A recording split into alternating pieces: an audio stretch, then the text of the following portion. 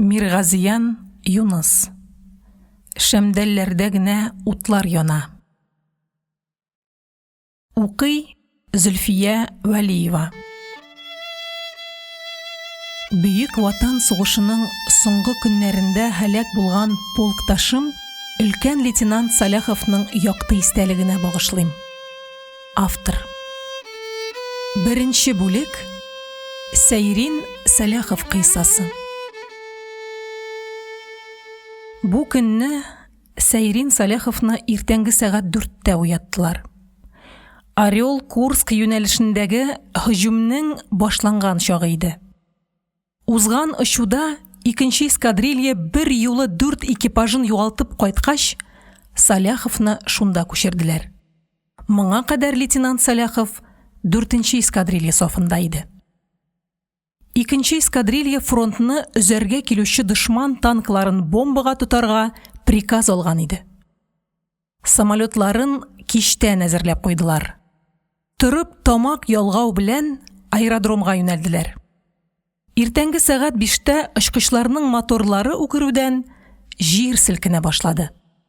Бер артлы һавага күтәрелеп, Клин софына тезелделәр дә көнбатышка таба юл тоттылар. Ул чакта авиаполк Америка самолеты Бостоннарда оча иде. Бостонның экипажы 4 кешедән тора.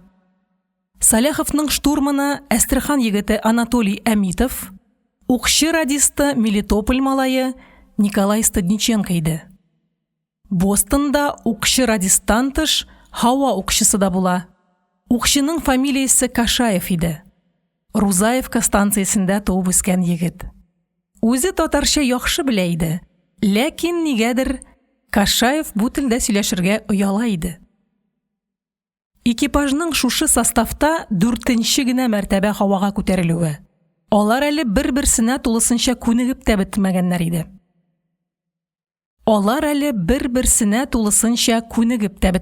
иде. Яктыра башлаганда 9 самолеттан торган эскадрилья фронт сызыгы өстеннән үтте. Кызарып кояш чыкты. Шул чакта очучылар бер мөгъҗиза күрделәр.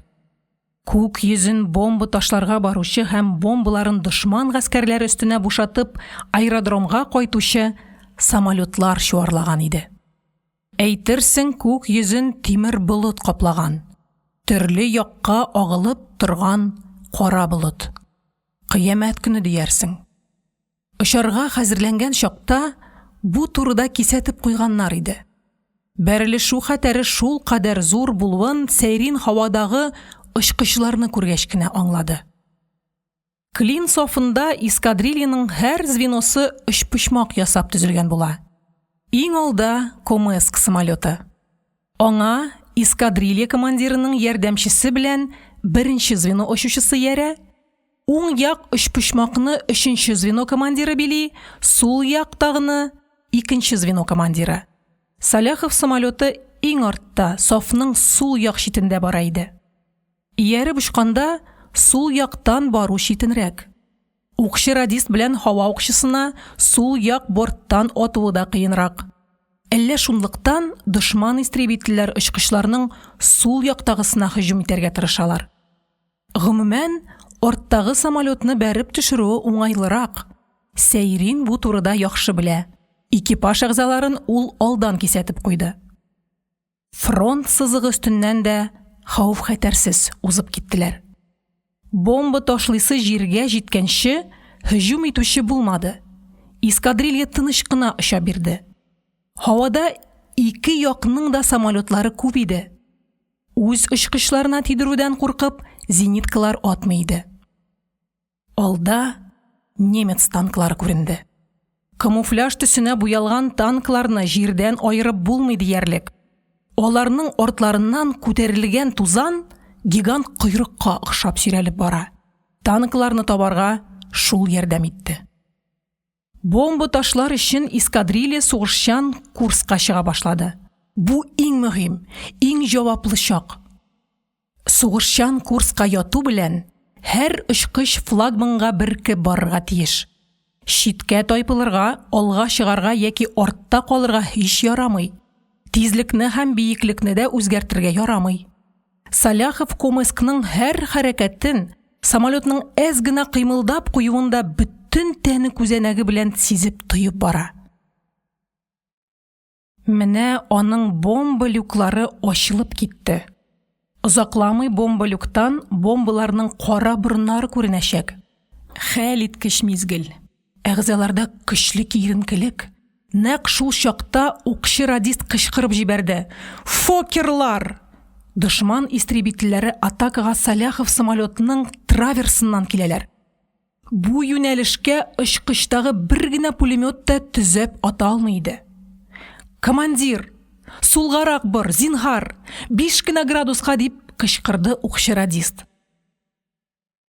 Һава укчысы да нәрсәдер үтенеп сорый башлады. Икенче звено командирының самолетыннан ата башладылар. Аңа эскадрильяның калган экипажлары да кушылды.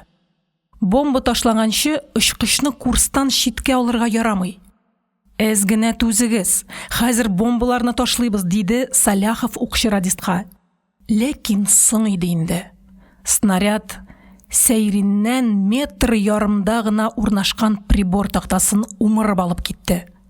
Фюзеляждагы бензобактан бензин шәшрәп чыкты. Секунд үтүгә ялкын очкычны чорнап алды. Очкычны пикега кертеп, Саляхов самолетны чорнаган ялкынны сүндерергә тырышып карады. Снарядның берсе идарә итү төйренә тигән иде. Очкыч идарәне югалтты. Сәйрин тагын һәм тагын штурвалны кайыргалап карады. Машина җансыз иде. Ул һаман янтая бара һәм дөрләп яна. Хәзер бензобаклар шартларга тиеш дигән фикер чагылып китү белән Саляхов «Сикерегез!» дип кычкырды. «Тизрәк сикерегез, бензобаклар шартлый!» Фронт сызыгын ничек үтәрбез икән дигән сорау капылт кабынып сүнде. Җирдә снарядлар ярыла. Шулар арасына ничек төшәрбез икән дип уйларга өлгерде һәм ялкын арасыннан үрмәләп чыгып Саляхов бушлыкка чумды. Бушлык дигәне буш түгел иде шул. Анда снарядлар көтүе җгырып оча. Шартлау дулкыннары һаваны туктаусыз актарып айкап торалар. Җирдә сугыш бара. Ондагы сугышчылар җиргә башларын төртеп пулядан саклана, җирне казып яшеренә ала. Һавада син 10 чакрымнан күренеп торасың. Шартлау дулкыны чөеп ыргытканда, Сәйрин парашютын ачарга өлгермәгән иде әле. Алданрак сикергән штурман Әмитов парашютын ачып өлгергән иде. Егетнең башы җансыз булып күкрәгенә салынган, аяк-куллары җипкә таккан шикелле асылынып калганнар. Гәүдәсе пычкы чүбе тутырган капчыктай һавада чайкала. Я снаряд, я шартлаганда самолет ватыгы тигән дип өзгәләнеп куйды Саляхов. Парашютымны ачсам, мине дә үтерәчәкләр. Курку парашютны ачтырмыйча 1-2 секунд түзәргә мәҗбүр итте. Саляховны шушы сыңару коткарды бугай. Сәйрин парашютны ачып җибәргәндә, штурманның җансыз гәүдәсе һаман әле һавада чайкала иде. Укчы радист Дниченко җиргә төшеп җиткән. Аны фашистлар камап азапланалар. Мине дә алырга тырышачаклар. Сәйрин кабурасын ычкындырып куйды. Укчы күренми. Чыга алмыйча самолет белән бергә шартлады микән ни мескен. Бер генә минут элек алар дүртәү иделәр. Көрәшергә, соңгы тамчы канга кадәр фашистларга каршы торырга әзер иделәр. Менә ни эшләдек. Саляхов җиргә якынайганда укчы радистның кулларын артка кайырып, бәйләп өлгергәннәр иде инде. Ике фашист җирдә яткан штурманның кесәләрен актарып азаплана. Җир һаман якыная. Әнә бер төркем солдат өйрелеп былай таба йөгерә башлады. Аяклар дөпелдәп җиргә бәрелде. Саляхов шундук парашютын ычкындырып ыргытты, пистолетын суырып алды, йөгерергә тотынды. Туктап тормыйча як-ягына каранып алды. Уң якта сирәк агачлык, сулда немецлар позицияләре. Саляхов урман ягын сайлады. Артыңнан үлем кугандагына шулай йөгерә аласыңдыр. Һәр адым 5 метр. Артыңнан җил дә куып җитәрлек түгел. Күзне утлы пәрдә каплаган. Күкрәк эче утта яна. Үпкә тулы күмер һаман кыза, бугазга һава кайнарланып керә. Тамак төбенә борычтай әче корылык тыгылган. Арттан үлем куа. Сәйрин үзе генә түгел, аның яшисе килүе үлемнән кача. Йөгерә торгач, Сәйрин инеш ярына килеп чыкты. Инешнең теге ягында сирәк түмгәкләр каплаган сазлык иде. Тәмам хәлсезләнгән Саляхов инешкә ташланды. Инеш суы тездән генә икән. Төбе баткак. Сәйрин ләмгә бата-бата бер тын барды да, атлар хәле калмагач, сазлыкка кереп, тал куагы астына посты. Як-яктан шыбырдап күбек күтәрелә.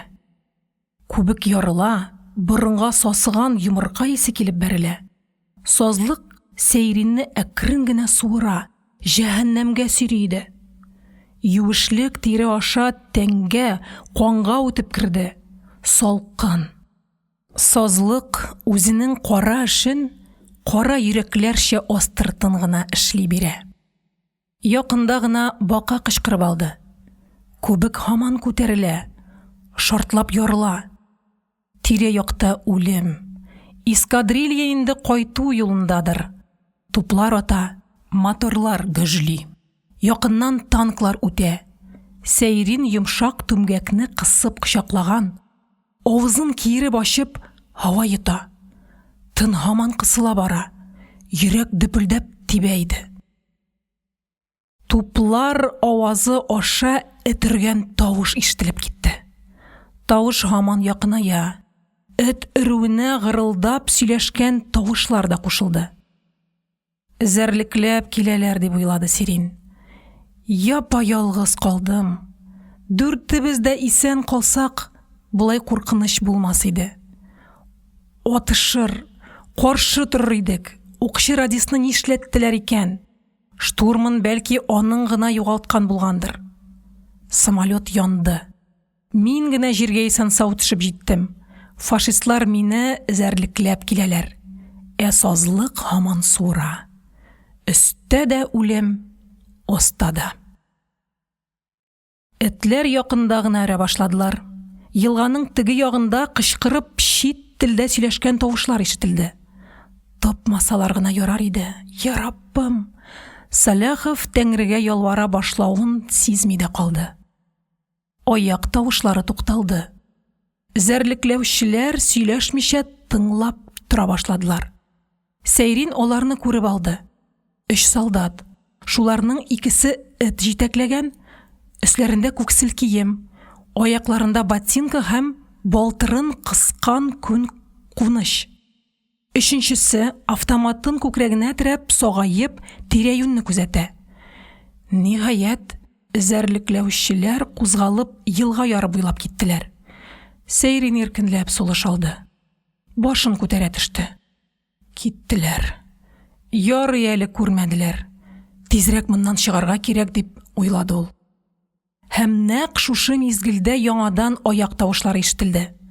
Зәрлекләүчеләр кире әйләнеп кайталар иде. Эземә төштеләр. Бетте баш дип уйлады Сәйрин, һәм шушы фикерне раслагандай автомат такылдап алды. Баш өстеннән бер-бер артлы пулялар сызгырып узды. Су чәчрәде. Сәйрин янындагы куак киселеп сазлыкка ятты. Саляховның нигәдер этләргә хәтере калды. Сез бит әдәм баласының иң якын дуслары дип уйлады ул. Сез дә фашистлар ягына угач, бу дөньяда кешелек вазифасына тугрылыклы кемнәр генә калыр? Власть фашистлар кулында дип уен дәвам итте ул. Власть аяусызлыгыннан сине беркем коткара алмый. Икенче мизгелдә этләрне акларлык дәлил табылды. Этләр дә фашистлар кулында. Тәкъдирне алар хәл итә. Шуңа күрә бары тик алар ягына ауган бәндәләр генә яши ала. Яшисе килү шундый аяусыз. Сәйриннең үләсе килми иде. Аны исә төрле яктан үлем чорнаган. Әдәмнең дусты саналган этләр дә Саляховка каршы иде. Эзәрлекләүчеләрнең аяк тавышлары тынганчы, Саляхов шушы турыда уйлап ятты. Сазлыктан чыгарга кирәк иде. Автомат пулялары куакны чабып ташлагач, тотыныр җир дә калмады. Куллар сазлык ләмен айкап, тотыныр урын эзлиләр. Үләсе килми, һич тә сазлыкка батып тынчыгасы килми иде. Сазлык Сәйриннең теләге белән исәпләшми, һаман суыра. Кармалана торгач, Сәйриннең кулы тал тамырына төртелде. Ул аны кече өмете һәм яшисе килү теләге белән эләктереп алды. Üzülмә, тамыр, зинһар üzülмә. Миңа бит әле 20 дә тулмаган. Üzülмә, яме. Син минем бердән бер ышанычым, киләчәгемнең, миннән туачак балаларымның ышанышы. Һәм тал тамыры аның теләген аңлады. Аны үлемнән коткарды. Без талларны тураклап утка ягабыз. Болында үскән талларны төпләп ыргытабыз. Сазлыктан чыкканда көн кичкә авышып биткән иде инде. Иң элек Сәйрин кояш баткан юнәлешне чамалап алды. Каршы якка, көн чыгышка барырга кирәк иде. Ул кача-пыса шул якка юнәлде. Көндезләрен куак астында пысып ятарга туры килде. Төннәрен туктаусыз көн чыгышка үрмәләде. Ауллар немец кулында. Ул аларны урап узды. Фронт сызыгына якынлашкан сайын немецларның позицияләре ешая барды. Ничә тапкыр инде Сәйрин фашистлар кулына эләгә язып калды. Нәрсә саклагандыр аны? Уяулыкмы, бәхетме? Аны мөгаен яшисе килү, сугышны бетереп өйгә, туганнары сөйгән яры янына кайтасы килү саклап калгандыр. Атна буе аның авызына бер уалчык ипи эләкмәде. Бу юлы аны үлән коткарды. 8нче тәүлектә дошман оборонасын үзеп, аны камарга баручы мотомехчасть Саляховны табып алды. Тагын бер атнадан ул үзенең полкына кайткан иде инде.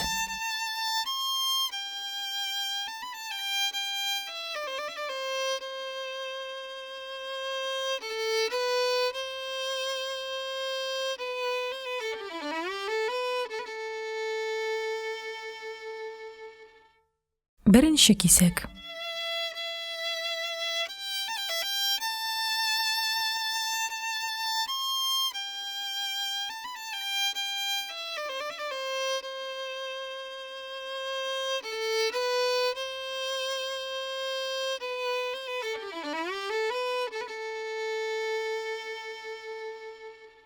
Соңгы дислокация вакытында авиаполкның 2нче эскадрильясын Барон утарына урнаштырганнар иде. Кызгылт базальт таштан салынган биек сарай. Һәр кирпеше, һәр бизәге биеклеккә, Алла яшәгән 7нче кат күккә омтылып торгандай күренгән готика стиле.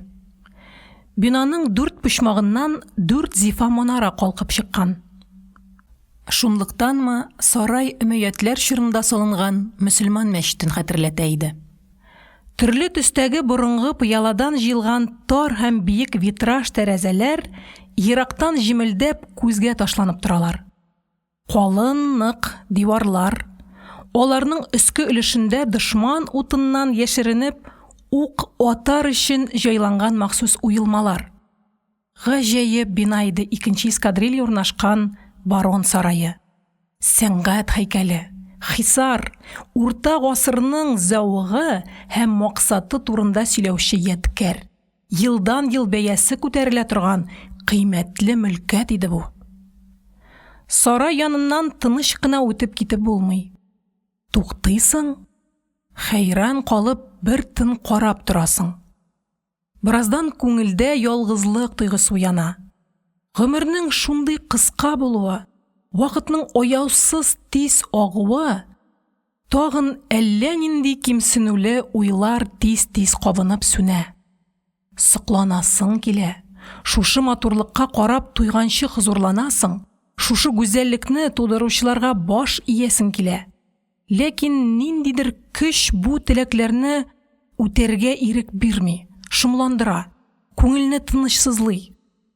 Бинага шушындый сыйфатлар кертергә нинди көч ярдәм иткән?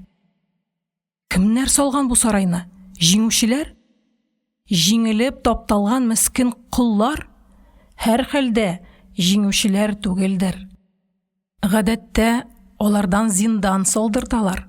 Җиңелгән халык буйсынырга тиеш. Буйсынучы булган җирдә төрмәгә ихтыяҗ туа. Сарайны җиңүчеләр салгандыр. 100 меңләгән, миллионлаган кешеләрнең башларына җиткән кансыз рыцарьлар әсир төшкән кешеләрдән салдырткандыр бу сарайны. Искадрильяның кызыл почмагы баронның кунак бүлмәсенә туры килгән иде. Озынча иркен зал, түшәмнәр биек, почмакларга урта гасыр рыцарьларының корыш киемнәрен бастырып куйганнар, аларның билләрендә озын туры кылыч, кулларында сөңгеле айбалта. Шуларны күрү белән эшең жу итеп китә. Бер генә мизгелгә сугыш кораллары җанланып, хәрәкәткә килгәндәй булалар. Сиздермичә генә артыңнан килеп, айбалта белән түбәңә кундырылар шикелле. Янә тәнең шымырдап куя. Ишекләр, тәрәзә яңаклары, стена буена тезелгән мәһабәт шкафлар ниндидер затлы агачтан ясалганнар. Туктаусыз уза торган сансыз еллар аларны әкренләп шомартып үткән. Агачка борынгылык сеңгән. Кызгылт гәрәбәт өсендәге ышанычлы, затлы борынгылык. Идән паркетін һәр буынның ултаны ышкып ялтырата торган. Башыңны иеп карасаң, идәндә үзеңнең шәүләңне күрәсең. Шәүлә күңелеңә шум сала. Әллә сарай хуҗаларының тынычлана алмаган җаннары артымнан сагалап йөрим икән дип шикләнеп куясың. Ак буяу белән кызыл кумачка язылып, түр як диварга эленгән дошман тармар ителде, без җиңдек дигән лозунгны күргәч кенә җан бераз тынычланып китә. Зур авал өстәлгә газеталар җыемын таратып ташлаганнар. Иң өстә Сталин лачыны газетасы ята. Шушы газета тылсымы күңелдә бер нинди шик калдырмый. Сугыш инде тәмамланды диярлек. Әле тукталы бетмәгән атышулар, үлемгә каршы барулар бары тик сүнеп өлгермәгән инерция генә. Шуңа карамастан бу сарайда үз җирең йортларындагы тынычлык юк иде шикелле. Сарайның бүлмәләре аша вакыйгалар, еллар, озын гасырлар, очрашулар, аерылышулар, шатлык, куанычлар, күз яшьләре, фаҗигале язмышлар, шәлпәрәмә килеп батылган кайнар мәхәббәтләр уза торган. Алар каядыр китеп югалганнар, ә шаукымнары шушы стеналарга сеңеп кала килгән. Стена ташына сеңеп калган әнә шул вакыйгалар шаукымы шымландыра да иде инде кунак бүлмәсенә ялгыз кергән кешене. Звено командиры өлкән лейтенант Сәйрин Саляхов кызыл почмакка кергәндә шушы турыда уйланды. Бүлмәдә бер кем дә юк иде әле. Почмакларда кукырайып сиңа карап торган корыш киемнәр генә күнегеп җиткәнче сакчылар шикелле тоелалар. Шкаф киштәләрендә шыгырым тулы күн тышлы фолиант китаплар. Аларның алтын язулы төпләре затлы пыялаша күренеп тора. Китап битләрендә гасырлар буе тупланып килгән үлмәс фикерләр, күп гасырлар, күп илләрдән җыелган дахиларның уй фаразлары. Витраж тәрәзәләр аша Салават күперенә охшаш яктылык иңә. Яктылык айбалталар йөзендә чагылып, коралга буелып калган кан булып күренә иде. Менә нәрсә шымландыра икән дип уйлады Саляхов түргә узганда. Ул тәрәзә каршындагы биек күн кәнәфигә чумып утырды. Кесәсеннән хат чыгарып укырга кереште.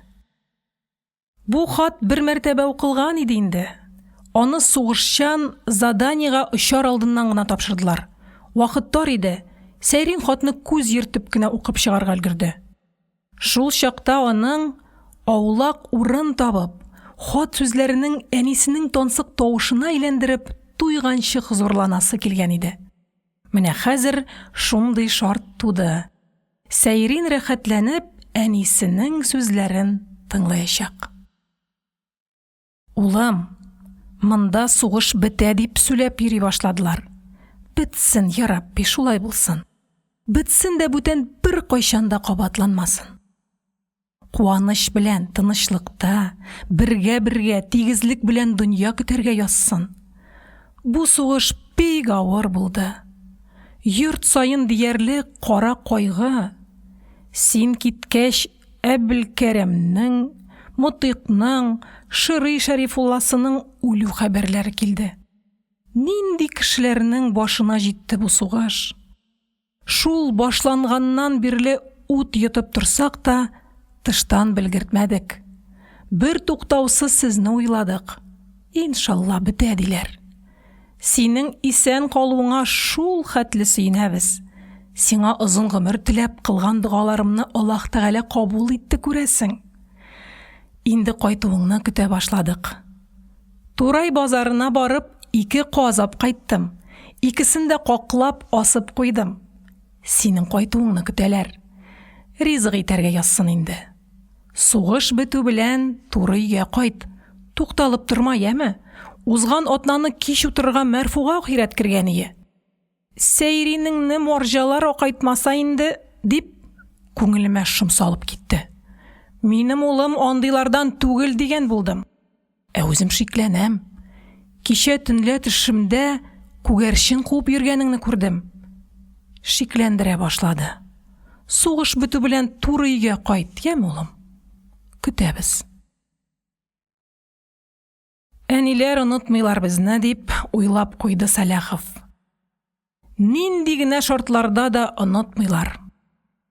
Үзләре аш яшәп, соңгы сыныкларын безгә саклыйлар. Каклаган казлар әзерләп көтәләр. Без кай вакыт хат язарга да онытып йөрибез. Сәйриннең күңеле йомшаргандай булып китте. Ул бер тын тәрәзәдән ингән нурларга карап уйланып утырды. Аның әнисе атна саен диярлек язып тора. Аны армиягә заткан кыздан инде ярты ай хәбәр юк. Разиясы авылда гына торган булса, Сәйрин бәлки булай борчылмас та иде. Ул бит калада укый. Шәһәр Сәләховны шомландыра иде. Кала шартлары катлаулы, анда кешеләр күп. Кемнәр генә очрамас. Сәләховның күз алдына кинәт какларга илгән казлар килеп басты. Салкынча көн, язгы якты кояш, карлар басылган, көрт өстендәге бузланган кар кәрәзләнеп беткән, ачыла башлаган юллар ерактан күренә. Юлда җим чүпләп йөргән кара каргалар. Түбә читләреннән чүт-чүт тамчы тама. Кәрниз астына, тамчы тимәс җиргә, Сәйриннең әнисе Миңзифа апа кояшка каршы 2 каз түшкәсе асып куйган. Яз җиле казларны назлап кына сыйпа буза. Каз итенә җылы нурлар, язның сафлыгы, әнисенең кунакчыллыгы сеңә. Каз каклау борынгыдан калган йола түгелме икән, дип уйлады Сәләхов. Моңа күчмә чорда ук өйрәнгәннәр булса кирәк. Каклаган казны юлда йөртергә уңайлы бит. Җәй көннәрендә дә аны бик озак саклап була. Сәйриннең туган авылында хатыннар яз җитү белән ит какларга, киндер агартырга керешәләр. Кичләрен моңаеп гармун йылый, моң уяна, теләкләр җанланып китә, яшәү яңара. Гармун тавышы аръягындагы тауларга барып бәрелә дә, кайтаваз булып кире авылга әйләнеп кайта. Көзләрен гармун тавышы икенче төрле була. Көзге моңнарда яшерен канәгатьлек, елга буйларына, аулак өйләргә җыелып күңел ачарга чакыру, армиягә киткәнче күңел ачып калырга өндәү авазлар ишетелә. Гармунның яз моңнарына түзә алмыйча елавы үзәкләргә үтеп керә. Сәйриннәр авылында гармун тавышына кушылып мәхәббәтнең кайнар сулышы, яшьлек чорының үкенечле кыскалыгы һәм яшәүнең катлаулы булуы яңгырый иде. Язгы кичтә яңгыраган көмеш телле тальян гармун тавышы Гамсыз уйнап көлеп үскән яшь кызларының йөрәкләренә беренче җәрәхәт сала. Мәхәббәт шушы тавышка уянып, беренче сулышын ала. Сәйрин уйга чумды. Казлары какланып беткән имеш. Ул сәкегә кырын ятып ит пешкәнен көтә. Күкрәгендә йомшак, җылы песи. Ул йоклый. Шундый рәхәт тынычлык тора аларның өендә. Татулыктан һәм яратудан яралган гаилә хозурлыгы. Әнисе Казан тирәсендә кайнашып йөри, ара-тирә аның талир тәңкәләре шыңлап куя. Бу бик борынгы тавыш. Ерак бабаларыбыз биек таулар, җылы диңгезләр янында яшәгән чырлардан килгән изге тавыш бу.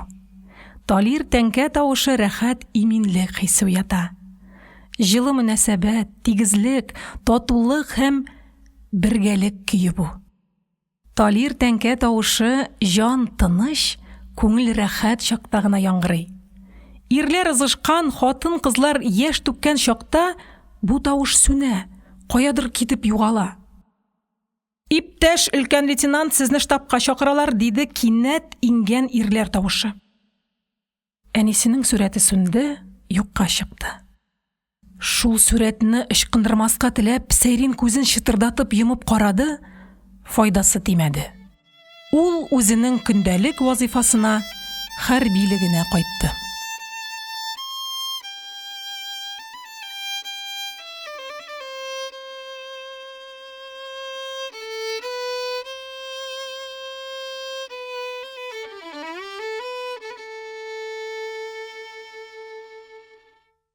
Икенче кисәк.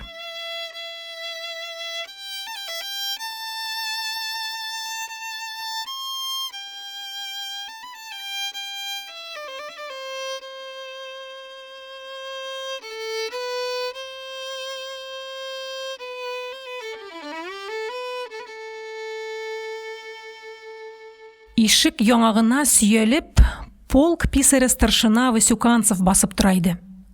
Старшина погонга йолдыз өстәлүне акыл өстәлүгә санап, чын күңелдән ышана торган бәхетле бәндә иде.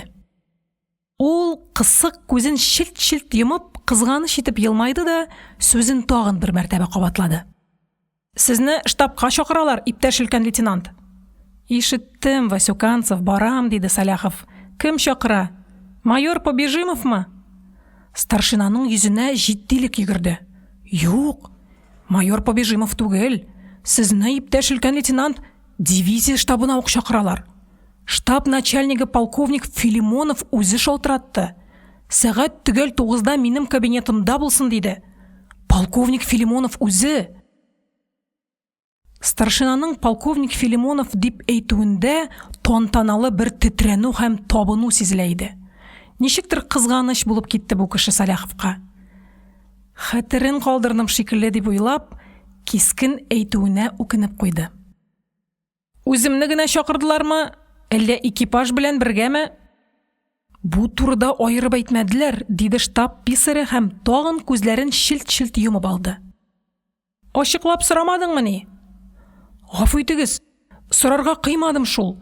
Васюканцев җинаять өстендә тотылган сабый бала шикелле кызарынды һәм тәмам югалып калды. Тагын елмайды. Акланыр өченме Саляховка штабның бер сирен ачып салды. Узган атнада иптәш өлкән лейтенант лично сезгә Советлар Союзы герое бирү турында документлар әзерләп җибәрдек. Характеристиканы полк командиры подполковник Красноглазов үзе язды. Шундый шәп, шундый әйбәт характеристика. Җибәргән документлар хәзер Мәскәүдәдер инде. Бирми калмаска тиешләр. Шул кадәр әйбәт итеп яздык. Полк командиры подполковник Красноглазов үзе әйтеп яздырды. Озакламый килергә тиеш. Сөенчесе сиңа, Васюканцев. Арак эчәсеңме син? Диде Саляхов. Старшина тагын югалып калды. Юк, эчмим, диде ул. Ярамый эчәргә. Устав рөхсәт итми.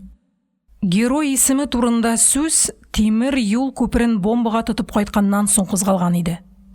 Сон буенча да, җимерелгән объектларның җитдилеге буенча да, ирекле ауга йөрүчеләр арасында Саляховның экипажы полк күләмендә беренче урынга чыккан иде. 2 елда 7 ай эчендә сугышчан заданиега очу саны һәм бирелгән заданиены үтәү сыйфаты ягыннан Сәләхов сугыш башланганнан бирле очуы күп тәҗрибәле летчикларны куып җиткән иде инде. Штурман белән укчы радистны тапкач, шулар белән барам, диде өлкән лейтенант.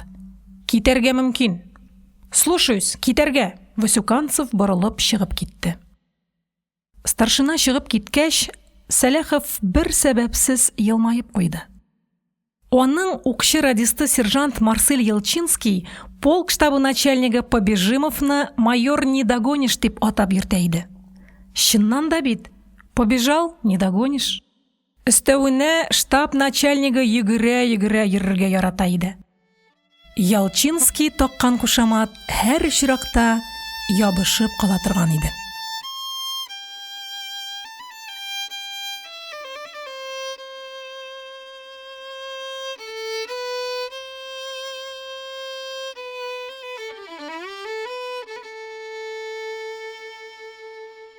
Өченче кисәк.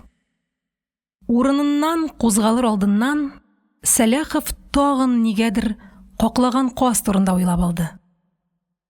Инде итнең теләсә ниндиенә күнегеп беттек. Шулай да каклаган каз ите һаман онытылмый. Без аны нигә шулай яратабыз икән? Дөресен әйткәндә, каз ите яратуны яшерергә туры килә иде. Каклаган каз итен генә түгел, күңелгә ошаган күп нәрсәне шулай яшерәбез. Сәйриннең исенә госпитальдә яткан чагы килеп төште. Лодз шәһәре өчен сугышканда ул каты яраланды. Сугышчан заданиедән кайтышлый, аның звеносы искиткеч каты зенит артиллериясе утына юлыкты. Снаряд кыйпылчыгы аның аягын 2 җирдән тишеп узган иде. Икенче бер ярчык Сәләховны 2 кабыргасын сындырып китте. Яраланган килеш ярты сәгать очарга туры килде. Ярый әле П-2 самолетында пилот белән штурман бер үк кабинада очалар. Үзенең соңгы штурманы Максим Майнагашев ярдәме белән Сәләхов самолетын аэродромга көчкә китереп җиткерде. Кан күп аккан иде. Очкычны җиргә утыртканда Сәйрин аңын җуйды. Шул чакта прицелга бәрелеп аның маңгае тишелгән иде. Яраларын бәйләгәннән соң аны Пенза өлкәсендәге Кузнецк дигән шәһәргә госпитальгә озаттылар. Юлда барганда ярасына микроб эләкте. Сәйриннең каны бозыла башлады. Тәннең эсселеге 39 градус. Авыз чатнап кибә. Тәннән туктаусыз тир ага. Берничә сәгать эчендә җәймәләр суга манып алган шикелле юешләнәләр. Күзне йому белән ниндидер кызгылт бушлыкка очып төшеп китәсең. Йөрәкне курку кыса. Әллә нинди дини курку. Туктаусыз саташтыра. Шул чакта һәр төнне диярлек Сәйриннең төшенә какланган каз ите керә иде. Кулына пычак тотып, Сәләхов чырмага менә башлый. Йорт пычмагындагы бүрәнәләргә тотынып үрмәләргә кирәк. Алар шундый шума, кул тая. Менүе шул кадәр кыен, хәл юк. Кул ычкынып китер дә йыгылып төшәрсең кебек тоела. Аста бушлык, куркыныч караңгылык, йөрәк төп-төп тибә. Сәйрин теш тырнагы белән ябышып һаман өскә үрмәли. Ниһаять, соңгы ниргә. Пычкы чүбе салып, туфрак белән бастырып куйган түшәм, өстә салам түбә. Түбә астына аскан каз түшкәләреннән искиткеч тәмле ис бөркелә. Шуларның берсен Сәйрин үрелеп тута. Казның итләш түшенә үткен пычак батыра. Башта майлы йомшак тире киселә, аннан соң кара су кызгылт төстәге какланган ит. Пычак изендә Салават күперенә охшаш төсләр сурәтләнеп кала. Ит авызда. Тыз тәме килеп торган каты иткә Сәйрин жәнлек комсызлыгы белән яшь, үткен тешләрен батыра. Саляховның авызы тулы утлы күмер. Аңкауларга ут каба, тел пешә. Су дип кычкыра иде Саляхов йокы аралаш. Су. Шәфкать туташы коридорда йоклый. Няня өенә кайтып киткән була. Ишетмиләр. Шәфкать туташлары барысы да яшьләр. Яшь кеше каты йоклый бит ул. Янәшә караватларда авыр яралылар ыңгыраша. Алар да су сорыйлар. Су. Бер генә тамчы. Ниһаять, шәфкать туташы уяна һәм яралыларга су өләшә. Авыру кешегә су бирүдән дә зур шәфкать юктыр бу дөньяда. Шул чакта Сәйрин үзенең бер җинаятен хәтерләде. Армиягә алынгач, поездда барганда рус малайларыннан оялып, Сәйрин әнисе җибәргән тузлы каз итен вагон тәрәзәсеннән ыргытып калдырган иде. Озын йокысыз төннәрдә аның күңелен шомлы сораулар тырнады. Әллә шул гынахым өчен тишемдә каз ите күреп саташаммы икән? Сугыш чорында яра тиз төзәлүчән була. 2 айдан аяк йөри башлады, кабыргалар ялганды, ярчык умырып алып киткән җиргә яңа ит үсте. Саляхов госпитальдән ял итеп тазарып чыкты. Аны кире үз полкына озаттылар. Бары тик күренмәс җөй булып, күңелдә төнге саташуларының изе генә торып калды.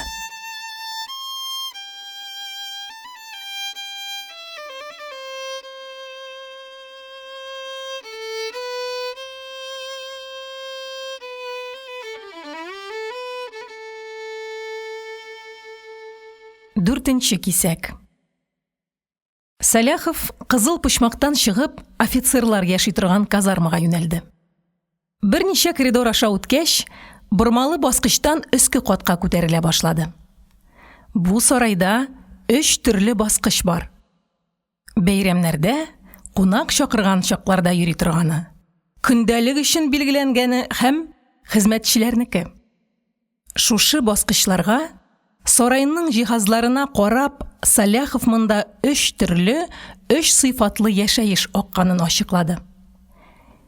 Яшәүнең 4-нчесе яшерене дә булгандыр әле монда.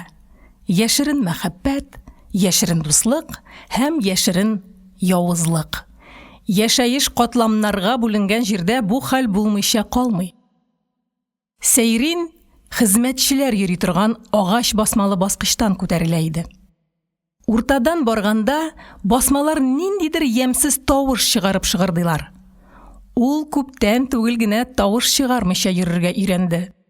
Баскыч шыгырдамасын өчен аның читеннән барырга кирәк икән. Саляхов казарма ишеген ачты. Дежур торучы сержант плексигластан ясалган портсигарын шомартып азаплана иде. Соңгы вакытта егетләр арасында ватык самолеттан алган органик пыяладан төрле нәрсә ясау модага кирип киткән иде. Бу хәл сугышның тиздән бетәчәге ачыкланганнан соң башланды. Мотор саплы пәкеләр, портсигарлар, зажигалкалар, мундштуклар, бизәнү әйберләре, әллә нинди әкәмәт нәрсәләр ясыйлар иде алар. Сәләт, кул сөле юл сырый, тышка бәреп чыга. Тизрәк чын эшкә, чын яшәүгә керешәсе килеп, аларның куллары кычыта иде. Сугыш вакытында алар ничә ел хезмәткә, тыныч тормышка сусап яшәделәр бит. Иптәш өлкән лейтенант, сезне дивизия штабына чакырдылар, диде Дневальный.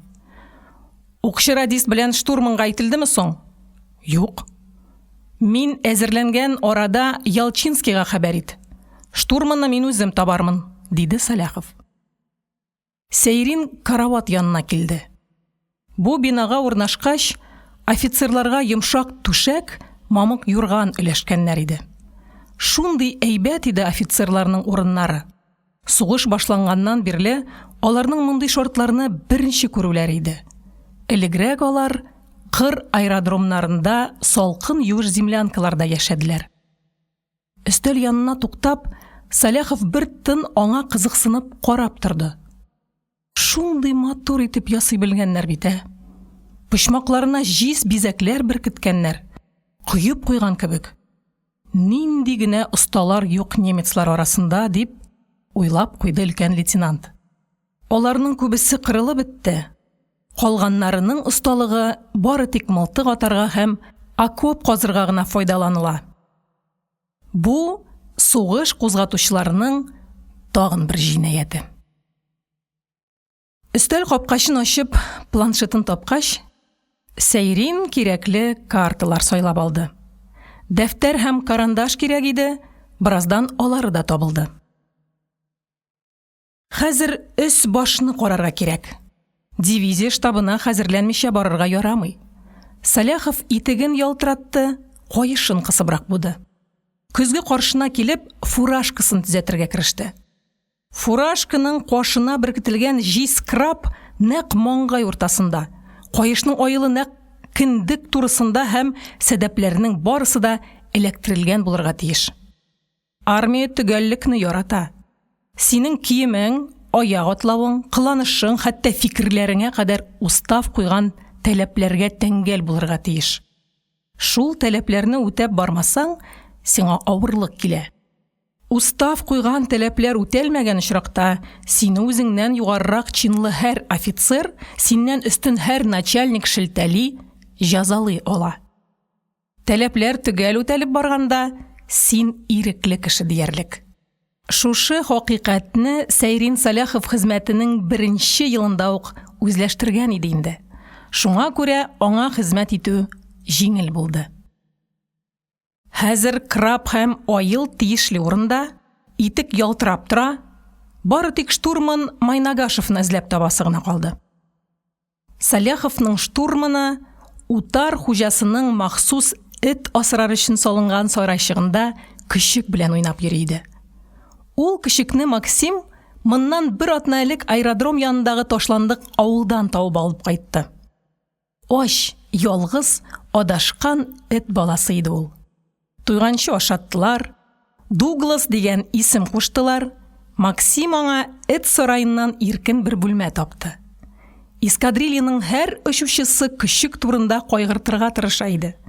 Аның бер үзлексез ашаталар, сөяләр, назлыйлар. Майнагашев аның янына бер кемне дә җибәрми башлады. Этнең хуҗасы бер булырга тиеш диде ул. Күмәк тәрбияләнгән эттән ялагай хәерче генә чыга. Штурман кишекне бикләп куйды. Хәзер Майнагашев Дугласны буйрык үтәргә өйрәтеп йөри. Үзе шундый шат, шундый канәгать, әйтерсең аңа бөтен дөнья малын һәм идара итү властен тоттырганнар. Алып кайткан көнне кишкә сирәлеп йөргән кишек атна эчендә аягына басты. Туклык җан иясен ничек үзгәртә. Дугласның уйныйсы, шаярасы килә иде.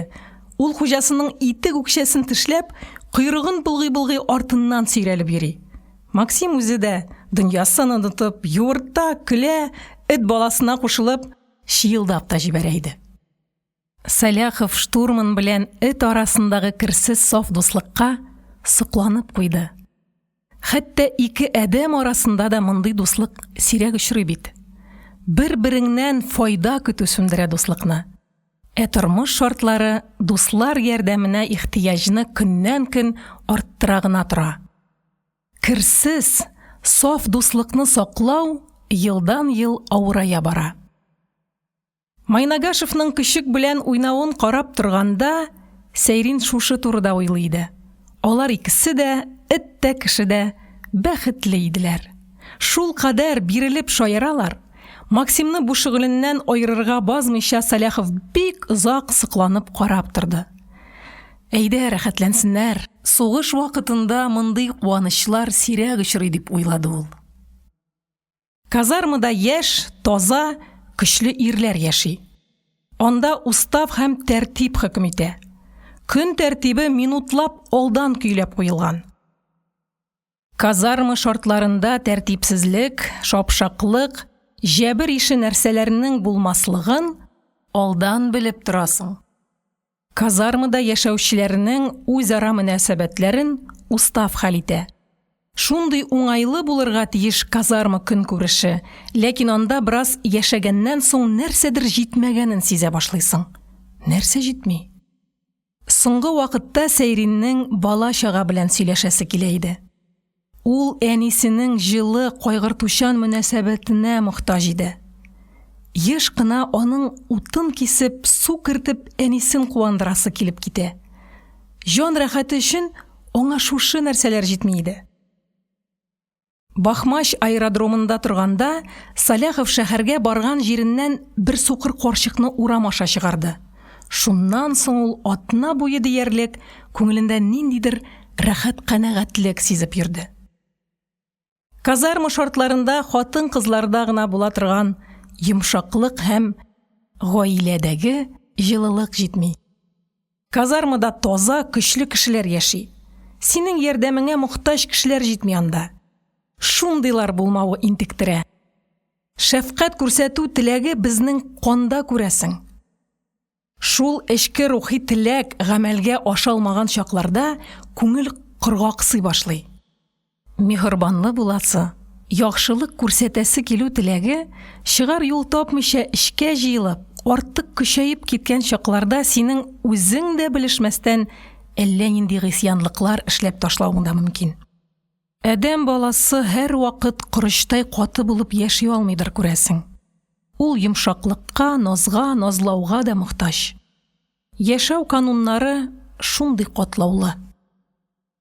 Майнагашевның көчек белән уйнап йөрүен карап торганда, Сәйрин шушы турыда да уйлады.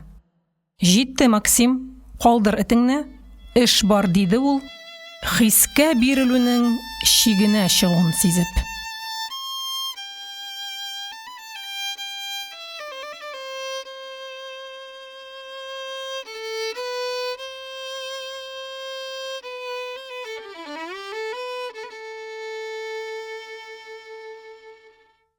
Бишенче кисәк.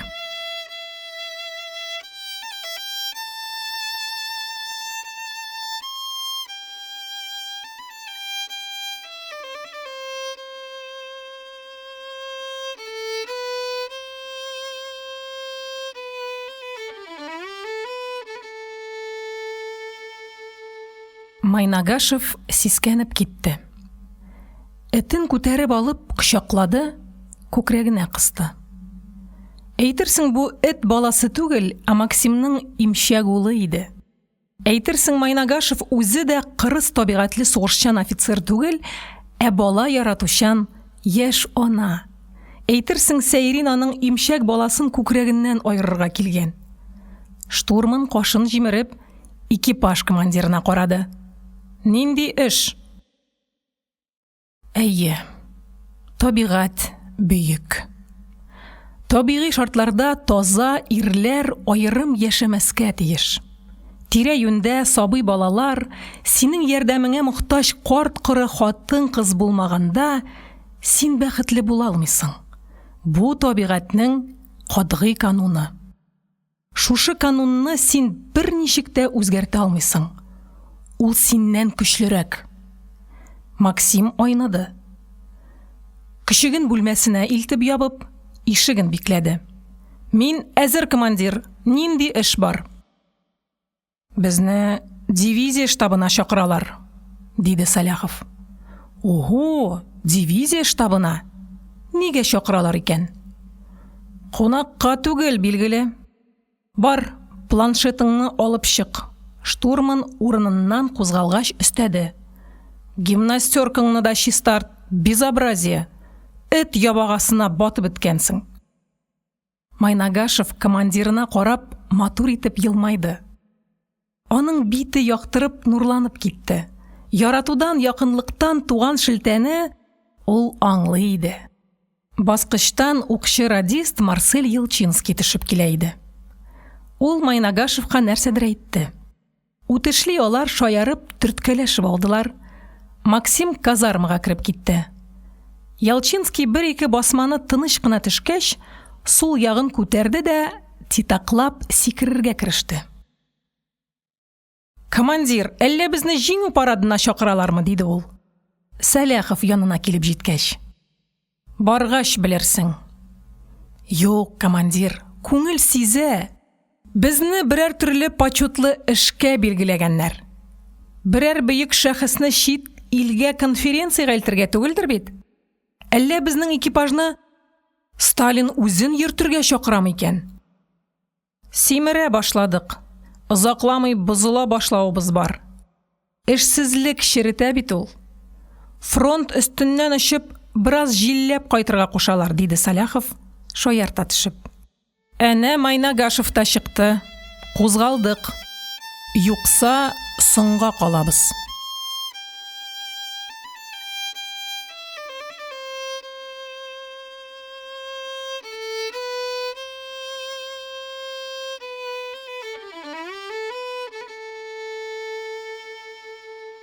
Алтынчы кисәк. Сугыш дошман җирендә иде инде. Икенче Беларус фронты Штральзунд-Росток-Шверин юнәлешендә уңышлы һөҗүмнәр алып бара. Беренче Беларус фронты 16 апрельдә башлаган атакасын көннән-көн көчәйтеп, стратегик заданиене үтәп килә иде. Фронт озакламый Берлинга килеп җитәргә тиеш. Каршылык күрсәтү бетмәгән әле. Кай вакыт фашист гаскәрләре өметсез шаялык белән каршы торып карыйлар. Андый урыннарда аяусыз каты кан кыюлар булып ала. Дошманның чигенмәскә теләгән частьлары юкка чыгып калалар.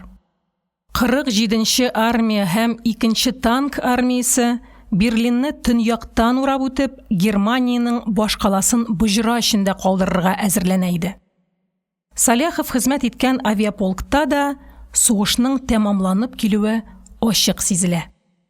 Соңгы очуда безнең гаскәрләр чиктән тыш тиз алга китү сәбәпле эскадрилья үзебезнең частьларга зыян китерүдән куркып, бомба ташлый алмыйча кире әйләнеп кайтты. Шуннан соң атнадан артык беркемнең дә һавага күтәрелгәне булмады. Тиздән сугыш бетәсен һәркем аңлый, һәркем сизә иде. Бу яңалыкны хәтта табигать та сизә шикелле. Агачлар сабыр гына яфрак ярып утыралар.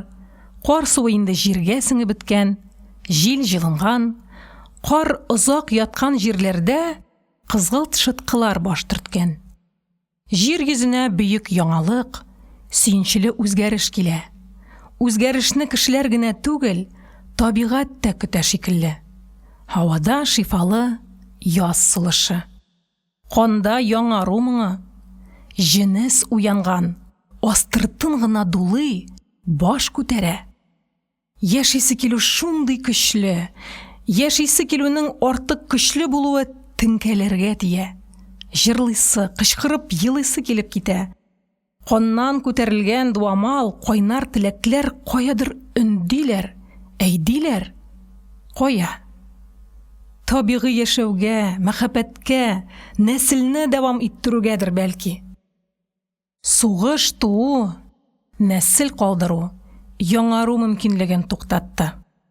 Шуңа каршы җенес баш күтәрә. Экипажның 3 очучысы кояш нурларына кыйнап дивизия штабына таба атладылар. Итек үкчәләре асфальтка тигән чакта җир астыннан дөпелдәгән тавышлар ишетелеп китә. Ниндидер серле, матәмле тавышлар. Монда 2 яклап агач утыртканнар иде. Тар сукмактан өчәүләп янәшә баруы кыен. Шуңа күрә командир алгарак чыкты. Штурман белән укчы радист аңа ярып киттеләр. Очкан чакта экипажны уртак эш берләштерә. Һавага күтәрелү белән бер теләккә беркеп уртак ихтыярга кысып төнәлгәндәй хис итәсең. Кабиналар айырым, шуңа карамастан ялгызлык юкка чыга, мөстәкыйль булуыңны да тоймый башлыйсың. Очу эше кешегә бик күп яңа сыйфатлар өсти. Бердәмлек хисең көчәя, үзара мөнәсәбәтләргә җаваплырак карый башлыйсың. Бергә очкан кешеләр арасында җылы туганлык тойгысы уяна. Башлап Саляхов үзенең штурманы белән дуслашты. Айхал якуты Максим Майнагашев кәкре аяклы бер кеше иде. Ат менеп йөрергә уңайлы сыйраклар. Аның атлап йөрүе дә, аюныкына охшашлырак иде. Үкшәләре бер-берсеннән ерак торалар. Йөргәндә аягының баш бармаклары бер-берсенә тия язып китәләр. Максимга битнең дә тактада яссысы ләккән. Әллә табигать аның битен җентекләп эшкәртергә иренгән, әллә чыдам, нык булсын дип шулай эшләгән. Максимның борыны бөтенләй юк диярлек. Бит уртасында күңелсез булып күренеп торган ике тишек. Битне ясап бетерер алдыннан табигать үзенең гаделсезлек эшләвен аңлап алган күрәсең. Ул Максимга гаҗәп матур, килешле иреннәр куйган, иман нуры чәчеп торган коңгырт күзләр, таң калырлык ягымлы елмаю. Шуларны күрү белән егетнең бите җәлпәк, аяклары кәкре икәнлеген онытып ташлыйсың. Ул күзгә күренеп шибәрләнеп китә. Юк, табигать бары бер гадел ул. Табигать бер кемне дә рәнҗетмичә, матурлыкны тигез өләшә. Әгәр гавам шаукымыннан туган сукыр инанудан арына алсак, без аяк атлаган сайын табигатьнең бөек рәссам икәнлеген күреп куанып торыр идек. Күзгә бәрелеп торган тышкы тәтилек безне тиз туйдыра. Күңелендә рухи күркәмлек булмаган кешедән без бик тиз гарык булабыз. Бираздан андый бәндәне күрәсе дә килми башлый. Ә рухи матурлык бер кайчанда туйдырмый. Киресенчә, якынайган сайын ул сине ныграк тарта, сокландыра, җәлеп итә. Ихтирамың көннән-көн арта тора, син аның кимчелекләрен күрми башлыйсың. Майнагашевның табигыйлыгына, аның рухи матурлыгына эскадрилья шушылары сокланып туя алмыйлар иде. Ул күренү белән эштә бер җылылык уяна.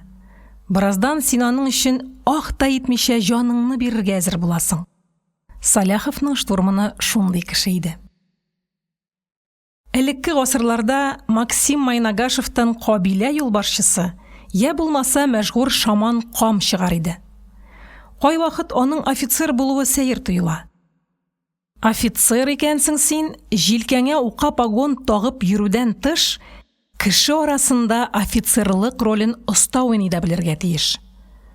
Тормыш сәхнәсендә һәр кем артист, һәр кеше үзе уйлап чыгарган рольне уйный. Берәүләр оста уйныйлар, икенчеләр ышандырырлык итеп башкара алмыйлар. Максим икенче төргә керә иде.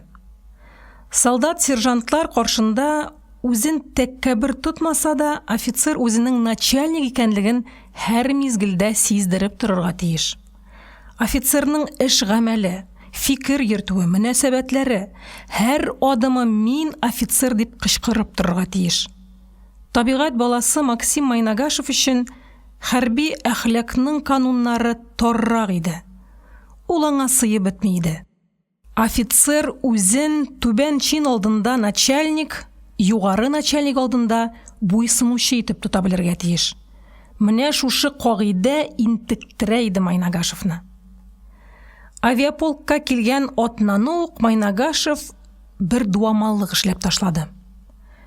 Пистолеттан атарга өйрәнү вакыты иде. Максим лейтенант Кононенко белән бәхәсләшеп китте. Ул былай диде: Әгәр 50 метрдан атып фуражкаңа таккан җиз крапның нәкъ уртасын тишеп чыгармасам, бөтен офицерлар алдында битемә төкерерсең. Нәрсә ул төкерек, диде Кононенко. Сөрттең бетте, аның изе калмый. Кала, диде эскадрилья штурмына капитан Гусев. Биткә тигән төкерекне мәңге юып булмый. Ул кешенең намусын, кеше дигән бөек исемен пычрата. Бәхәсне тыңлап торучы лейтенант Бадальян Кононенкодан сорады: Әгәр крабыңа тигерә алса, син Майнагашевның нинди талабын үтисең? Юк минем талабым, диде лейтенант Майнагашев. Аның йөзенә пистолет төзәү үзен тора. Егетләр эскадрилья командиры күрмәслек аулаграк җиргә киттеләр һәм шул көнне Кононенкога яңа краб эзләргә туры килде. Аның фуражкасындагы крабта бармак сыярлык тишек барлыкка килгән иде. Пуля егетнең түбә чәчен көйдереп киткән. Бу хәл зур гауга белән тамамлана язып калды.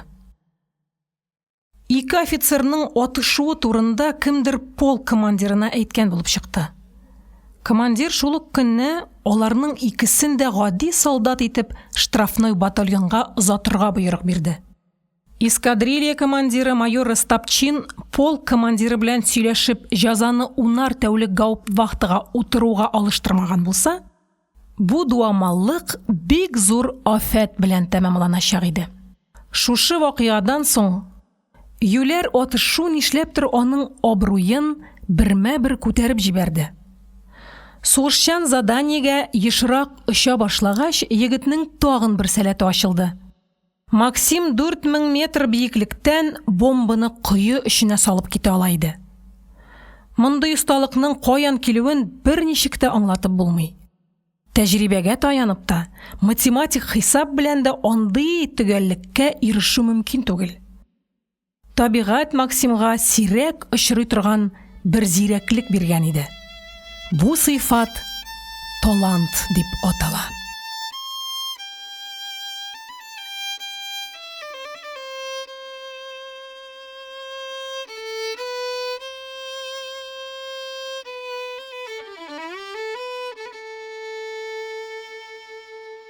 Җиденче кисәк. Саляховның талант турындагы кагыйдәне очратканы да юк иде әле. Бәлки бу турыда кагыйдә дә чыгарып булмый торгандыр. Уртача сәләтле кешене теләсә нинди эшкә өйрәтеп була, һәм ул һәр эшне дә уртачарак башкаруга ирешә. Аның мөмкинлеге шул чама була. Талант исә һөнәрен иң югары, иң бөек ноктага җиткәнче камилләштерә ала. Талант эшендә илаһи нечкәлеккә ирешүче. Америка хиндлеләре үлән тапталуына карап сукмактан узган кешенең картмы, яшьме, ирме, хатынмы, кораллымы, коралсызмы икәнлеген төгәл әйтә алганнар дип сөйлиләр. Хиндлеләрдәге сәләт Максимда да бар иде. Һава торышын ул берничә көн алдан әйтә ала. Көннең болытлымы, аязмы булачагын гына түгел, җилнең кай яктан исәчәген, басым алышынуын, һава дымын тагын әллә нинди билгеләрне алдан сизә иде. Бомба ташлыйсы мизгел җиткәнен дә Майнагашев ниндидер эчке бер тоем белән чамалый. Шунлыктан ул ташлаган бомба читкә тайпылмый иде. Штурманнар бомба ташлыйсы вакытны катлаулы формула аша хисаплап чыгаралар. Андый хисапка Максимны да өйрәткәннәр, ләкин ул математик хисап белән генә шикләнмичә, бомба ташлаганда үзенең аучылыкта үзләштергән тәҗрибәсен дә куллана иде. Аучы кеше буларак ул җил юнәлешен, тизлекне, җир тартуын, хәтта һавадагы магнит кырында тәне белән тоя иде булса кирәк. Талантлы штурман белән очуы рәхәт. Штурман самолетны алдан сызган маршрут белән адаштырмыйча алып барырга, бомба ташларга, истребительләр һөҗүм иткәндә пулеметтан атып, очкычны һәм экипажны сакларга тиеш. Талантлы штурман бу вазифалар белән генә шикләнеп калмый. Ул летчик һәм укчы-радист белән бергә сугышчан заданиеның төгәл үтәлүен хәл итә.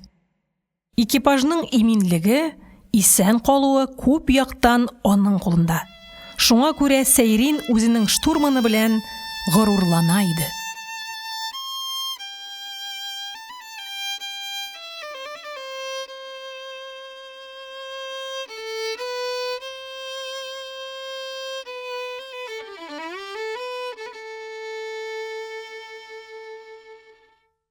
Сигезенче кисәк.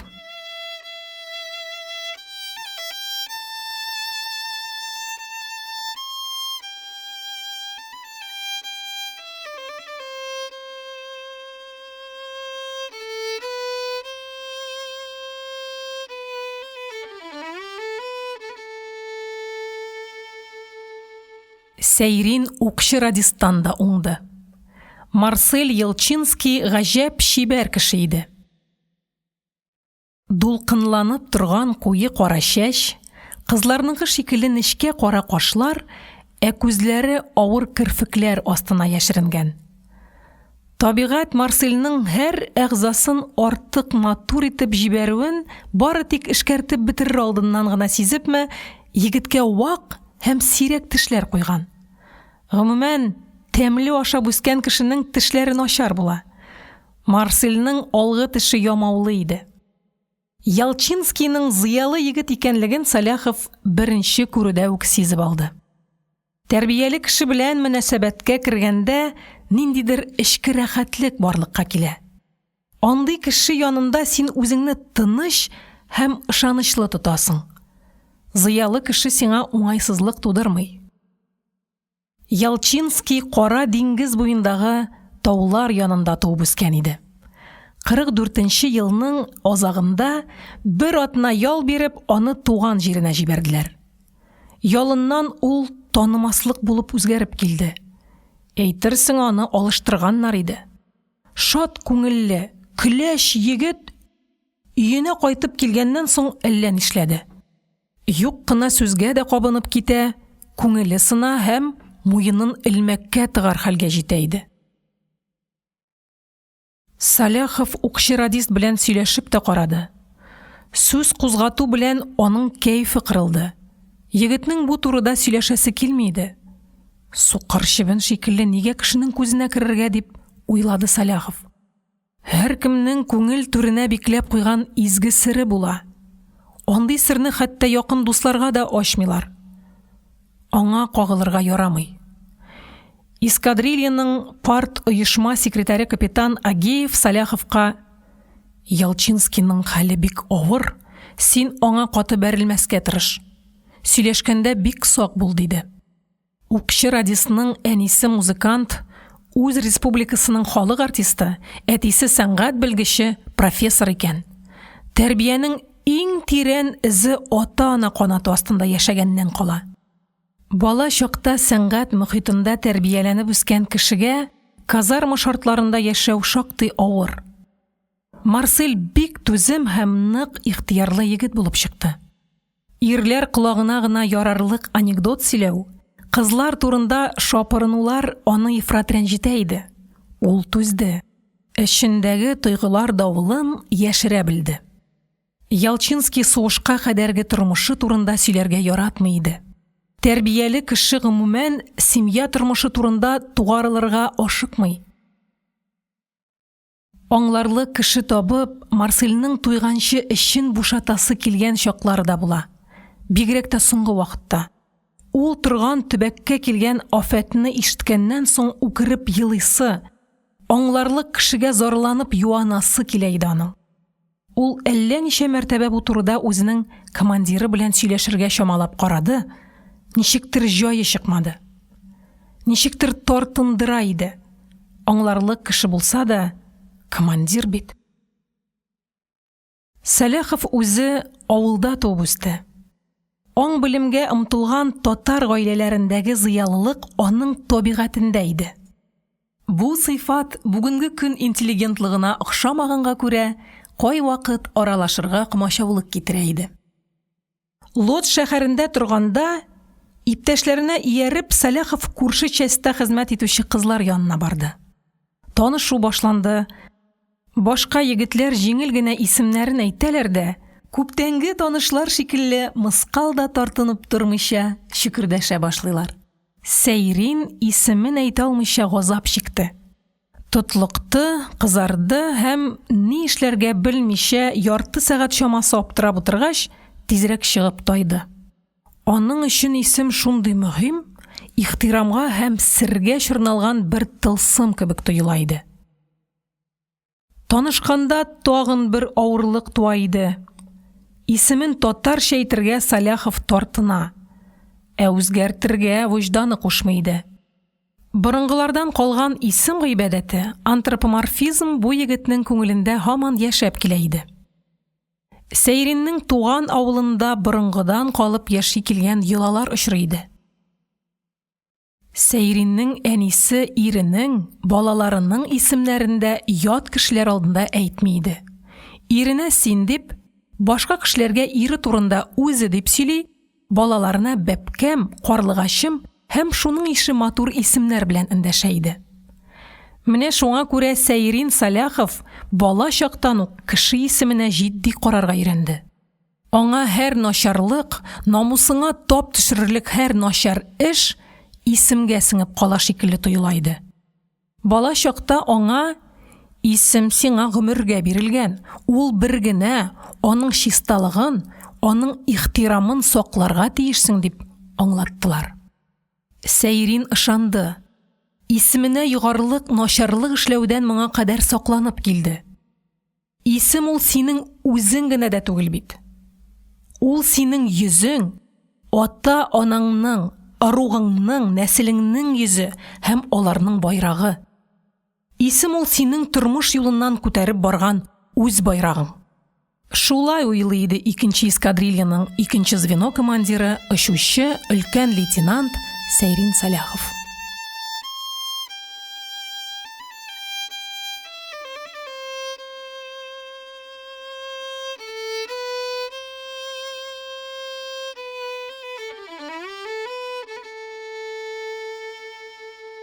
Тугызынчы кисәк.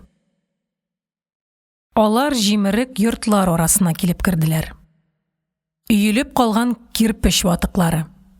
Газапланган, бөгәрләнгән тимер рельслар, дивар калдыклары кабер ташларына охшап тырпаеп торалар. Мич торбалары сузаеп калганнар. Моңсу язгы җил теләр-теләмәс кенә җимереклек тузанын кырларга тарата. Хәрабәләргә озак карап торсаң, тын кысыла башлый, елыйсы килә. Хәрабәләр немецларныкы иде. Шушы йортларны төзегән кешеләр, аларның теләкләре кызганыч тоела иде. Бу дөньяда беркем дә җимерелер өчен сарай салмый. Һәр төзелештә тынычлыкка омтылу өмете, бәхет теләге була. Оча торган крепослар эшкәрткән җир, диде Саляхов, тынлыкны бозып. Алар хәрби объектларны айырып азапланмаганнар. Бомбаларын келәм ысулында кыйып киткәннәр. Агачлык эченнән шүлмәк түбәле биек йорт калкып чыкты. Бина давылдан кутылып калган ялгыз карапны хәтерләтә иде. Ул тирә-яктагы җимереклеккә аптырап карап тора. Биек таш диварларга береккән озынча тәрәзәләр, түбә өстендәге энәдәй нечкә шпилгә калай әтәч утыртып куйганнар. Чын готика стиле, диде Ялчинский, сокланып. Бинаның һәр өлеше 7 кат күккә Аллага таба омтылгандай. Омтылган булсалар, аңларлар иде. Тәңре аларга шәһәрләр җимереп, кеше каны кыйып йөрергә рөхсәт итмәс иде, диде Майнагашев. Безне Комыс көтә, диде Саляхов, баскыч янында йөреп торган кешегә күрсәтеп. Очучылар адымнарын тизәйттеләр. Баскыч янына җиткәндә, майор Ростопчин тагын да ашыгырга кушып ишарә ясады. Көтәләр, сезне, диде ул һәр сүздән мустақил җөмлә төзеп. Ул контузиядан соң шулай сөйләшә башлаган иде. Задание җаваплы, армия штабыннан офицер килгән. Госпитальдан чыккан мәлне ул бөтенләй сөйләшә алмый иде әле. Әкренләп теле яңадан ачыла башлады. Коридорга үткәндә дежур торучы капитан туктарга кушты.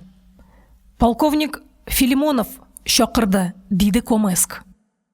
Капитан очучыларны штаб начальнигының кабинетына кадәр озатып куйды. Рәхим итегез, диде ул Филимоновның кабинетына күрсәтеп. Сезне көтеп утыралар.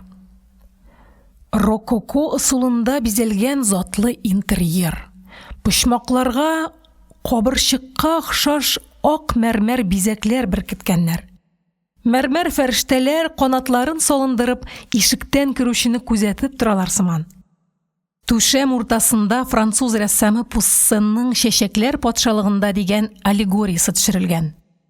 4 гүзәл кыз елның 4 фасылын сынландырып җитәкләшеп торалар. Штаб начальнигы бер яшь подполковник белән мәрмәр фәрештә янына куйган өстәл кырында сөйләшеп утыралар иде. Сержант Ялчинский елмаеп куйды. Урнаша белгәннәр булар. Идиллия, диде ул Майнагашевның колагына. сугышчан заданиены нәзбірік фәрештәләр янында алу ниндидер сәйір тойгы ята иде. Иптәш полковник, сезнең чакыруыгыз буенча 2-нче эскадрилья очучылары дип рапорт бирде майор Растапчин. Вольно, утырыгыз. Штаб начальнигы каршысында утырган подполковникка карап өстәде. Без менә шушы экипажны билгеләдек инде. Соңыннан фикерегезне әйтерсез. Подполковник очучыларга текәлде. Канәгатьлек күренде аның күз карашында. Ул хәтта Майнагашевның җелпәк йөзенә кызыксынып каравында яшерә алды. Ну, Сталин лошыннары, диде яшь подполковник. Сез заданиены үтәргә әзерме? Без әзер, диде Саляхов, бу очракта тиешле гадәти купшы сүзләрне кулланмыйча. Армия штабыннан килгән кеше гаҗәп чибәр иде. Испан кызларыныкыдай авыр кара кирфекләр, сөрмәле зәңгәр күз, юка борын, хайран калырлык җыйнак килешле гәүдә. Штаб офицерының һәр хәрәкәтендә аның тәрбияле үсүе, сыйфатлы тукымыннан яралуы сизелеп тора иде. Артык чибәр булу кай очракта ир-егеткә килешеп тә бетми. Матурлык тарткан көчкә карата безнең эштә ниндидер капма каршылык яши. Шамасыз матурлык безне хайран калдыра, баш идертә, шомландыра, читкә этәрә. 100% уңай сыйфатка ышаныч юк бездә. Әзме күпме кимчилекле сыйфатка гына без тулысынча ышанабыз. Ир-егетнең, бигрәк тә хәрбиләренең кыланышында бер чама табигый тупаслык булырга тиеш. Шул тупаслык безгә табигыйлык булып күренә. Подполковникның кыланышында бер тамчы тупаслык юк иде. Шунлыктанмы очучылар аңа шикләнебрәк карап утырдылар. Югары инстанциядән килгән кешегә армия шартларында гадәти ихтирам белән карыйсың. Башка шартларда да шулайрак эшлибез без. Югарыда утыручы начальникның кимчилеге булыр дип уйларга куркасың. Аның һәр кыланышы сиңа үрнәк булып күренә. Әнисенең яраткан улыдыр бу дип уйлады Саляхов подполковник турында. Аны әһәмият биреп, җинтекләп тәрбияләгәннәр, зур эшкә зур кеше булырга көйләгәннәр. Ялчинский да штаб офицерына карап утыра иде. Ул елмаеп куйды. Патша итсәләр, мин бу кешене үземә адъютант итеп алыр идем, диде ул Майнагашевның колагына. Бигрәк тә матур инде. Шундый нәфис матурлыкны күтәреп йөрү мәшәкатьле түгелме икән? Кызлар аның тиңкәсен корытып бетерә торганнардыр. Шибәр кешедә әхлак аеруча көчле булырга тиеш. Шул як токыр булган очракта тышкы матурлыкка ябышып бузыклык килә. Максим шушы турыда уйлый иде. Гадәттә ул тышкы шибәрлекне күрми, тоймый. Мондый саф табигый зәвык табигать кочагында яшәүчеләрдә сакланган була. Майнагашев шундыйлардан иде. Заданиены сезгә подполковник Павлов бирә. Ул шуның өчен армия штабыннан килгән, аның сөйләгәнен диккать биреп тыңлагыз. Без әзер, башларга мөмкин, иптәш подполковник, диде штаб начальнигы Павловка таба борылып. Филимонов штаб офицерына ышарга тырыша иде. Бу хәлне Павлов үзе дә сизде булса кирәк. Ул штаб начальнигына карап баш какты да Растапчинга әйтте. Укчы радисны җибәрергә ярый, ул безгә кирәк булмаячак, әзерләнә торсын. Сержант, сиңа китәргә мөмкин, пулеметыңны әзерли тор, диде полковник Филимонов. Ялчинский урыныннан турды. Слушаюсь, диде ул үрә басып. Кулларын янтыгына кысты, итек үкчәләрен шакылдатып бер-берсенә бәрде, сул җилкәсе аша бөтерелеп борылды. Слушаюсь, катнашмаска. Разрешите идти?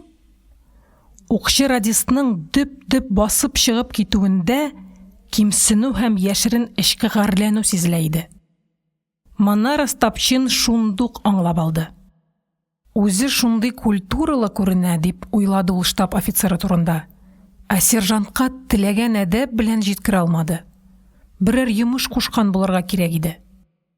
Тыңлап утырса да зыян итмәс иде. Заданиегә ашасы кеше бит. Кимсенде. Хәтерен калдырдылар дип уйлады Сәләхов. Тик тыңлап утырсын иде. Янәсе сержант башы белән офицерлар арасында утырмаска тиеш. Җаен табып, кәефен күтәрергә кирәк булыр. Шибәр егет, грузин мәллә? Дип сорады Павлов, укчы радист чыгып киткәч. Кыпчак ул, дип мыгырдап алды майор Остапчин. Подполковникның Ялчинскийның нинди милләт икәнлеген аера алмыйча ялгышуы Комескны нигәдер куандырып җибәрде. Филимонов урыныннан торды, стена буена килеп ак пәрдәне шудырып ачты. Пәрдә астында эре масштаблы оператив карта күренде. Штаб начальнигы Павловка күрсәткеч таягын сузып, «Рәхим итегез» диде. «Без әзер». «Ярый, башлыйбыз», диде штаб офицеры. Һәм һәр сүзне дөрес, ачык итеп әйтеп сөйләргә кереште.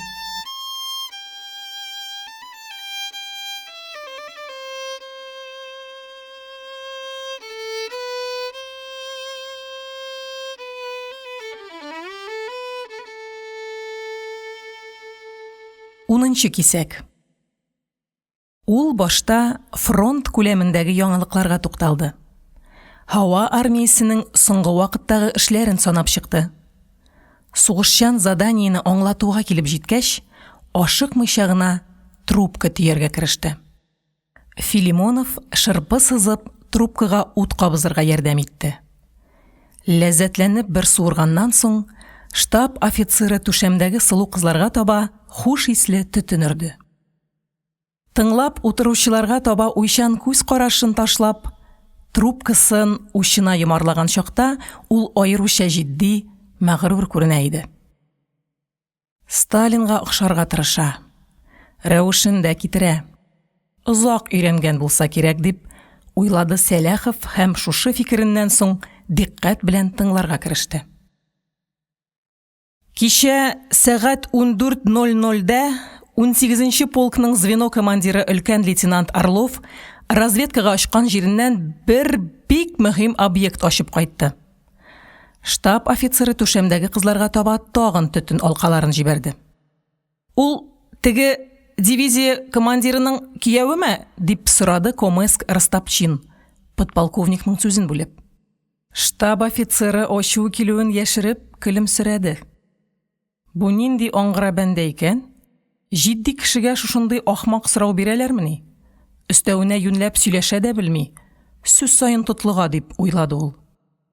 Әйе, 18-нче полкның звено командиры, Советлар Союзы герое өлкән лейтенант Орлов, диде подполковник Павлов. Разведка материаллары бүгенге көндә шиктән тыш мөһим. Без бу турыда баш ставкага хәбәр иттек. Баш ставка аның белән кызыксынды. Разведка менә нәрсәләр күрсәтә. Н ноктасында фашистлар җир асты заводын сүтеп, каядыр озатырга әзерләнәләр. Подполковник күрсәткеч таягын җилкәсенә салып, карта тирәсендә килешле итеп йөреп алды. Хәтерләп калыгыз. Котбус шәһәреннән 170 километр көньяк-көнчыгышта Цвайкау исемле тимер юл пункты бар. Таптыгызмы? Шул пункттан 35 километр төньякта бер елга ага. Елганың дуаланып борылган җиренә ярым айга охшаш бер калкулык урнашкан. Таптыгызмы? Таптык, диде Сәләхов. Ул подполковник күрсәткән нокталарны картадан табып билге куеп бара иде. Шул калкулыкның көнбатыш өлешен куе урман каплаган. Завод шул урман эчендә булырга тиеш. Штаб офицеры өстәл ягына килеп портфелен ачты да берничә негатив фотопленка чыгарды. Бу өлкән лейтенант Орлов алып кайткан фоторазведка материаллары. Эшкәрткәндә бераз бузылган. Шулайда җентекләп караганда озатырга әзерләнгән агач тартмаларны күреп була иде. Калкулык нык саклана, диде подполковник Павлов паузадан соң.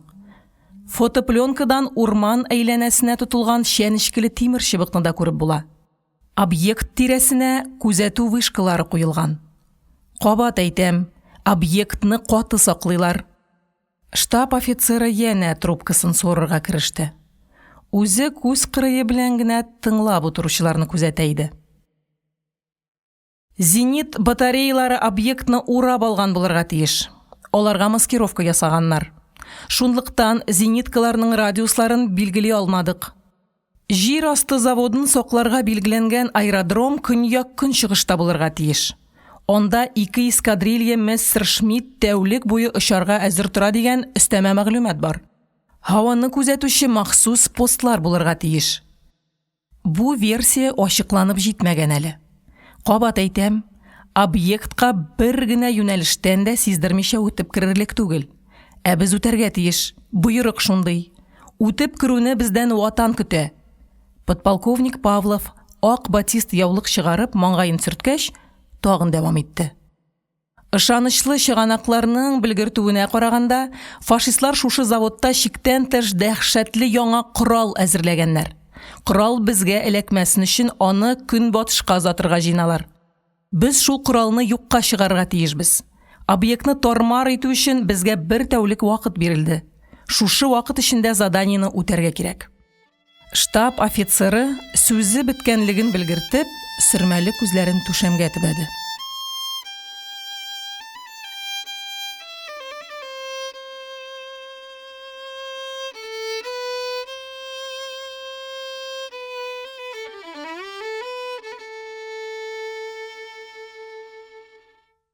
Беренче кисәк.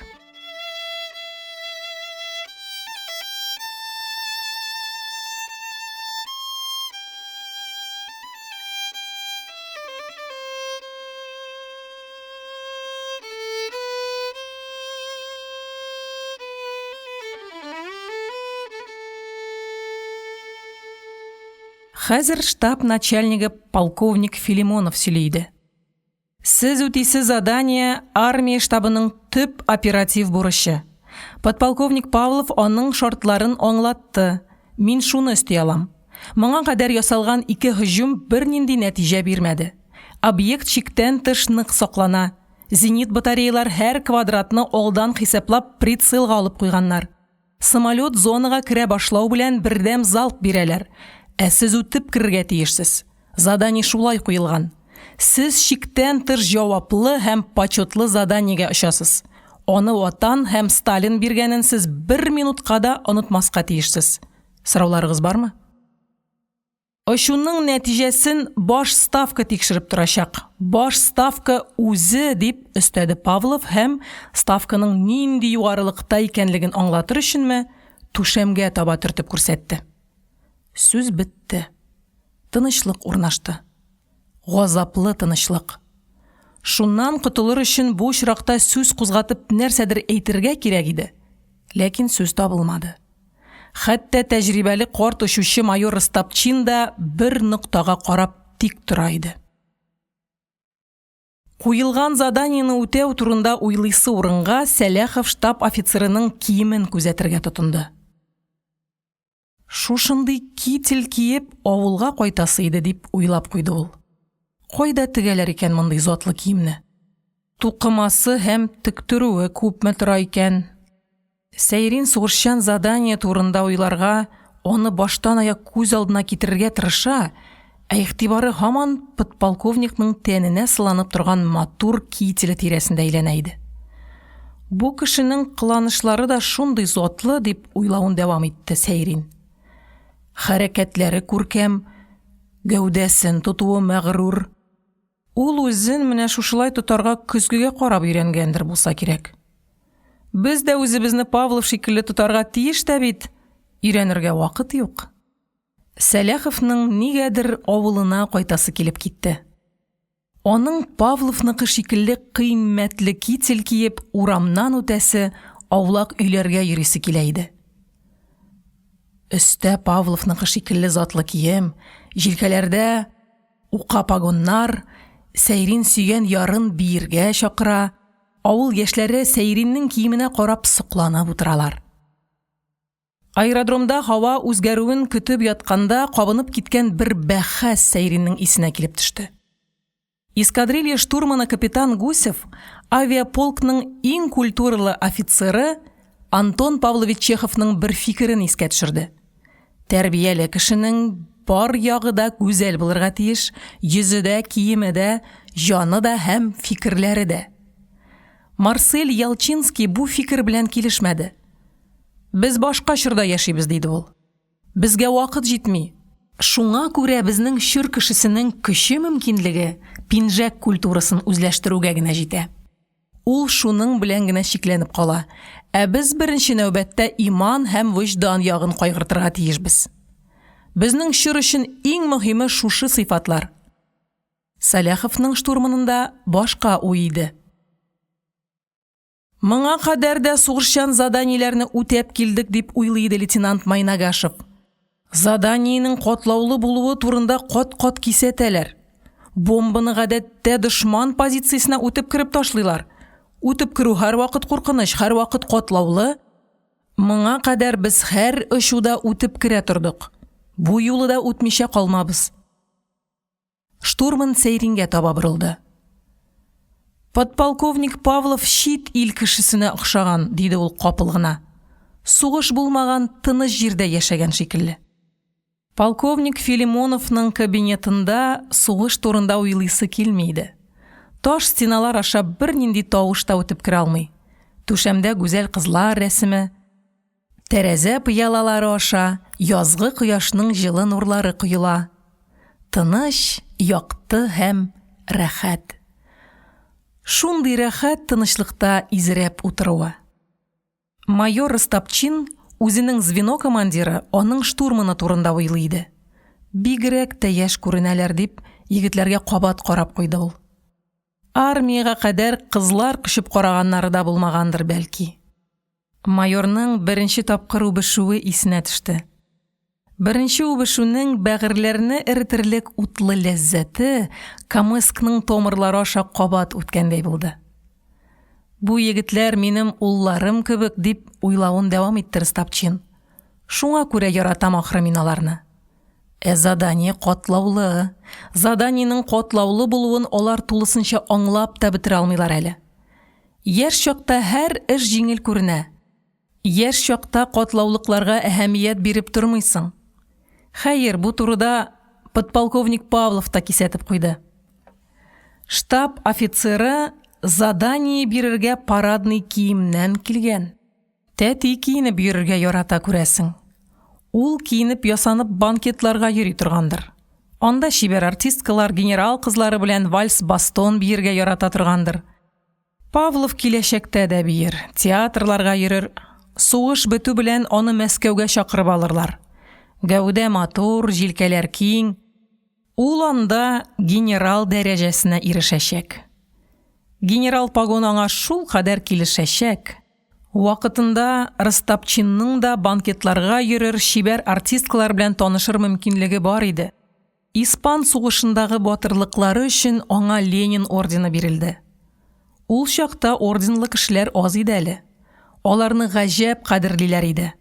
Сугышка кадәр Ростопчинны күтәреп кенә йөртмәделәр.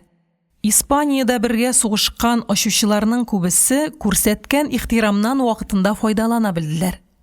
Кирәкле кеше белән аралашканга күрә, аларның чиннары бик тиз үсте, үзләре югары күтәрелделәр. Аның дусларының күбесе хәзер генерал.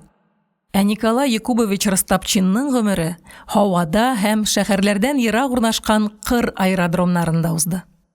Ул очу эшен яратты. Сөйгән кызын яраткандай бирелеп, онытылып яратты ул очу эшен.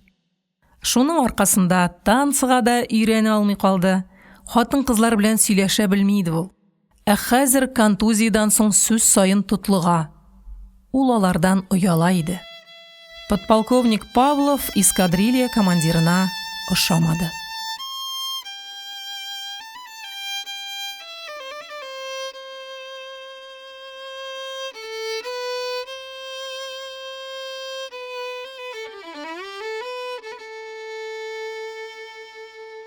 Уникенче кисәк. Соң объектны Орлов ачкан. Ул аны яхшы белә торгандыр. Заданиегә аның үзен җибәрергәдер бәлки, диде Ростопчин штаб офицерына. Павловның кашы җимерелде. Ул ярдәм көткәндәй Филимоновка таба борылды. Штаб начальнигы елмаеп куйды. Ростопчин белән Филимонов училищеда бергә укыган офицерлар. Штаб начальнигы сабакташын ярата иде, ләкин ул аның фикерен яклый алмады. Сугышчан заданиегә өлкән лейтенант Орловның үзен җибәрү турында ул дивизия командиры полковник Соколов белән киңәшеп караган иде инде. Соколов катгый рәвештә каршы килде. Штаб начальнигы Ростопчинның иң сизгер кылына чиртергә ниятләде. «Иптәш майор», – диде Филимонов. «Без Сәләхов экипажын мондый заданиене башкара алырлык дип таптык. Герой исеме бирү турында представление язганда бу экипажны бик мактаганнар иде. Әллә сез аңа ышанмыйсызмы?» «Мин? Сәләховка? Ул...» Эскадрилья командиры бик озак тотлыгып торды. Артык дулкынланган чакта ул сүзсез калып интегә иде. Орлов үз күзе белән күреп кайткан бит. Аңа үтеп керү җиңелрәк булачак. Эшелонированный һөҗүм ясап карасак, ничек булыр икән? Кирәкми, диде штаб офицеры кырт кисеп. Бу эшкә бер экипаж җитә. Оста, кыю ватанга тугрылыклы бер экипаж. Минем тагын бер соравым бар, диде эскадрилья командиры кыза төшеп. Рәхим итегез, диде подполковник, үзе эшеннән. Гаҗәп үҗәт һәм примитив күренә миңа бу майор. Белеме дә чамалы булса кирәк, дип уйлап куйды. Нинди курс үтеп керергә уңайлырак булыр? Обстановкага карап, диде штаб офицеры. Сез үзегез белергә тиешсез. Полковник заданиегә иң сәләтле экипажны билгеләдек, диде. Аларга ышанырга була. Полковник Филимонов исә югарыдан фәрман биреп туктатырлар дип ышана иде. Бәлки армия штабы белән сөйләшеп, яңа разведкага кадәр заданиене 1-2 тәүлеккә соңартып та булыр. Бу очракта сугыш бетү сәбәпле задание үзеннән-үзе юкка чыгачак иде. Аңлашылдымы, дип сорады полковник Филимонов. Нинди сорауларыгыз бар? Кабат кисәтәм. Ашыгырга ярамый. Бик җитди, бик җентекләп әзерләнергә кирәк. Ну, лачыннар, уңышлар телим. Ростопчин урыныннан торды, ярдәм көткәндәй як-ягына карап алды. Күзе штаб офицерына тукталгач, аның кинәт кашы җимерелде. «Киттек», – диде ул. «Аңлашылды. Разведка җыйган мәгълүматның бәясе базар көн сукыр 1 тиен». Филимонов белән Павлов бер-берсенә карашып алдылар. «Киттек», – диде Ростопчин кабатлап. «Нәрсә көтәсез? Әзерләнә башларга кирәк. Бәлки, берәр җирдә берәр кеше зениткалар турында да белә торгандыр. Монда белмиләр».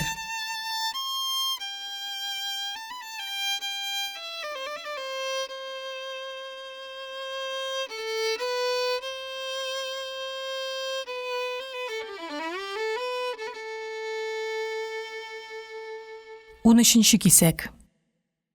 Майор Ростопчин зур тәҗрибә туплаган сәләтле командир иде. Гомерен очу эшенә багышлаган, түзем, күндәм, курку белми торган хәрби летчик иде ул. Авиациядә хезмәт итә башлаганчы шахтада эшләгән. Аннан соң Осо авиахим, очарга өйрәнү, Кутып, Ерак көнчыгыш күкләрен яулау, Испания сугышы, Халхин-Гол, Көнбатыш Украина белән Көнбатыш Белоруссияны СССРга кушылдыру, Фин сугышы, Ватан сугышының 1-нче көненнән башлап заданиеләргә очу. Иң авыр, иң җаваплы эшкә аның үзен яисә эскадрильясын җибәрәләр иде. Орден өләшкәндә, югарырак урынга билгеләү вакытында эскадрилья командиры Ростопчин нигәдер читтәрәк кала иде.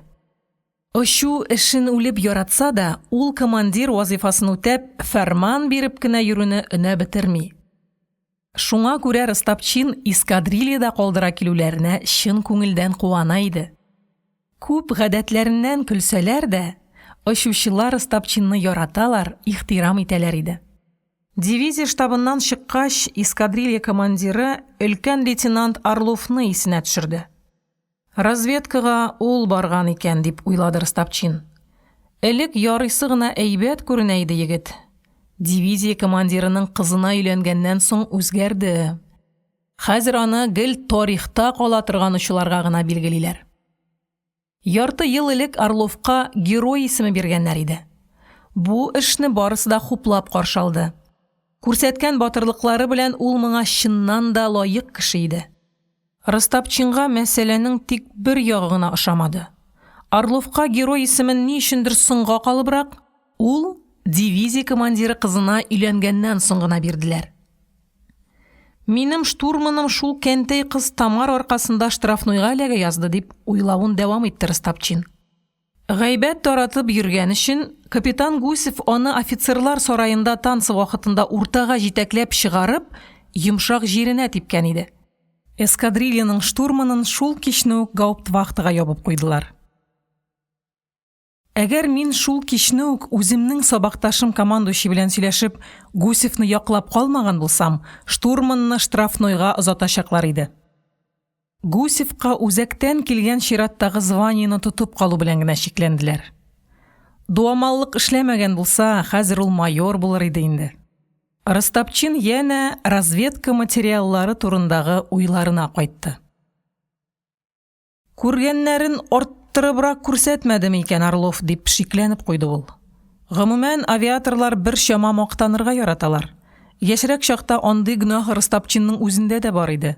Бу турыда Филимоновның кабинетында утырганда да әйтәсе килгән иде. Ни сәбәптер өлгерә алмый калды. Юк, теләсә өлгерә дә алган булыр иде Комеск. Ул авырсынды, сүз кузгатырга кыймады.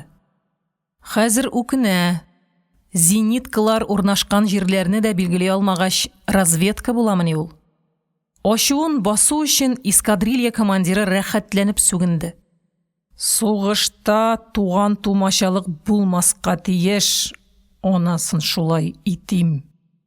Сүгенгәч, эше бушангандай булып китте һәм шул ук мизгелдә аның исенә армия штабыннан килгән офицер-подполковник Павлов килеп төште. Парадный киемнән килгән, сволочь. Хәзер эскадрилья командиры заданиягә очасы экипажга ярдәм итү турында уйлый иде. Бәлки күрше полкта армия штабының үзендә дошманның зенит артиллериясе урнашуы турында төгәл мәгълүматлар бардыр, дип бераз тынычланып куйды эскадрилья командиры. Эзләргә, табарга кирәк, егетләргә ярдәм итәргә кирәк. Штабтан кайткач, Ростопчин үзенең штурманын, элемтә начальнигын һәм адъютантны чакырып алды. Алар озак киңәшеп утырдылар. Алган заданиене җентекләп тикшереп чыктылар. Беренчедән, дошман зениткалары урнашкан нокталар билгеле түгел. Икенчедән, Сәләхов экипажы бомбага тотасы объектның җир асты заводы булуы, аның оборудованиесен җир өстенә чыгарып озатырга әзерләп куюлары бәхәсле иде. Разведка җыйган мәгълүматлар бер кайчан да 100% дөрес булмый. Разведка әйләнеп кайткан арада гына да хәл шактый үзгәрергә мөмкин. Бу авыр һәм катлаулы эш. Разведчик күреп белүдән тыш алдан сизеп, чамалап та белергә тиеш. Киңәшмәдә шушы турыда сөйләшеп баш ваттылар. Киңәшмә азагында эскадрилья штурманы яңа разведка ясарга кирәк дигән фикерне әйтте. Адъютант исә разведка алып кайткан мәгълүматларга тулысынча ышанырга һәм аны үзгәртмичә хәзерләнергә кирәк дигән карашын яклады. Киңәшмә азагында Сәләхов экипажын чакырдылар. Ничә бомба аласыз, дип сорады эскадрилья командиры Майнагашевтан таралыр вакыт җиткәч. Вакнымы, эренеме? Командир, диде штурман. Объектның кайсы өлешен җимерергә кирәк? Җир астындагысынмы, әллә өскә чыгарганын гына айкап ыргытыргамы? Айкап ыргытырга. Кара, нишләмәкче була? Кызу канлы, монгол, диде эскадрилья командиры сокланып. Самолет күпме бомба күтәрә ала? Юрганыңа карап аяк сузарга кирәк. Иптәш майор, сез Майнагашевны аңлап бетермәдегез, диде Сәләхов. Җир астын шартлатырга булганда без брап алыр идек. Былай фугас бомбалар белән дә шикләнергә була. 600 килограммлы 4 фугаска алсак, шул җиткән, диде эскадрилья штурманы. 600 4 фугаска бомболюкка сыярмы соң? Дип сорады Ростопчин. Сыя, диде капитан Гусев. Алганыбыз бар. Объектка кайсы яктан үтеп кирмәкче буласыз? Диде эскадрилья командиры. Аны бу хәл бик борчый иде. Обстановкага карап эш итәрсез дип киңәш бирделәр штабта. Сәләхов эскадрилья командирына карады. Көн батышны сайларга туры килер. Ул яктан көтмәскә тиешләр, диде Ростопчин. Үзе уйлады. Зениткалар урнашкан урынны да табып кайтмагач, нигә разведкага барып йөрергә? Бардыр ул уңайлы юнәлеш. Булмый калмас. Нишлисең бит, юрганыңа карап аягыңны сузарга туры килә. Ростопчинның очарга җинган экипажга ярдәм итәсе килә иде. Әзерләнә, торыгыз. Мин штабка барып, бераз чыкынып кайтыйм әле. Сезгә кирәкле нәрсә табып булмасмы? Ишектән чыккач, кире борылып киреп әйтте. Минем машинаны ал, Сәләхов. Ал. Рәхмәт әйтерсең. Моторлары яңа, җен кебек эшли. Ал. Үкенмәссең. Эскадрилья командиры чыгып киткәч, Гусев көлеп җибәрде. Ни булган безнең картлашка? Самолетын башка кешегә бирмейде ул. Командир картая башлады. Эскадрилья командирының мондый юмартлыгы Сәләховка да сәер тоелды. Заданиянең катлаулы булуын бераз арттыралар дип уйлады ул. Авыр заданияләргә очмадыкмыни без? Ошуның әллә ниндиләре булды. Сугыш бит. Сугыш шартларында җиңеллек кенә көтеп булмый. Задание турында капитан Гусев та борчылайды. Кабат разведка ясап карыйсы иде дип уйлап куйды ул. Мондый экипаж үти алмаслык задание булмаска тиеш. Үтәрләр. Һәр вакыт шулай хәзерләнгән чакта артык борчыласың. Әллә нинди кимчелекләр табылып куя. Һавага күтәрелгәч эш җайлана. Бу юлы да шулай булачак. Ошуның иң авыр чаклары артта инде. Беренче елларда кыен иде ул. Хәзер җиңеләйде. Җиңү ышанышы шулай җиңеләйтте. Шушы көннәрдә сылык мәсьәләсе хәл ителергә тиеш. Инде ял һәм киләчәк турында кайгыртырга кирәк. Шушы куанычлы уйлар эскадрилья штурманын тынычландырып җибәрде. Ул эскадрилья командиры артыннан полк штабына юнәлде.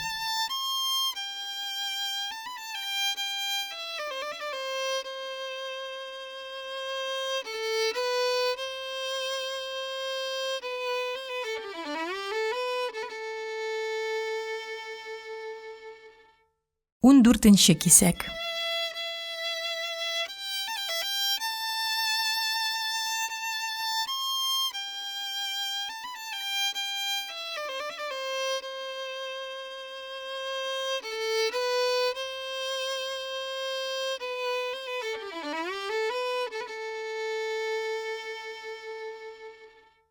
Икенче эскадрильяның иң яхшы самолеты майор Ростопчинда иде. Ул үзе мин менә шушы машинаны алам дип әйтеп тормады. Тоттылар да иң яңа, иң әйбәт очкычны аңа билгеләделәр. Шундый гадәт инде. Иң яхшы корал һәр вакыт командирның үзендә була. Полк командирында частьнең иң яхшы самолеты, комдивта дивизийнеке. Бәлки бу борынгыдан калган йоладыр дип уйлады Сәләхов. Ул башка эшләрен бетереп аэродромга барырга чыккан иде инде. Бу гадәтнең сугышка ат менеп йөргән чаклардан ук калган булуы да ихтимал. Ул чорда да бит яхшы ат, әйбәт корал ширү башлыгында булган. Чөнки командир сиңа үрнәк. Күп эшне син аңа карап эшлисең. Авырлыкларны да ул күбрәк кичерә. Рядовой очучы үзе турында гына уйлый, үзен кайгырта. Командирга безнең барыбыз турында да кайгыртырга туры килә. Эскадрилья командиры миңа үз машинасын бирде. Ул җае чыккан сайын ярдәм күрсәтергә, игелек эшләргә тырыша. Миңа гына түгел, эскадрильяның һәр очучысына, юлында очраган һәр кешегә. Бер Ростопчин гына андыймыни. Авиаторларның һәр кайсы диярлек шундый. Бер-береңә ярдәм итү, яхшылык күрсәтү булмаса, сугыш шартларына чыдап булмас иде. Яныңда әйбәт кешеләр булуы, аларның фидакарлыгын, аларның ихтирамын йөрәк белән тоеп тору җир йөзендә иң зур бәхет дип уйлады Сәләхов. Мин үзем дә башкаларга бурычлы булып калмаска тырышам. Җай чыкканда дусларыма яхшылык күрсәтәм. Ләкин мин үземнән өстенрәк торган кешенең күңелен күрә белмим. Андый эш миңа ни сәбәптер читен тоела. Ялагайлыктан куркам мин. Эскадрилья командирына да игелек эшләгәнем булмады. Ә менә Кононенко яхшылыкны гел үзеннән өстәрәк торган начальникларга гына күрсәтә. Андыйлар өчен ул берни кызганмый. Бәлки ул дөрес эшли торгандыр. Начальниклар да яхшылыкка мохтаҗ бит. Бер-береңә начарлык эшләп йөрүгә калса, яшәүнең мәгънәсе бетәр иде, дип фикерен дәвам итте Сейрин. Әдәм баласына җылы мөнәсәбәт җитми. Ә без бу турыда онытып фани дөнья ыгы-зыгысына бирелеп китәбез. Рухи яшәүгә кул җитми, ул читтә кала. Эшне туктаусыз матди кирәклекләр тырнап тора. Безне бәхетле була белергә өйрәтмиләр. Ә бәхетле булуның сере шундый гади. Бүген нинди аяз матур көн, саф һава, кояшлы күк, язның иң ямьле чагы. Янымда дустым Максим Майнагашев. Ул миңа соңгы сулышын бирергә әзер. Мин дә аңа бер икеләнеп тормыйча калган гомеремне бирер идем. Шушы көн, шушы һава, шушы зәңгәр күк һәм Максимның янәшәдә булуы байлык түгелмени? Байлык һәм куаныч, куаныч һәм бәхет. Зәңгәр күкне миннән беркем тартып ала алмый. Миңа тиешле кояшның нурларын беркем киметеп бирә алмый. Минем Майнагашевка булган җылы тойгыларымны да басып кала алмыйлар. Аларның барысы да миндә һәм мин шушы байлыкның янымда булуына туйганчы сөйнә алам. Алар иртәгә дә, берсе көнгә дә минем белән булачаклар. Шушы хакыйкатьне без заданиягә очар алдыннан гына аңлый башлыйбыз. Башка вакытта ул нигәдер онытыла. Сейриннең шушы хакыйкатьне аңлау бәхетен кем белән булса да бүлешәсе килеп китте.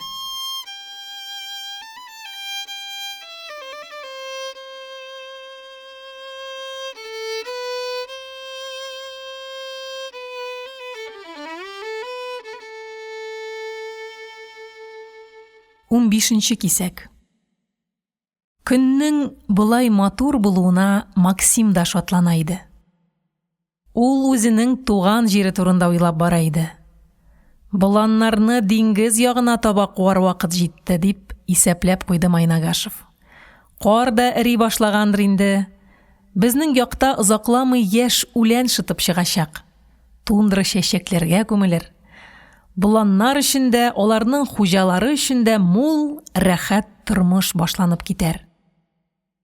Җир йөзендә болан сыерыннан да акыллы нинди хайван бар икән. Боланнар арасындагы татулык, бердәмлек, алардагы гадилек бәлки башка бер җан иясендә дә юктыр. Дөрес. Болан үгезләре яз җиткәч бераз сугышып алалар. Хәлдән таеп егылганчы имгәнгәнче сүзешәләр. Болан табигатен белгән һәм сугышуның максатын аңлаган кешегә бу көрәш гадел тоела. Алар бер-берсен үтерер өчен түгел, көчләрен, батырлыкларын сынау өчен сугышалар. Ана боланнарның мәхәббәтләрен яулар өчен көрәшәләр алар. Бары тик җиңеп чыккан иң көчле, иң батыр, иң зирәк үгез генә нәсел калдырала. Шунлыктан боланнарның нәселе бер кайчанда начараймый, киресенчә, туктаусыз яхшырып тора. Мәхәббәт ләззәтенә ирешү өчен болан үгезләре икеләнеп тормыйча үлем белән чикләнгән көрәшкә чыгалар. Шундый көрәштә яуланган мәхәббәт нинди тансык, нинди ләззәтле булырга тиештер. Кешеләр дә мәхәббәт өчен шулай көрәшсеннәр иде.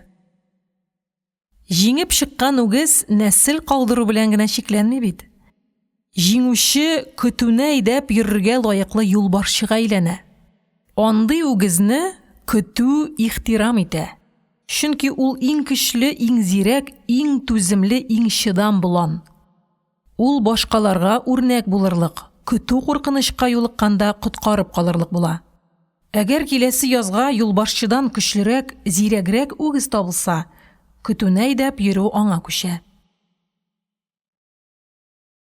Шушы фикереннән соң Максим болан бозаулары турында уйларга кереште. Дөньяда олардан да матур, олардан да норасыйрак җан иясе бармы икән? Сул кулын белән болан бозауының муеныннан кочаклыйсың да, бармак очы белән аның тамак астын кашый башлыйсың. Бозау әлсерәп төшә, муенын суза, рәхәтлектән күзләрен йома. Ул муен кашучыны шул кадәр ярата, ул синнән шундый канәгать, теләсәң җанын бирергә риза. Бу җир йөзендәге иң гади, иң аңлаешлы ярату. Ниһаять, болан йөрәгенең сөякле булуы Максимның исенә төште. Башка бер җан иясенең дә йөрәгендә сөяк юк бит. Болан йөрәге сөякле. Нилектән алай икән ул? Сөяк ныгытмаса, тубыктан карга батып, тәүлекләр буе җил тизлеге белән тундрада чабып йөрүгә болан йөрәге ярылып китәр иде. Табигать ничек кайгырта? Шушы фикеренә куанып, Максим елмаеп җибәрде. Сәләхов белән Майнагашев хәзер ачык кырга чыгып киләләр иде. Көн һаман матурлана. Агачлык эчендә кошлар сайрый, якында гына шашынып шикерткә чирелде. Нинди рәхәт кояшлы матур көндә ашыкмыйча гына аэродромга бару. Һавадагы кояш нурлары, җирдәге агачлар, үләннәр, чәчәктән чәчәккә кунып очкан күбәләкләр, тамырлар арасында адашып йөргән кырмыскалар, хәтта барон басуындагы сыргылт балчыкларга кадәр тынычлык килүен сизеп куаналар шикелле. Шундый рәхәт иде бу дөньяда яшәү. Шушы һаваны бер кат сулар өчен генә дә һич икеләнмичә дөнья малын бирерсең. Майнагашев кинәт туктап калды. Карлыгач оясы, диде ул. Күрәсеңме?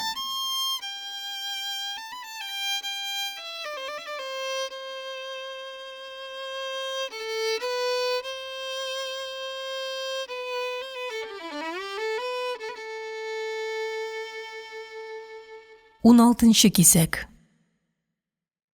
Калайдан гына әмәлләнгән бинаның почмагына бер учлам сыргылт балчык ябышып каткан иде. Балчык арасыннан ат кылы, йоннар, үлән кисәкләре күренеп тора. Ике җәпле карлыгач койрыгы ояга сыймыйча читкә чыгып калган. Гаҗәп кеше син, Максим, диде Сәләхов сокланып. Очуга әзерләнәбез. Җитди, җаваплы шуга. Син карлыгач оясы күреп куанып барасың. Бездә карлыгачлар шомырт чәчәк атканда кайталар. Алар кайткач көн җылына.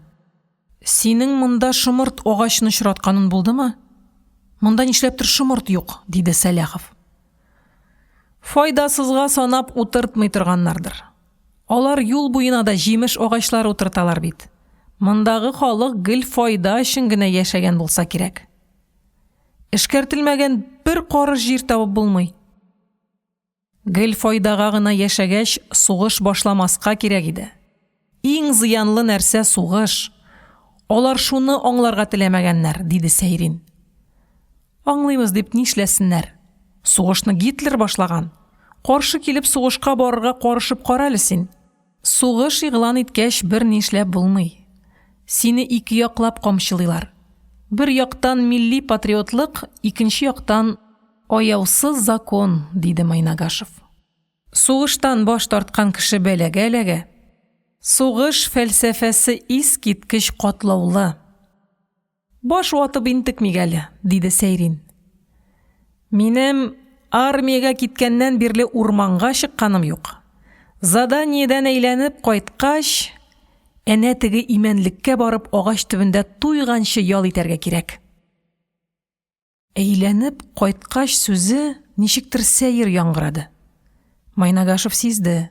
Шушы ике сүзгә никадәр өмет сеңгән дип уйлады ул. Алар үзләре оча торган самолет янына килеп җиттеләр. Капонирның ачык ягыннан П-2-нең борыны гына күренеп тора иде. Сәйриннең күкрәгенә җылы дулкын килеп бәрелде. Хәлең ничек, акыллым, дип очкычның муеныннан кочаклап сорыйсы килеп китте. Майнагашев та самолетка карата эчендә бер җылылык уянганын тоеп елмайды. Авыл балалары йорт хайваннары арасында үсә.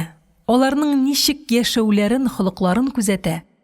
Алар белән уйнап үсү тойгыларны байыта, шәфкатьлеккә өйрәтә булса кирәк.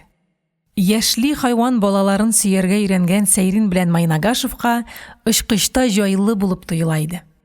Шәһәр малае Ялчинский исә очкычны бары тик дюральдән ясалган машина итеп кенә кабул итә иде. Марсель машиналарга йөрәк җылысы катнашмаган айнык акыл белән генә карый иде. Самолет янында Сәйриннең тойгыларын эшкәреп киткәндәй булды. Машинаны җылы сүзләр әйтеп назлыйсы килә иде. Безнең яраткан тулпарыбыз син. Ничә мәртәбә син безне дошман утыннан саклап алып чыктың. Акыллы һәм тугрылыклы син. Безне үтерергә килгән бер генә фокерны да яныңа җибәрмәдең. Мессерлар ничә мәртәбә артыңнан куып карадылар, җитә алмадылар. Син алардан өлгеррәк булдың. Хәтта яралангач та мине дошман җирендә калдырмыйча аэродромга алып кайттың. Ул чакта минем учар хәлем калмаган иде. Син аңладың, минем ярдәмнән тыш үзең очтың. Җир йөзендәге иң акыллы, иң тугрылыклы очкыч син. Иртәгә без эскадрилья командирының самолетына утырып очабыз. Хәтерең кала күрмәсен. Бер генә мәртәбә сине ташламыйбыз. Заданиены үтәп кайткач, без бер кайчанда аерылышмабыз.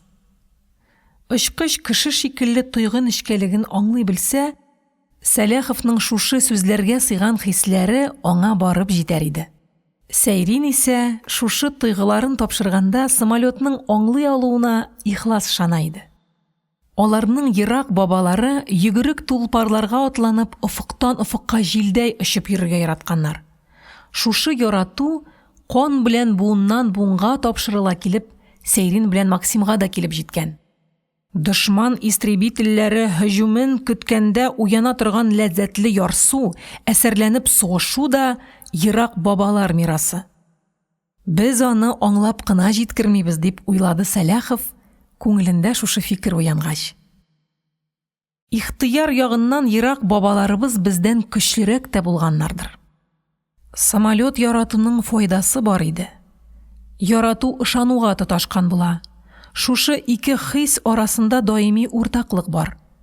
Яраткан дусларга, сөйгән ярга без риясыз ышанабыз. Машина да шулай.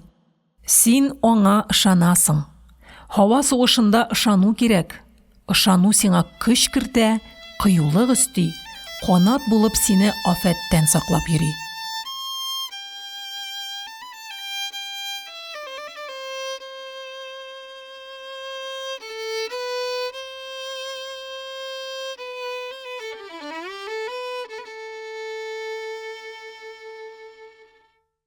Дүртенче кисәк.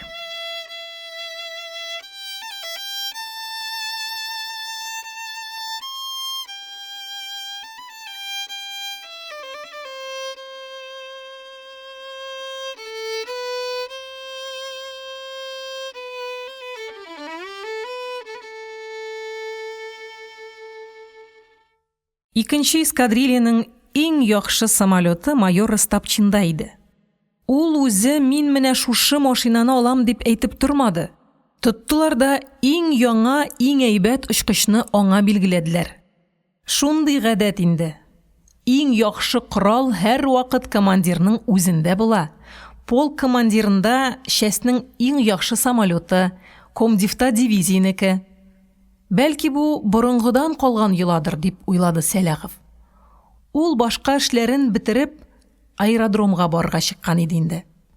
Бу гадәтнең сугышка ат менеп йөргән чаклардан ук калган булуы да ихтимал. Ул чорда да бит яхшы ат, әйбәт корал ширү башлыгында булган. Чөнки командир сиңа үрнәк. Күп эшне син аңа карап эшлисең. Авырлыкларны да ул күбрәк кичерә. Рядовой очучы үзе турында гына уйлый, үзен кайгырта. Командирга безнең барыбыз турында да кайгыртырга туры килә. Эскадрилья командиры миңа үз машинасын бирде. Ул җае чыккан сайын ярдәм күрсәтергә, игелек эшләргә тырыша. Миңа гына түгел, эскадрильяның һәр очучысына, юлында очраган һәр кешегә. Бер Ростопчин гына андыймыни. Авиаторларның һәр кайсы диярлек шундый. Бер-береңә ярдәм итү, яхшылык күрсәтү булмаса, сугыш шартларына чыдап булмас иде. Яныңда әйбәт кешеләр булуы, аларның фидакарлыгын, аларның ихтирамын йөрәк белән тоеп тору җир йөзендә иң зур бәхет дип уйлады Сәләхов. Мин үзем дә башкаларга бурычлы булып калмаска тырышам. Җай чыкканда дусларыма яхшылык күрсәтәм.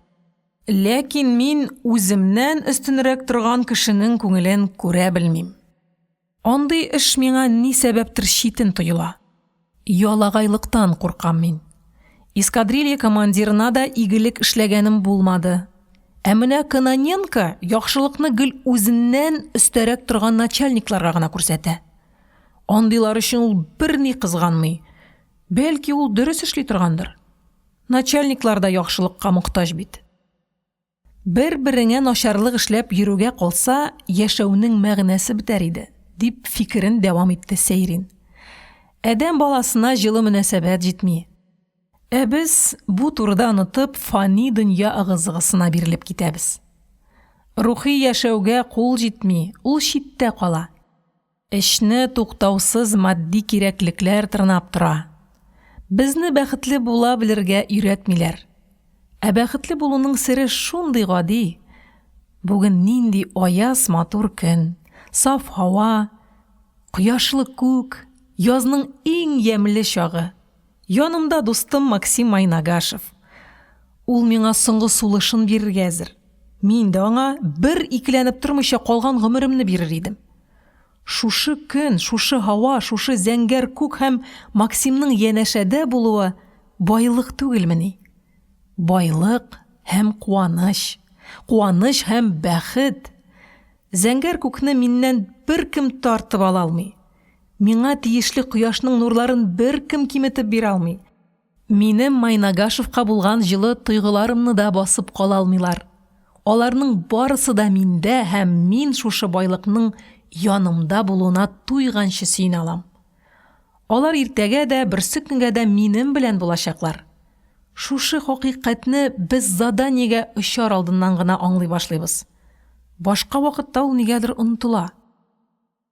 Сейриннең шушы хакыйкатьне аңлау бәхетен кем белән булса да бүлешәсе килеп китте.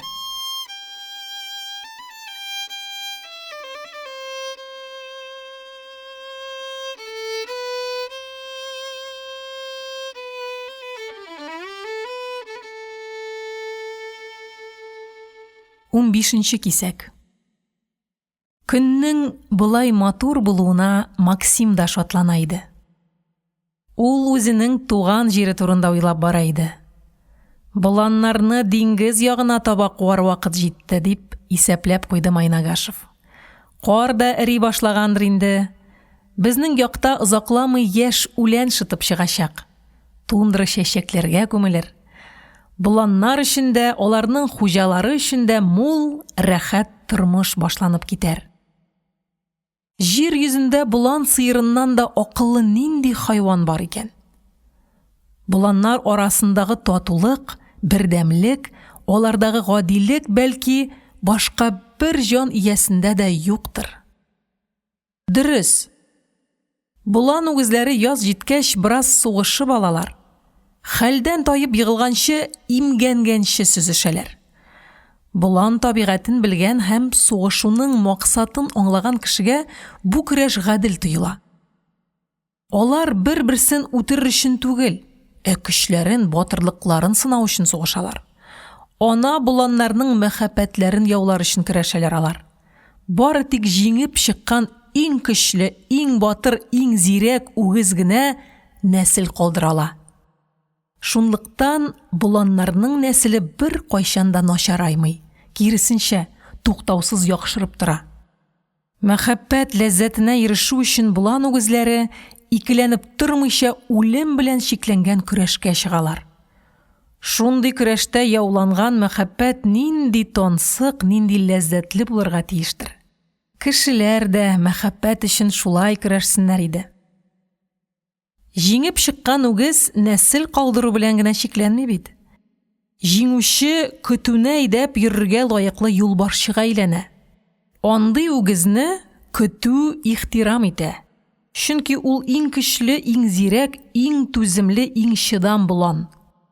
Ул башкаларга үрнәк булырлык, көтү куркынычка юлыкканда коткарып калырлык була. Әгәр киләсе язга юлбашчыдан көчлерәк, зирәгрәк үгез табылса, көтүне әйдәп йөрү аңа күчә. Шушы фикереннән соң Максим болан бозаулары турында уйларга кереште. Дөньяда алардан да матур, алардан да нарасыйрак җан иясе бармы икән? Сул кулын белән болан бозауының муеныннан кочаклыйсың да, бармак очы белән аның тамак астын кашый башлыйсың. Бозау әлсерәп төшә, муенын суза, рәхәтлектән күзләрен йома. Ул муен кашучыны шул кадәр ярата, ул синнән шундый канәгать, теләсәң җанын бирергә риза. Бу җир йөзендәге иң гади, иң аңлаешлы ярату. Ниһаять, болан йөрәгенең сөякле булуы Максимның исенә төште. Башка бер җан иясенең дә йөрәгендә сөяк юк бит. Ә болан йөрәге сөякле. Нилектән алай икән ул?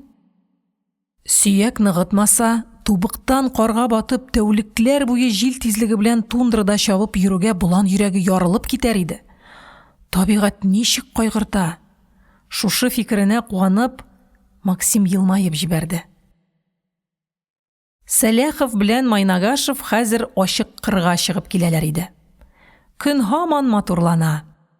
Агачлык эчендә кошлар сайрый, якында гына шашынып шикерткә чирелди.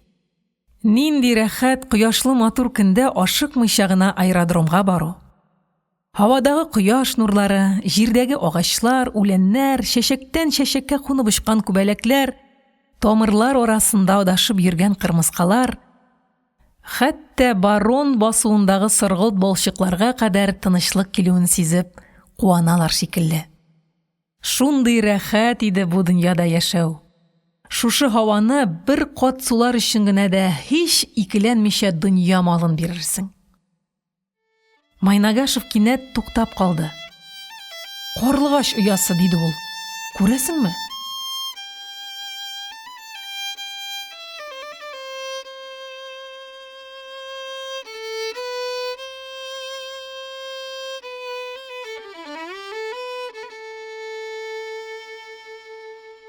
Уналтынчы кисәк. Калайдан гына әмәлләнгән бинаның почмагына бер учлам сыргылт балчык ябышып каткан иде. Балчык арасыннан ат кылы, йоннар, үлән кисәкләре күренеп тора. Ике җәпле карлыгач койрыгы ояга сыймыйча читкә чыгып калган. Гаҗәп кеше син, Максим, диде Сәләхов сокланып. Очуга әзерләнәбез. Җитди, җаваплы шуга. Ә син карлыгач оясы күреп куанып барасың. Бездә карлыгачлар шомырт чәчәк атканда кайталар. Алар кайткач көн җылына. Синең монда шомырт агачны очратканың булдымы? Монда нишләптер шомырт юк, диде Сәләхов. Файдасызга санап утыртмый торганнардыр. Алар юл буена да җимеш агачлар утырталар бит. Мондагы халык гел файда өчен генә яшәгән булса кирәк. Эшкәртелмәгән бер карыш җир табып булмый. Гел файдага гына яшәгәч, сугыш башламаска кирәк иде. Иң зыянлы нәрсә сугыш. Алар шуны аңларга теләмәгәннәр, диде Сәйрин. Аңлыймыз дип нишләсеннәр? Сугышны Гитлер башлаган. Каршы килеп сугышка барырга карышып кара әле син. Сугыш игълан иткәч бер нишләп булмый. Сине ике яклап камчылыйлар. Бер яктан милли патриотлык, икенче яктан аяусыз закон, диде Майнагашев. Сугыштан баш тарткан кеше бәләгә эләгә.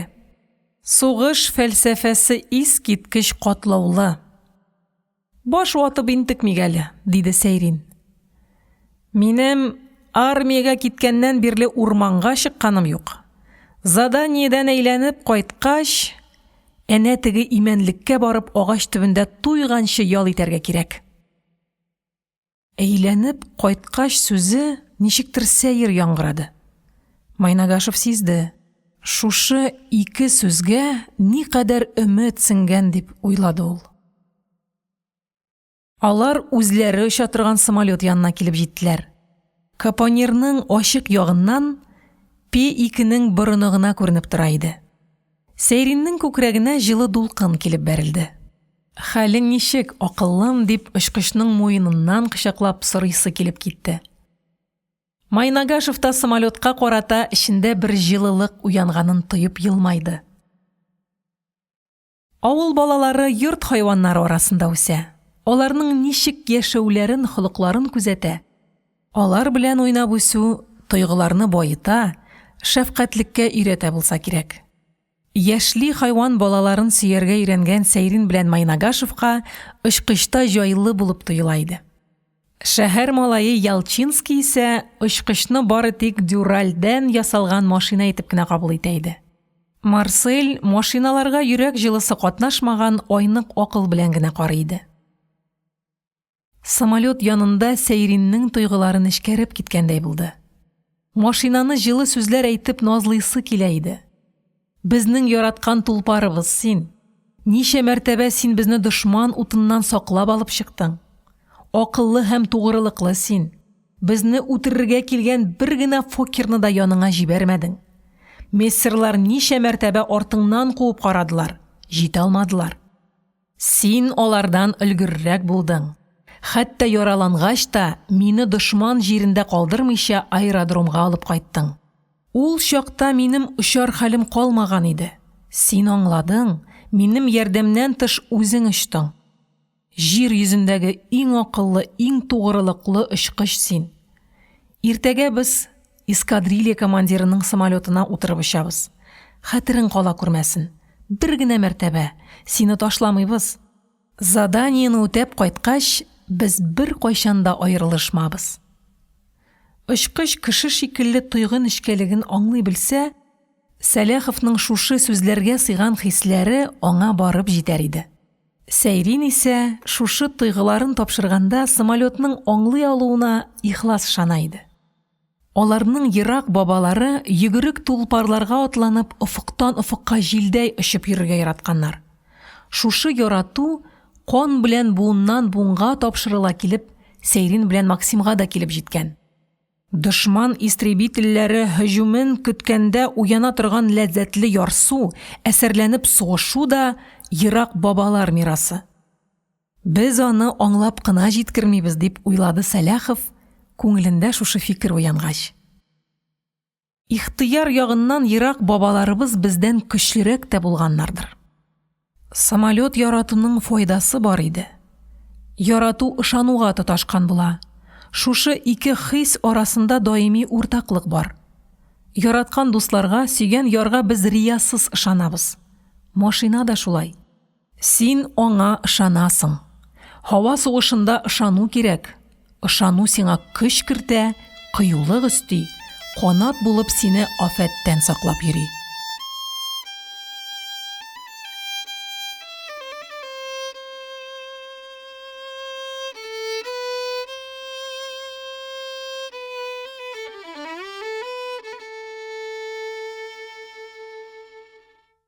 Икенче бүлек. Максим Майнагашев кыйссасы.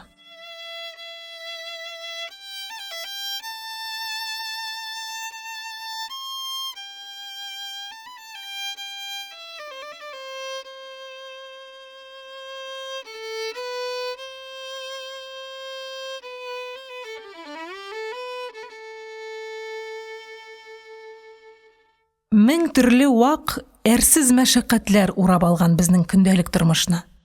Жан, иман турында кайгыртырга вакыт та калмый. Үзебезне аклар өчен әллә нинди зур планнар корган булабыз. Әллә нинди эшкә ашмаслык бөек гамәлләргә кизәнеп карыйбыз. Көндәлек ыгы-зыгы, ташка тамган тамчы шикелле корган планнарны, өмет багланышларын туктаусыз ашап тора. Яшәү юлыннан без күп вакыт җил куган пәри арбасы шикелле, анык юнәлешсез, гавам шаукымына тагылып тәгәри бирәбез. Госпитальдә Максим Майнагашев башыннан әнә шундый уй-фикерләр кичереп ятты. Йокысыз госпиталь төннәре бигрәк тә озын тоела. Йокысызлыкка ярып ниндидер авыр тынгысызлык килә. Бу жанга кирәкле шифалы тынгысызлык. Ул сине уй фараз дөньясына алып китә. Шундый мавыктыргыч иде уй дөньясын гизү.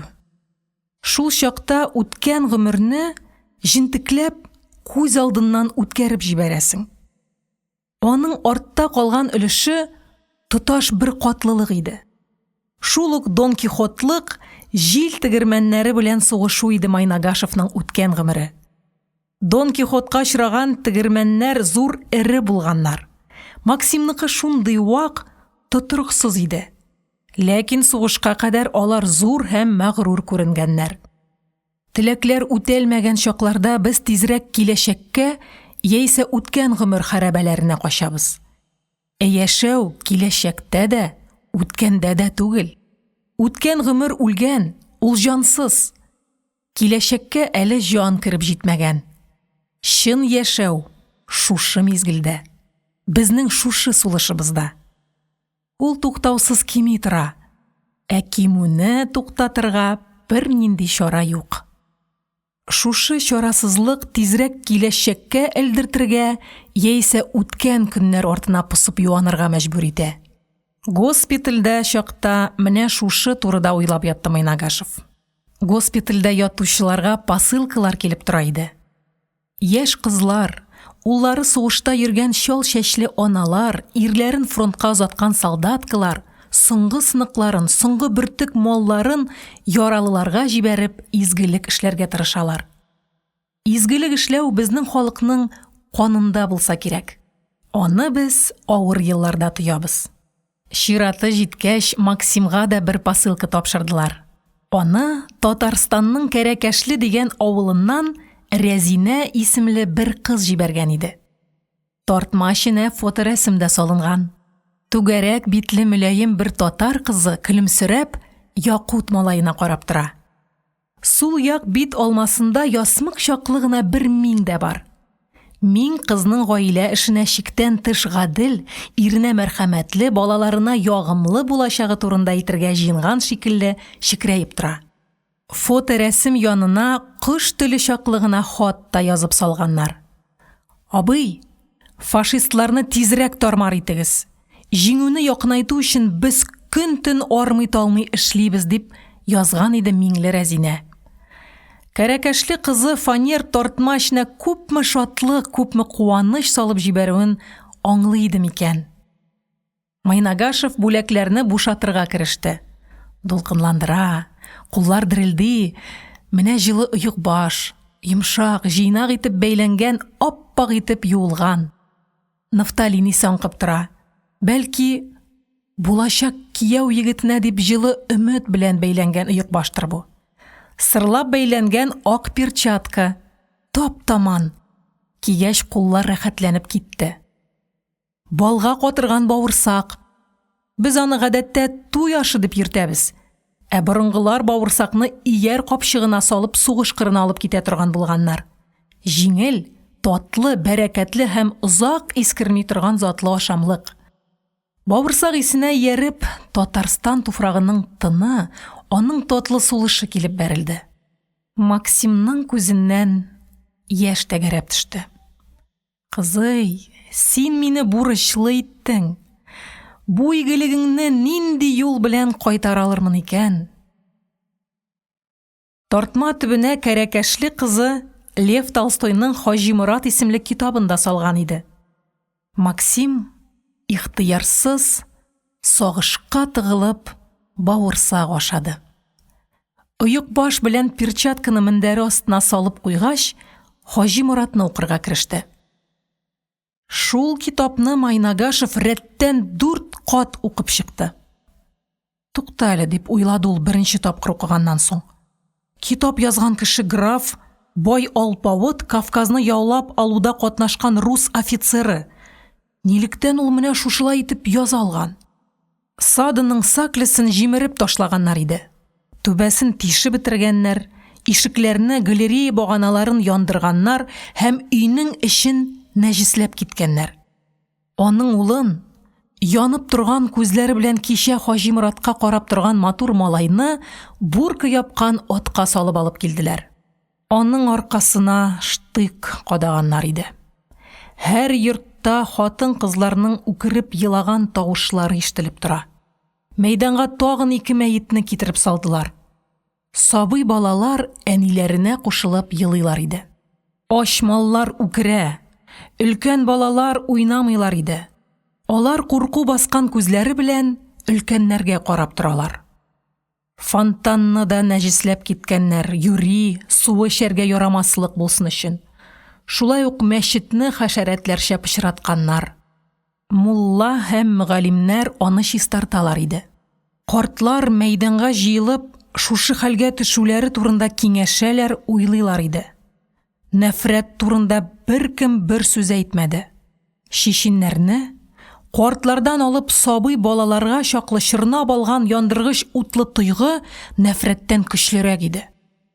Шушы һәм шуннан соңгы юлларны укып чыгу белән Максимның бавырына курку киреп урнашты. Тыңлап тормыйлар микән дип, ул хәтта як-ягына карап алды. Яралылар йоклыйлар иде. Гырылдаган тавышлар ишетелеп куя. Кемдер төшендә лач-лыч ялана. Тукта. Ялгышмадыммы икән дип, Максим китапны ачып тагын бер кат күз йөртеп карады. Моны ничек аңларга дип уйлады Майнагашев. Артта калган Төньяк Кавказ халыкларын торгынлыктан коткаручыларга, аларга культура алып килүчеләргә тел тидерә бит бу. Үз халкына хыянәт итү түгелме соң бу? Кая аның патриотлыгы? Халкына тугрылыклы булуы кая? Тагын бер сорау газаплады Максимны. Ни сәбәп шушы сүзләрне сызып ташламыйча бастырып чыгарганнар? Шушы турыда яралы офицер таң атканчы уйланып ятты. 2-нче, 3-нче һәм 10-нчы көннәрдә дә уйлады ул шушы турыда. Һәм бер яңа фикерне аңлау дәрәҗәсенә иреште. Җир йөзендә хакыйкать дигән бер кодрәтле көч бар, һәм шул көчкә һәр чорда яла ягалар, таптыйлар, сөрәләр. Хакыйкать өчен көрәшүчеләрнең битләренә төкерәләр. Күпчелек шуңа күнә, ышана. Фаш итүчеләр җиңдек дип куаналар. Ә хакыйкать яши. Аңа миллионнан бер кешенең вөҗданына кирип калу, урнашу җитә. Һәм шул хакыйкать тәмен татып караган кеше яла ягулар, михнәтләр, ачлыклар аша үтеп хакыйкатьне киләчәк буынга тапшыра килә. Бер мәртәбә хакыйкать тәмен татыган кешегә дөрестлектән тыш шатлык та, куаныч та юк. Ул ансыз яши алмый. Көн күрүгә санамый ул хакыйкатьсез яшәүне. Ә нигә кирәк соң ул хакыйкать дип уйлавын дәвам итте Майнагашев йокысыз төннәрдә. Һәм бу сорауга да ул яңаша җавап тапты. Галәмнең иминлеге, аның дәвам итүе хакыйкатькә нигезләнгән. Хакыйкать яшәү, исән калу кануны. Һәр молекула, һәр үлән бөртеге, хәтта бушлык шушы кагыйдә нигезендә генә саклана. Әйтик, хакыйкать нигезендә кыштан соң яз һәм җәй килергә тиеш. Табигать ялганлап, җәй урынына көз китерде ди. Шытып чыккан үләннәр, бөреләре ярылган агачлар һәм кышкы йокыдан уянган бөҗәкләр бер көн эчендә кырылып бетәчәкләр. Бузаулар, сарык бәтиләре, колыннар туңып үләчәк. Табигатьнең бердән-бер ялганы җир йөзен кара туфракка әйләндерәчәк. Без, әдәми затлар, вакытлы файда өчен, иркен тора, күбрәк акча, дан өчен күпме күз буяу, күпме ялган тудырабыз. Да. Лев Толстой кешелек дөньясына искиткеч зур зыян китерә торган ялганга каршы көрәшкә чыккан. Ул шул ягы белән бөек. Ә рус халкы Толстой зурлыгы әдип тудыруы белән бөек. Максим Майнагашев госпитальдән шушы фикерләргә байып чыкты. Аның өчен госпиталь Әбүгали Синага акыл һәм белем биргән мәгарә шикелле булды.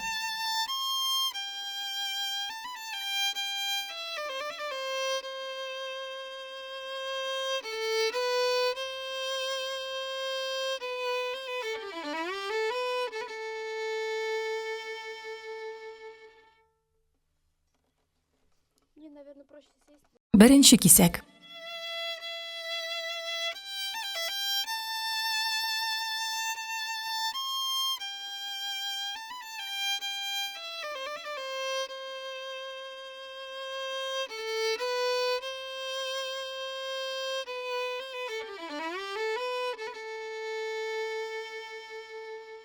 Иркен яши башладылар эскадрилья офицерлары.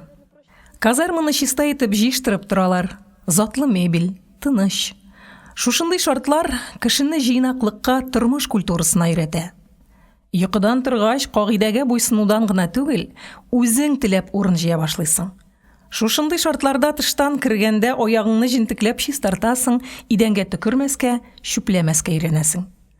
Пөхтәлектән әдәп саклауга бер генә адым ара кала. Ләкин нинди генә шартларда да казарманың бер үзенчәлекле ягы бар. Аны берничек тә бетереп һәм үзгәртеп булмый. Бу казарманың үзе белән бергә генә бетә торган даими үзгәлек. Казарманың ишеген ачу белән борыныңа ирләр исе килеп бәрелә. Кер исе, мылтык мае, каеш һәм тәмәке исләре бергә кушылганда барлыкка килә торган катлаулы ис. Аны хлорлы извест белән ышкып юып та, чиләкләп хушбуй куеп та бетереп булмый. Бу хатын-кызсыз яшәгәндә барлыкка килә торган торак исе. Күмәк ялгызлык, сагыну исе бу.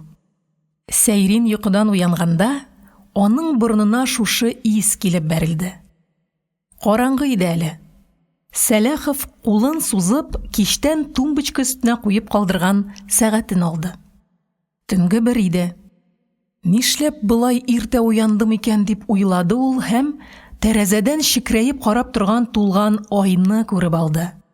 Ай тулган чак икән. Кичә йокларга яту белән аның янына лейтенант Кононенко килеп утырды. Характеристика сорарга килгән иде. Заданиедән әйләнеп кайткач язып бирермен. Нигә ашыгасың, диде Сәләхов. Летчик Кононенко ашыгуның сәбәбен ачып салды. Калган эшкә кар ява, диде ул. Сугыш бит. Иртәгә нәрсә булуын алдан кем әйтә ала? Бүген мин командирларның квалификациясын күтәрү курсына 2 разнарядка килүен белдем. Рапортны бүген тапшырырга кирәк. Миннән алда башка офицерларның тапшырып өлгерүләре бар. Нигә кирәк ул сиңа квалификация күтәрү, дип сорады Сәләхов кызыксынып. Икенче эскадрильяда каласым килми минем, диде Кононенко. Монда перспектива юк. Ростапчинны югары күтәрмәячәкләр. Ул отставкага чыкканчы эскадрилья командиры булып калачак. Әгәр ул күтәрелсә, эскадрилья командиры ярдәмчесе Бондаренконы аның урынына, сезне Бондаренко урынына, мине сезнең урынга куярлар иде. Абылай бернинди үсү булмаячак. Квалификация күтәрү курсыннан кайту белән мине звено командиры итеп билгеләячәкләр. Приказда шулай әйтелгән. Сәйрин Кононенкога характеристика язып бирде. Лейтенантның кайбер сыйфатлары ошамаса да, мактап язды. Чөнки аның эшендә кимчелекләр юк иде. Гел үсү, күтәрелү турында гына уйлап йөри дип язар идең, армия шартларында бу әллә ни зур кимчелек саналмый. Хәтта генерал булырга теләмәгән солдат начар солдат дигән әйтем дә бар ич. Янәшә караватта изрәп Майнагашев йоклый. Шәше бүселеп маңгаена төшкән, ирнәре йомык, йөзендә сабыйлар чираенда гына була торган эшкерсез елмаю. Сулыш алганда егетнең борын тишекләре киңәеп китә. Максим төш күреп ята иде шикелле. Бу бөтенләй Кононенкога охшамаган кеше дип уйлады Сәләхов. Сабыйлыгы бер мыскалга да кимемичә сакланган. Югыйсә, үзе очарга әзерләнеп йөргәндә, һавада чакта, бомба ташлаганда үз яшеннән өлкәнрәк һәм бик җитди булып күренә. Үзенә тапшырылган эшнең искиткеч җаваплы булуыннандыр инде бу күрәсең. Хәер, сугышта җавапсыз эш буламыни? Сугыш Сәйриннәр буынын кулакларыннан тартып үстергән, ашыктырып өлкәннәр сафына керткән иде. Алар үсмерлек чоры тәмен татый да алмый калдылар. Яшәү чорының иң тылсымлы, татлы чагы аларны читтән урап узды. Германиягә фашизм килгән елны мәктәпкә йөри башлаган малайлар үсмерлек аша атлап өлкәннәр рәтенә үттеләр. Хәзер алар кулында ил язмышы иде. Җитдилек өчен килгән битлек белән йөрү шактый авыр иде аларга. Яшәүнең тулы бер чоры бөтенләй төшеп калган. Үсмер чакка хас дуамаллыклар эшләү, ялгышулар кирәк икән ул. Шул ялгышлыкларны төзәтү дәврендә чын табигый җитдилеккә өйрәнәсең икән. Адәм баласы яшәү дәвренең һәр чорын үз вакытында үтәргә тиеш. Балачакның татлы назлары, үсмер вакытның ваемсызлыгы, аның мөлаем гыйсяннары барысы да кеше булырга өйрәнү өчен кирәк икән. Адәми зат дигән бөек исемне күтәреп йөрү өчен шундый җитди өйрәнүләр, шундый сугыштагы катгый сынаулар аша үтәргә кирәк икән. Һөнәр үзләштергәнче, җәмгыятьтәге урыныңны яулап алганчы, иң башта чын кеше, чын шәхес булырга өйрәнергә кирәк икән. Сугышчан заданиягә оча башлагач, тагын бер хакыйкатьне аңлады Сәләхов. Парашютын киеп кабинага киреп утыру белән дөнья ваклыклары, юлдашларыңның теге бу кимчелекләре, сиңа ошамаган шәхси сыйфатлары әллә кая китеп онытыла. Егетләрнең бер генә сыйфатлары кала.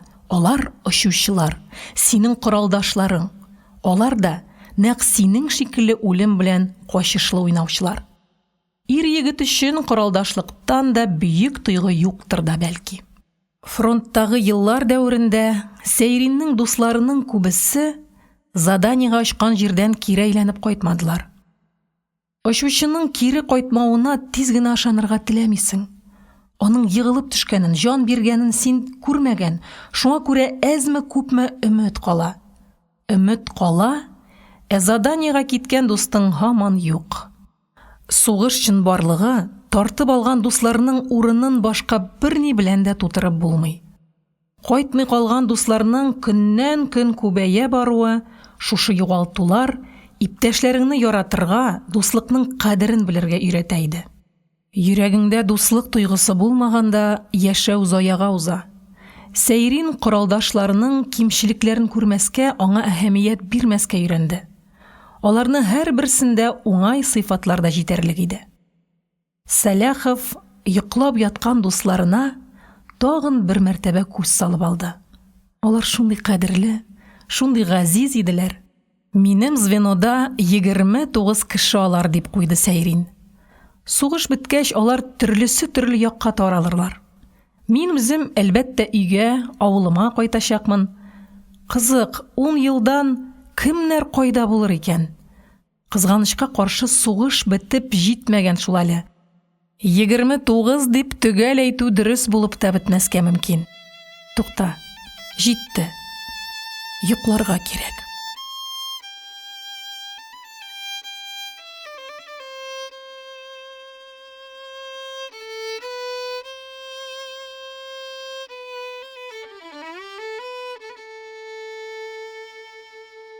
Икенче кисәк. Разыяның хәлен белергә больницага институтның комсомол секретаре Вадим Ильминский килгән иде. Аңа бергә яшәүче кызлар ияргәннәр. Раечка, күз нурым, талон югалтуыңны нигә миңа әйтмәдең дип ишектән керү белән Маша Козлова аның муеныннан кочаклап алды. Ярмәкәева татар кызларына хас кыюсызлык белән яңа мөхитка ияләшергә тырышып, як-ягына каранып тора иде. Чын дуслар алай кыланмыйлар, диде ул, күнегә төшкәч. Белгерткән булсаң, ярдәм итмәс идекмени? Акыллы кызларның төшенә керердәй чамасыз шибәр Ильминский башын селкеп елмая-елмая, «Ну-ну», диде карават янындагы урындыкка җайлап урнашып. «Мондый фортельне көтмәгән идек без синнән, Ислам Нурова». Дусларының килүенә Разыя ихлас күңелдән шатланды. Алар кергәч палата яктырып, хәле җиңеләеп киткәндәй булды. Ауру булуын, гемоглобин җитмәвен, нинди витамин юклыгын мизгел эчендә онытып ташлады. Уен, көлке, шаярулар башланды. Ауруларның күңелен күтәрү өчен оештырылган ясалма шатлык түгел, чын, табигый шатлык, яшьлек шатлыгы килеп керде студентларга ярып. Хәтта ауру хатыннар караватларына турып утырдылар. Аларның да йөзләренә Болыт ортыннан караган кояшка охшаш елмаю галәмәте чыкты. Вадим Ильминский соңгы көннәрдә булган хәлләр турында сөйләргә кереште. Май бәйрәменә әзерләнү башланды бит. Бүген институт ишек алдын җыештырып чыктык. Без ишек алды себерәбез. Сезнең курстагы атка охшаш бер таза егет баганага сөйелгән дә, борының чыгып тик карап тора. Янына килдем. Син нәрсә эшли беләсең дип сорыйм. Урам себерә беләм ди. Тагын нәрсә эшли беләсең дим. Себермәскә дә булдыра алам ди бу зур горурлык белән. Институт яңалыкларына керештеләр. Узган кичне шеф саналган хәрби училище курсантлары институтка килеп кичә оештырып киткәннәр. Настя Дурова үзеннән 20 яшькә өлкән бер майорга кияүгә чыгарга әзерләнеп йөри. Аның әзерләнүләре шактый еш була дип эчтән генә көлемсерәп куйды Разия. Киләсе елгы чыгарылыш имтиханына элекке шикелле дәүләт экзамены һәм диплом эше кермәячәк икән. Хәзер студент үз теләге белән шуларның кайсын булса да берсен генә сайлап ала икән. 3 тәүлек эчендә бер йом үзгәреш туып өлгергән иде. Шушы бер-бер артлы ябырылып килеп торган үзгәрешләргә карап, Разия студент тормышының гаҗәп бай һәм эчтәлекле икәнлеген аңлады. Нәрсә турында сөйләшә башласаң да, әңгәмә сугыш бетү турындагы куанычка әйләнеп килә иде. Тиздән тынычлык. Кулыңны гына сус, аны инде үрелеп тутарлык. Алда зур үзгәрешләр булачак. Куанычлы үзгәрешләр. Яшәү турында бөтенләй башкача кайгыртырга туры киләчәк. Зур планнар корырга, көтәргә, өметләнергә, якынлашып килгән рәхәтлекләр белән туйганчы ләззәтләнергә мөмкин булачак. Сөйләшеп утырган арада 2 сәгатьләп вакыт узганын сизми дә калдылар. Больницага кертү вакыты тәмамланган иде.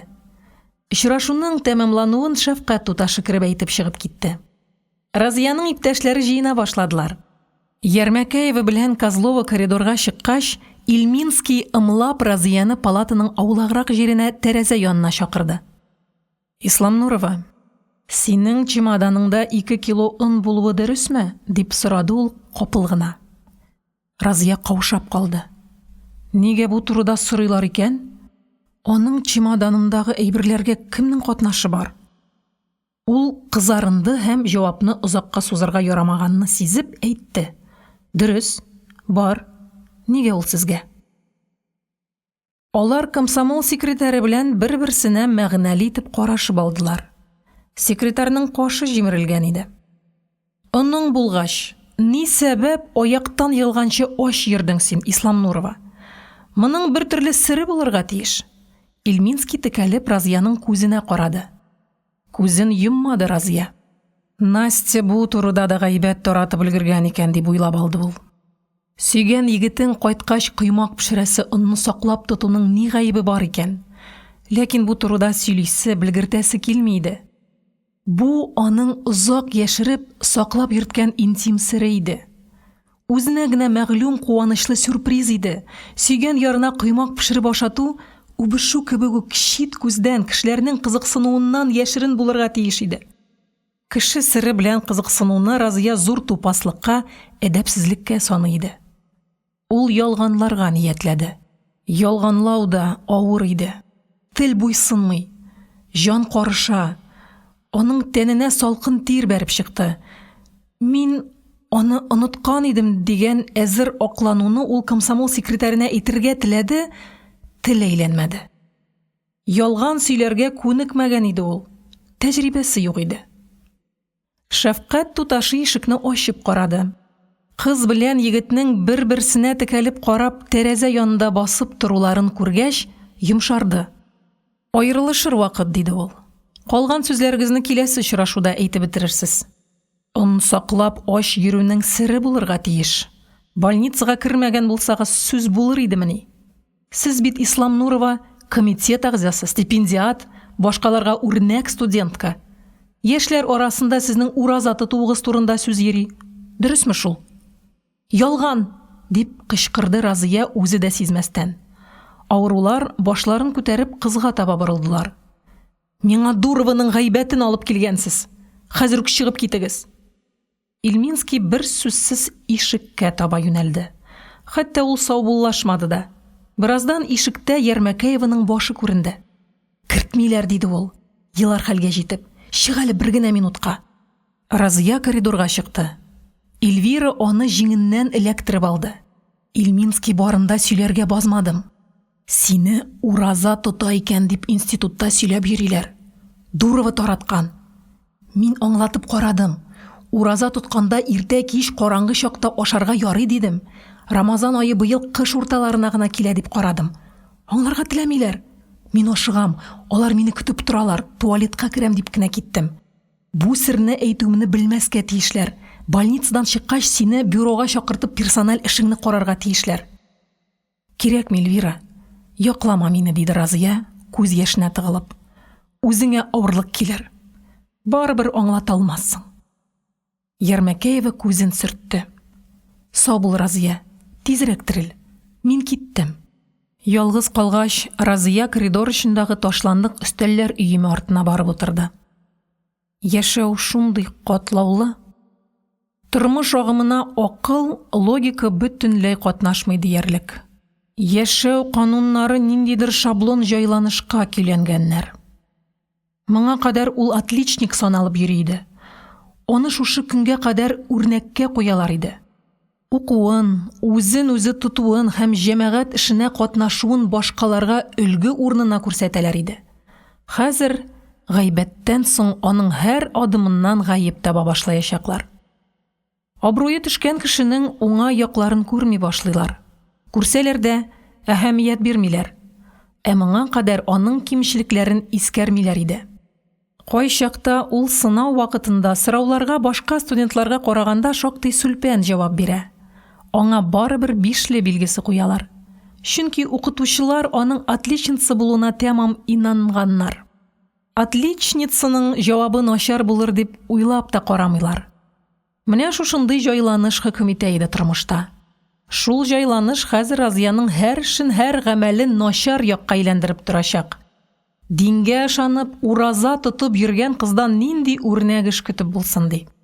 Шуларга ачу итеп бүгеннән ураза тота башларга кирәк дип ачу белән уйлады Разия һәм шундук үзенең ялгышуын аңлап алды. Кемнәргә? Настя Дуровадан тыш үзенә дошман кешене белми иде ул. Киресенчә, һәр очракта, кирәкме юкмы, хәтта җае юк чакларда да аңа һәр вакыт яхшылык эшләргә, игелек күрсәтергә тырышалар. Менә әле дә, әгәр Разия чемоданда сакланган онның серен комсомол секретарена ачкан булса, Вадим Ильминский елмаеп бармак янар иде дә шуның белән эш бетәр иде. Юк, ул дөрес эшләде.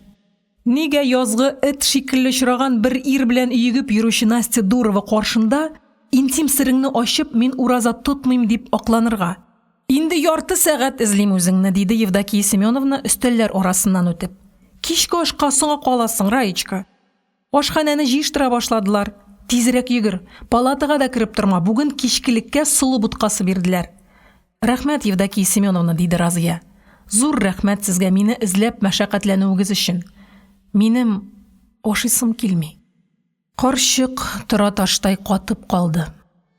Аның бу сүзне сугыш башланганнан бирле ишеткәне юк иде әле.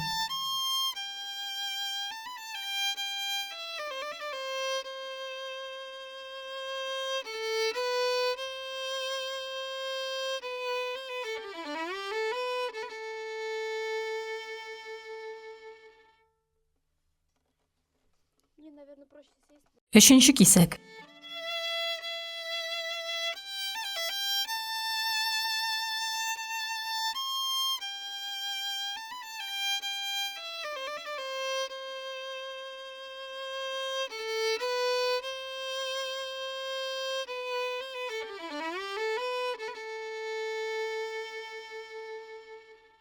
Ай һаман тәрәзәдән карап тора иде.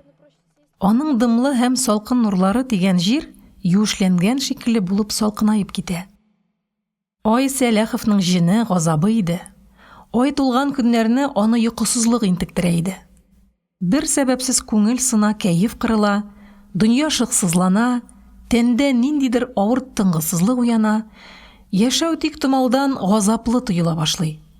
Мондый чакларда бер кемне күрәсең килми, хәтта яраткан дусларыңнан гарык буласың. Сәйрин урыныннан торды. Тәрәзә янына барып, пәрдәне төзәтте. Ай яктысы тукыма аша үтеп керә иде. Тынычланыр өчен Сәләхов коридорга чыгып, бер тын йөреп керде. Йокы качкан иде инде. Армиягә киткәнчедә ай тулыга бәйләнешле тынгысызлыклар булгалады. Ул чакта Сәләхов эчке сыкрануның ай тулыга бәйле икәнен белми иде әле. Бу турыда аңа Ялчинский аңлатты. Ай өянәге белән авыручы төннәрен урыныннан торып, йорт түбәләренә, агач башларына менеп йөри дип сөйлиләр диде ул. Үзе йоклый икән, күзе йомык, үзе бийек йортның түбә читеннән бер курыкмыйча туп-туры атлап бара икән. Алар арасында хәтта телеграф чыбыкларына басып йөри алучылар да була ди. Әгәр андый кешене бийеклектә йөргәндә куркытып йокыдан уятсаң, ул шундук йыгылып төшеп үлә икән дип сөйлиләр. Аны уятырга ярамый ди. Фән аны борынгы инстинктларга бәйләп аңлата. Шушы сүзләрдән соң Сәйрин үзенең башыннан узган берничә сәер вакыйганы исенә төшерде. Бер мәртәбә алар әтисе белән төн куна утынга барганнар иде. Урманның бер аулак аланына туктап, атны туардылар да тышаулап үлән утларга җибәрделәр. Үзләре урын җәеп, арба астына кереп яттылар. Төнге урман гаҗәп шомлы була. Якында гына нәрсәдер кыштырдый. Арба тирәсендә ниндидер утлы бүҗәкләр кыймылдап йөри. Кайдадыр булып төлке өрә. Шул кадәр сәер икән ул төлке өрүе. Әйтерсең, аны бугазыннан кысып тотканнар, үтерергә азапланалар. Сак-сыкка охшатып ниндидер кош кычкыра. Еракта шомлы итеп мәче башлы ябалак елый. Шул тавышларны тыңлап, Сәйрин йокыга китә алмый ятты. Таң алдыннан ул урыныннан торган, арба астыннан чыгып, агачлык эченә кереп киткән, шундый караңгылыкта куе урман эченнән чакрымнан артык җир барган. Юлында очраган агачларга бәрелмичә ул ничектер урап үткән. Упкын өстенә сузылып үскән кәкре каенга үрмәләп менеп азапланганда, әтисе аны күлмәк итәгеннән эләктереп алган иде. Икенче тапкыр шундый хәл сугыш чыккан елны кабатланды. Ул чакта Сәйрин бер дус малаенда куна калган иде. Төз лапас түбәсенә менеп яткач, иртә уятмасыннар өчен баскычны тибеп аудардылар. Монда шундый аулак иде. Алар төн урталарына кадәр йолдызларга карап хыялланып яттылар. Малайлар йокыга киткәч, ай калыккан. Сәйрин урыннан торып, лапас түбәсеннән төшкән, авыл буйлап сәяхәткә чыгып киткән. Кайларда йөрүен һәм нәрсә эшләвен ул хәтерли алмады. Авылның икенче очында яшәүче бер тиле карчыкның ишеген шакып азапланганда, Сәйрин йокыдан уянып китте. Бу куркыныч йорт иде. Аны төнлә түгел көндезен дә, балалар гына түгел, өлкән кешеләр дә ерактан урап узалар иде. Соңыннан, никадәр тырышып караса да, Сәләхов лапас түбәсеннән ничек төшүен, 2 чакрым араны ничек үтүен, авылның икенче урамына нинди максат белән килеп чыгуын хәтерли алмады. Тиле карчыкның баскычына менеп ишек шакый башлаганчы, ул тирән йокыда булган. Бусы шиксез иде. Аның газаплары, куркыныч маҗаралары ай тулган чакта була иде. Нинди генә мөгъҗизалар юк бу дөньяда дип уйлады ул. Аңларга, ачыкларга көч җитмәгән хәлне без тизрәк инкар итәргә ашыгабыз. Бәлки айның кешегә берәр төрле тәэсире бардыр. Ай тулган чакта диңгезләрнең суы күтәрелә. Кай вакыт этләр бер сәбәпсез айга карап өрергә тотыналар. Айдагы үзгәрешләрне бәлки безнең кан сизеп торадыр. Яисә тулган ай нервларга тәэсир итәдер. Сәйрин тиз генә йокыга китә алмаячагын аңлады.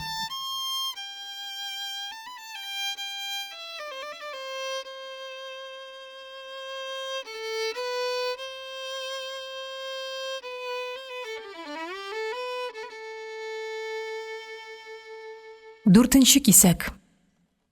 Сәләхов янә урыныннан торды. Шинелен җилкәсенә салып коридорга чыкты. Ишек кырындагы өстәлгә маңгаен терәп Дневальный утыра. Хат укыган җиреннән йокымсырап киткән. Төн уртасыннан соң электр утын сүндерәләр иде. Өстәлдәге коптилканың майы беткән күрәсең. Филтәсеннән сасы кара төтен күтәрелә. Аяк тавышына Дневальный сискәнеп уянды. «Йоклап булмыймыни, иптәш өлкән лейтенант?» дип сорады ул. Сәләхов звеносына беркетелгән кече сержант Ильин иде бу. Коралчы булып хезмәт итә. Сугышка кадәр Гжельдәге фарфор заводында рәсемче булып эшләгән егет. Сәйрин ярата иде Ильинны. Йомшаклыгы, җыйнак һәм гадел яшәве өчен ярата иде ул аны. Кече сержант Ильин да командирына ихтирам белән карый иде. «Һава сулыйсым килә. Тынчу», диде Сәйрин Дневальныйга. «Сезнең экипажны 4-нче яртыда уятырга куштылар. 3 сәгать вакыт калды. Йокларга була әле. Йокыдан үлүче юк дип сөйлиләр. Рәхәтләнеп калыгыз, иптәш өлкән лейтенант». Сәйриннең диккәте «калыгыз» сүзенә тукталды. Нишләп бүген генә йоклап калырга булсын? Сугыш тукталырга тора. Яшәү дәвам итәчәк. Тыныч, татлы йокы бирәчәк көннәр алда шул кадәр күп. Сугышчан заданиены үтәп кайткач, башта боевой 200 граммны куячаклар. Гадәттәгечә, Сәйрин оннан баш тартачак. Аннан соң аларның өчесенә дә 1 тәүлек ял бирерләр. Шул ялда Майнагашев белән Ялчинскийны яртып, Сәләхов урманга барыр. Урманда йөреп барып кайткач, майга салган шикелле эреп йокларга була. Туйганчы йоклыйсы көннәре күп әле аның. Киләчәктә Сәйринне тәмле йокы һәм рәхәт тормыш көтә. Тыңгысыз төннәрнең соңгысыдыр бу бәлки. Ильинның сөйләшәсе килә иде. Сәләховны яныннан җибәрәсе килмичә, ул берничә тапкыр сүз кузгатып карады. Файдасы тимәде. Сәйрин коридор аша ишек алдына саф һава суларга чыгып китте.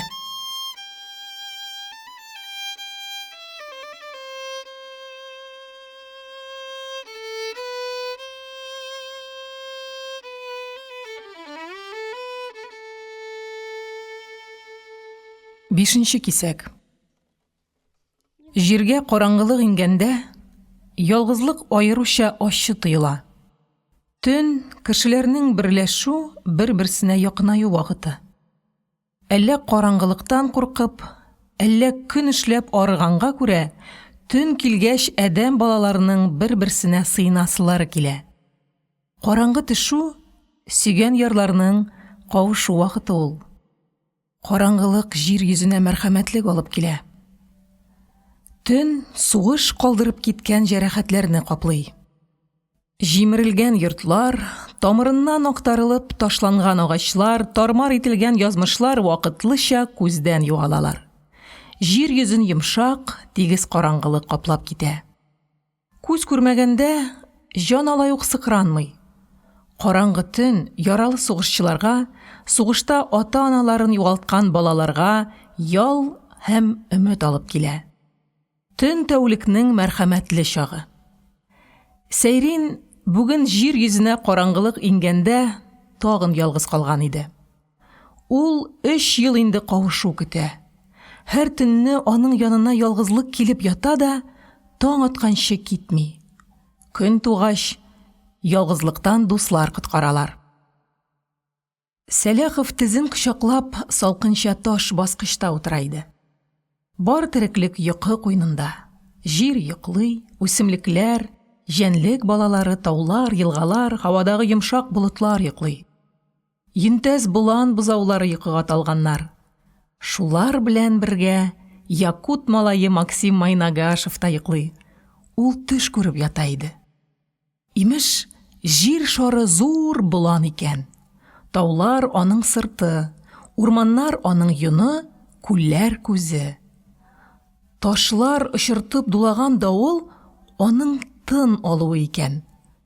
Болан нигәдер ыңгыраша. Мискиннең тәне авырта торгандыр. Аның тәнен тотар җәрәхәт каплаган. Аны самолетлардан бомба ташлап, ту батып җәрәхәтлиләр. Бу төнне күк йөзендә кара болытлар йөзә иде. Алар әкрен генә көнчыгышка, Максимның һәм Сәйриннең туган якларына таба агылалар. Болыт арасыннан тулган ай килеп чыкты. Салкынча авыр нурлар Максимның битенә килеп бәрелделәр. Бит тылсымлы булып яктырып китте.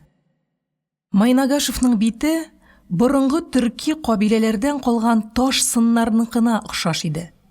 Нәкъ шушындый битле сыннар Гоби чүленнән алып Карпат тауларына кадәр таралган ялгыз курганнар өстендә киләчәк гасырларга карап моңаеп утыралар. Аларның күзләре шиксезлеккә төбәлгән. Йөзләрендә илаһи тынычлык, өмет тә, өметсезлек тә юк аларның күз карашында. Мал, дан, өстенлек күптән татып каралган. Мал да, дан да, өстенлек тә бәхет китерми. Аларның берсе дә мәңгелек түгел. Бер генә нәрсә дә адәм баласына мәңгелеккә бирелмәгән. Шул сыннарның берсе Майнагашевның гасырлар артында югалган бабасы булырга тиеш. Нишләп якутлар чәчәкләргә күмелеп яткан җылы далаларны ташлап, җир шарының иң кырыс, иң салкын төбәгенә күчеп киткәннәр икән? Әгәр шул таш сыннарны тергезеп булса, алар барысын да сөйләрләр иде. Хәзер инде таш сыннар үзләре бетә баралар. Тышта моңлы яз сулышы. Шык төшкән. Юрган астында җылы, рәхәт иде. Тиздән Максимны уятачаклар. Лейтенант Майнагашев сугышчан заданиены үтәргә китәчәк. Һавада очып бару һәм бомбага тотасы объектны эзләп табу өчен көч, үткен акыл һәм зур түземлек кирәк. Максим йоклый. Көч, акыл, түземлек туплый. Майнагашевның төше әкренләп болан көтүенә әверелде. Тундраны бер офыктан икенче офыкка кадәр зур көтү каплаган имеш. Боланнар бутаклы мөгезләрен сыртларына салып, тау артына төшеп барган кайнар кояшка таба чабалар. Аларны куып җитеп туктатырга кирәк икән. Имеш армия штабыннан килгән фәрман шундый. Туктатырга һәм штаб каршысына китереп сафка тезәргә. Максим болан көтү артыннан йөгерә. Боланнар һаман чабалар, өлгереп булмый. Куып җитеп туктатмасаң, хайваннар офык читенә туктаган кояшка утырып, башка планетага китәчәкләр. Ничек кенә булса да туктатырга кирәк. Офык читеннән кара самолет күтәрелеп китте, канатларында фашист дәресе свастика. Эре калибрлы пулемет атарга тотынды. Максимның йөрәген курку авырттырып кысты, ул йокыдан уянды. Лейтенант Майнагашев офицерлар казармасында йоклап ята иде. Кемдер тәмле итеп гырылдый, мышнаган тавышлар ишетелә. Йокларга, ял итәргә кирәк. Алда җаваплы задание.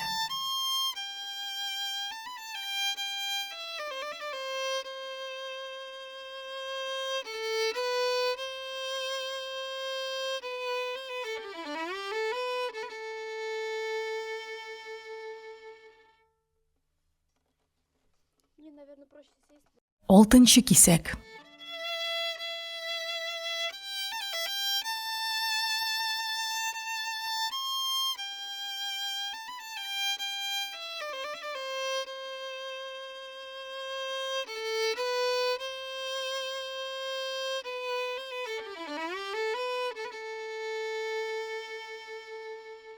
Безнең гаскәрләр Берлинны чолгап алганнар.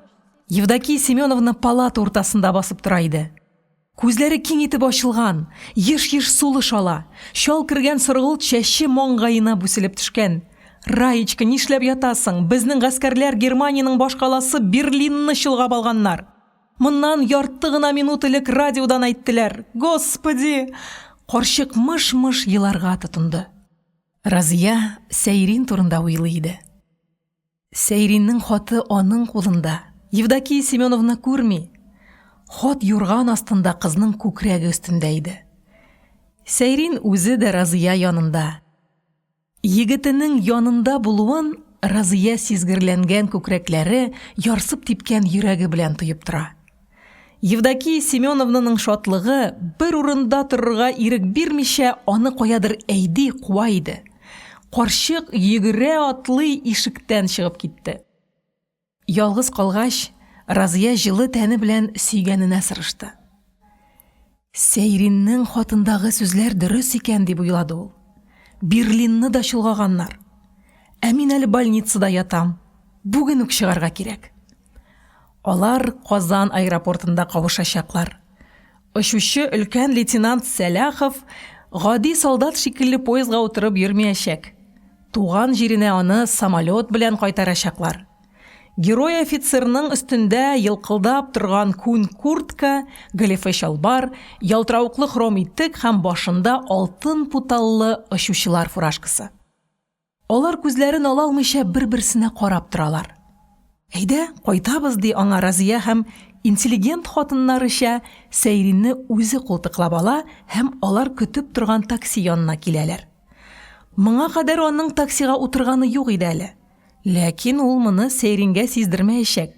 Гомер буе гел таксига утырып йөргән кеше шикелле кыланачак. Фронттан самолет алырга килүче офицерлар Настяны тулай торакка таксига утыртып китерәләр иде. Җиңел машинага утырып кайтуына Дурова шиксез горурлана иде. Кыз очып тулай торакка килеп керә, тәрәзәне ачып ташлый, китерүче егеткә кул булгый. Настя ничә тапкыр үзенә ияртергә теләп Разияны кыстап карады. Ялынды, ялварды, үчекләп мәсхәрә итеп көлеп карады. Күнмәде Разия. Ул сөйгән яры кайтканчы бер кая йөрмәскә сүз биргән иде. Кыз бәйрәмнәрне, күңел ачуларны Сәйрин кайтуына саклый иде. Гомерендә беренче мәртәбә аңа ярып танцыга барачак. Аның терсәгенә тотынып, бер аяктан атлап, оялмыйча гәүдәсенә сырышып барачак. Беренче мәртәбә аның белән таксига утырачак, беренче мәртәбә ресторанга. Бу сүз аны нигәдер куркыта иде. Шул бинага керү Разиягә ничектер җинаять тоела иде. Ул йортка бары тик азгын кешеләр, мәхәббәт һәм намус белән алыш-биреш итүчеләр генә йөри кебек тоела иде. Бу фикернең тулысынча дөрес түгел икәнлеген аңлый иде Разия, ләкин никадәр тырышса да, шушы ышануларыннан арына алмады. Сәйрин теләсә, ул ресторанга да барачак. Аның белән бергә булганда Разия беркемнән, бер нәрсәдән дә курыкмаячак. Аның үзе белән бергә. Үзе сүзен ул татар хатыннары шикелле тантаналы, тирән мәгънәле, тоташ ихтирам белән әйтергә өйрәнеп килә иде. Такси Казан аэропортыннан кузгалып китәчәк. Очраган кешеләр хайран калып карап калачаклар. Нинди бәхетле кыз бу? Янындагы летчигын күр, күкрәге тулы орден, ә үзе бар бит бу дөньяда бәхетле кызлар дип сокланып карап торачаклар. Разия Сәйринне тулай торакка алып кайтмаска булды. Тулай торак бүлмәсе андый кеше белән очраша торган урын түгел иде. Инде күптән сөйләшенеп куелган. Казанда аларның авылдашлары Мәхмүрә исемле хатын яши. Мәхмүрә апаның ире үлгән, малайлары фронтта, ул ялгызы 3 бүлмәле гүрнәчә кебек фатирда тора. Фатирны мичкә ягып җылыталар. Шушы ягы бик мөһим иде Разиягә. Фатирның авыл йортындагыча салынган миче, иң кирәге шул иде. Кайтып керү белән, сөйгән егетен түргә уздырып, өстен алыштырып та тормыйча Разия алъяпкыч бәйләп алачак. Он, май, йомырка, утын барысы да әзер. Ул кыймак пешерергә тотыначак.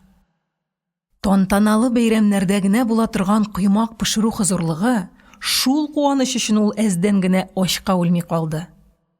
Исән. Ул ачка үлсә дә кыймак янына ягылмас иде. Мичтә дәртләнеп кызыл ялкыннар бии. Кайын утыны шартлап яна, табалар кызган, өйдә шиксез татлы камыр исе. Ул бит теге гомуми ашханәләрдә кемгә икәнлеген белмичә туылган кәҗүнни камыр түгел. Кыймак камырына Разия 3 йомырка сытачак, тугылар алдыннан сөт һәм май эретеп салачак. Май камырның үзендә булганда кыймак аеруча тәмле пешә. Табага да майны кызганмыйча салырга кирәк. Майда кайнап пешсен. Сейрингә дигән коймак бит. Пешереп бетергәч, Разия коймакларны табага өяшәк. Табаның өстен ябып һәм тагын май салып, аларны кайнар мичкә куячак. Авылда яшәгәндә Разия коймакны бал, коймак һәм кура җиләге белән генә ашап була дип йөри иде. Чеховның бер хикәясеннән ул коймакны балык уылдыгы, Сөләйман балыгы һәм тагын әллә нинди татлы нәрсәләр белән ашап булуы турында укыды. Балык уылдыгы табыла ул, акчаң гына булсын. Кичләрен хат таратырга ялланып, уылдыкка җитәрлек акча эшләргә сөйләшеп куйган иде инде. Больницага керү комачаулады. Сәйрин белән Разия икәүләп коймак белән чәй эчерләр. Сәйрингә пешерәсе коймак турында уйлаганда, кайчакта ашыйсы килүдән Разияның күз аллары караңгыланып китә иде. Бер генә уч он алып үземә пешерсәм, аңа да калыр җитәр иде әле дип тәмам тәвәккәлләп бетергән чаклары да була иде. Кыз түзде. Тимәде ул Сәйрингә дип сакланган онга. Ураза тота дип мәсхәрә кылсыннар, институттан куып чыгарсыннар, хәтта төрмәгә япсыннар. Коймак онын ул Сәйрин кайтканчы саклаячак. Коймаклап чәй эчкәч, Разия сөйгән ярын шәһәргә алып чыгачак. Сәйриннең шушы көнгә кадәр Татарстанның баш каласын күргәне юк. Сәйрин чит илләрдә әллә нинди матур шәһәрләрне карап йөргәндер бәлки, ләкин Казан бөтенләй икенче шәһәр. Ул безнең үз шәһәребез, нигезен бабаларыбыз салган шәһәр. Разия сөйгән ярын Тукай йөргән урамнарга алып барачак. Кремльгә, Сөембикә манарасын карарга. Сәйрингә сөйләр өчен ул Казан турында әллә ничә китап укып чыкты. Сәйрин сөйгән ярының Казан турында, аның истәлекле урыннары турында шул кадәр күп белүен күреп, чын күңелдән куаначак. Кич белән алар Камал театрына барырлар. Татар театры мондагы һәйкәлләр шикелле үк егеткә тансык булырга тиеш. Фараз итүнең иң катлаулы өлеше театрдан кайтып кичке чәйне эчкәч, ятар вакыт җиткәндә башлана иде. Саубулашкан чакта кочаклашып үбешерләр. Үбешүнең бармак очларына кадәр тарала торган татлы газабын, аның буыннарны йомшарта торган тетрәндергеч көчен кыз Сәйринне армиягә озатканда татып карады. Шул чакта тәнгә ашкындыргыч дулкыннар таралган, тын кысылган иде. Шундый котылгысыз илаһи рәхәтлектә Разия үзенең затын, җинесен югалтып, соңгы күзәнәгенә кадәр Сәйрингә кушыла башлавын тойган иде. Шул хәлнең кабатлануыннан курка иде Разия. Курка һәм каршы тора алмыйча шул мизгелгә ашкына иде.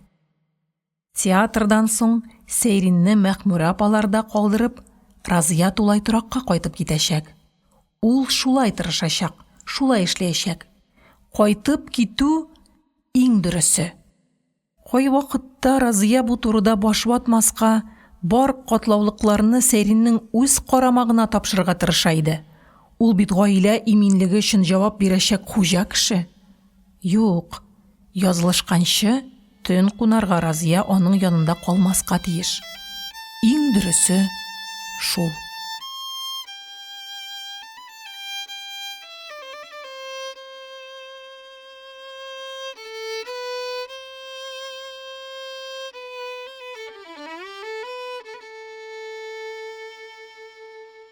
Җиденче кисәк. Командиры йокыга китә алмыйча уйланып ятканда, укчы радистның да күзе ачык иде. Аның уйлары әнисе тирәсендә әйләнеп йөриләр. Әллә эше артык тыгыз булды, әллә әтиләр гомумән шундый булалар. Марсель һәм аның ике сеңлесе аталарын сирәк күрделәр. Балалары йокыдан торганчы ул эшкә киткән була иде. Аннан кайту белән ашык-пышык кына капкала бала да язарга утыра. Ялчинскийның әтисе тарих буенча зур китап яза иде. Сирәк, бик сирәк килә торган бәйрәм көннәрендә генә ул улы белән шахмат уйный һәм җәй көннәрендә бер-ике мәртәбә балаларын диңгезгә алып төшеп су коендыра иде. Әнисенең дә күп вакыты музыка мәктәбендә дәрес биреп, гастрольгә йөрүдә һәм кичке концертларда үтә иде. Шуңа карамастан, өйгә кайткан арада әнисе балаларын назлап сөяргә өлгерә иде. Шушы мизгелне алар түземсезлек белән көтеп алалар иде. Бала назлау, бала сөйеп үстерү өчен яралган кеше иде Марсельнең әнисе. Менә хәзер, егет булып җиткәч тә үз гомерендәге иң кадерле, мәңге онытылмаслык хатирәне әйт әле дип сорасалар, Марсель 1 минут икеләнеп тормыйча, әниемнең иркәләп сөюе дип җавап бирер иде. Концерт залы, зал шыгрым тулы, тыңлаучыларның авызлары ярым ачык, күзләре бер ноктага текәлгән. Сәхнә уртасында ялгыз кара рояль. Блютнер фирмасы ясаган зур концерт коралы. Әйтерсең, рояльне сихер белгән өчен ялгызлыкка дучар иткәннәр. Марсельнең әнисе дә ялгыз. Ул арыган бармакларын ак клавишалар өстенә салып, ял итеп утыра. Сәхнәне караңгылык чорнаган. Прожекторларның аяусыз чаткылары караңгылыкны тишеп ялтыравыклы чатыр ясаганнар. Чаткылар әнисенең кара гипюрга төрелгән гәүдәсенә терәлеп туктаганнар да, аны җибәрмичә сәхнә уртасында тотып торалар. Көчле яктылыктан аның күзе чагыла. Шундый кызганыч, шундый газиз иде ул шушы минутта. Залга кергәндә тамашачылар бөтенләй икенче төрле иделәр. Тәккәберлек, минлек тойгысы баскан иде тамашачыларны. Өсләренә моң тылсымы ява башлагач, кинәт үзгәреп киттеләр. Рояльдан чыккан авазлар сүз белән аңлатып булмаслык бөек хакыйкатьне турыдан-туры тамашачыларның йөрәкләренә илтеп тапшыралар.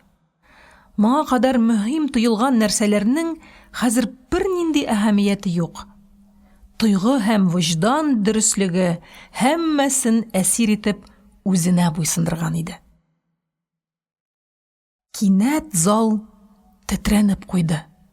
Күктән таш яуган, тау елгасы аккан тавышлар ишетелгәндәй булды.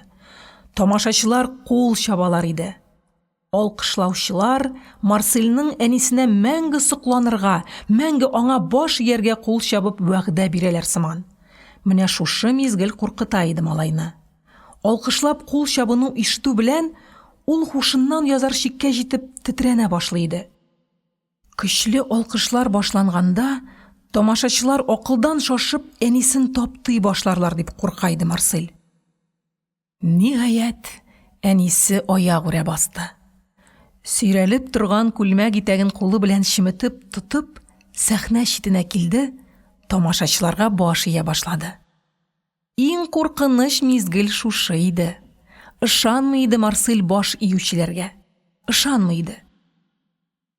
Баш ию алкышлаудан да куркынычрак иде.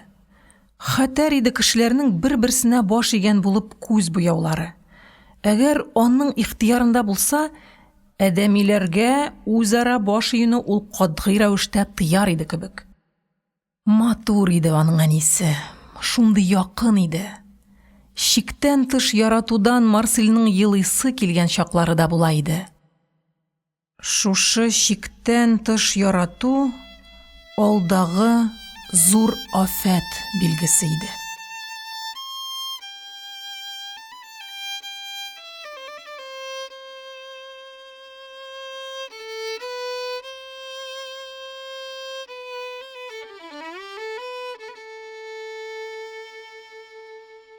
Сигезенче кисәк. Концерт беткәч, Марсель сәхнә артына күтәрелә иде. Әнисе аны көтеп торган була. Күрү белән кочаклап алып, күкрәгенә кыса башлый. Алар бер-берсенә сырышып, әкрен генә баскычтан төшәләр. Концерт бетүгә һәр кичне такси чакырылган була. Чакырылган һәм түләнгән. Марсельнең әнисе машинага утырырга теләмичә бер тын бәхәсләшә. Аның таксины кем чакырганын беләсе килә иде. Шофер бер сүз дәшмичә аның әнисенә сыкланып карап тора. Шит кешеләрнең сыклануы шиксез рәнҗетә иде Марсельне. Җәяү генә кайтыйк улым, ди әнисе. Мин арыдым, ял итәсем, тынычланасым килә. Алар җәяүләп китәләр. Такси артларыннан ияреп бара. Арттан машина ияреп килгәндә сөйләшеп булмый. Берни эшләп булмый сине машина эзәрлекләгәндә. Алар ихтыярсыз таксига кереп утыралар. Шәһәр утлары, урам уртасыннан сөйрәлеп шуышкан көрән трамвайлар, каядыр ашыгучы җәяүлеләр җиңел машина тәрәзәсе яныннан артка таба агылалар. Төнге шәһәр малайга әллә ничек сәер тоела. Әйтерсең, төнгә каршы шәһәргә бөтенләй башка бер планета ияләр җыелалар. Кайтып җиткәч, алар икәүләп киң мәрмәр баскычтан икенче катка күтәреләләр. Марсель тынычлана. Ул үзен әкияттәге батыр итеп сизә иде. Ул бит әнисен тамашачылар золымыннан коткарды. Урамда сагалап йөргән пиратларга бирмичә әнисен өйгә алып кайтты. Әнисе урын җәеп Марсельне йокларга яткыра. Чыгып китәр алдыннан башыннан сыйпап озак итеп үбә. Шуннан соң гына алар әтисе белән икәүләп чәй эчәргә утыралар. Аларның кухняда басынкы гына сөйләшүләре ишетелә. Чәйдән соң әнисе малай янына тагын керә. Әнисенең тылсым белгән матур бармаклары аның чәч арасына кереп назлап сыпырырга керешәләр. Малайның тәненә иң матур музыка яңгырауына охшаш рәхәтлек йөгерә. Кайда икән хәзер аның әнисе? Исәнме икән? Сәләте, таланты исәнме икән? Бармаклары? Шушы урында Ялчинскийның күз аллары томалана, бугазына ачы төер тыгыла иде.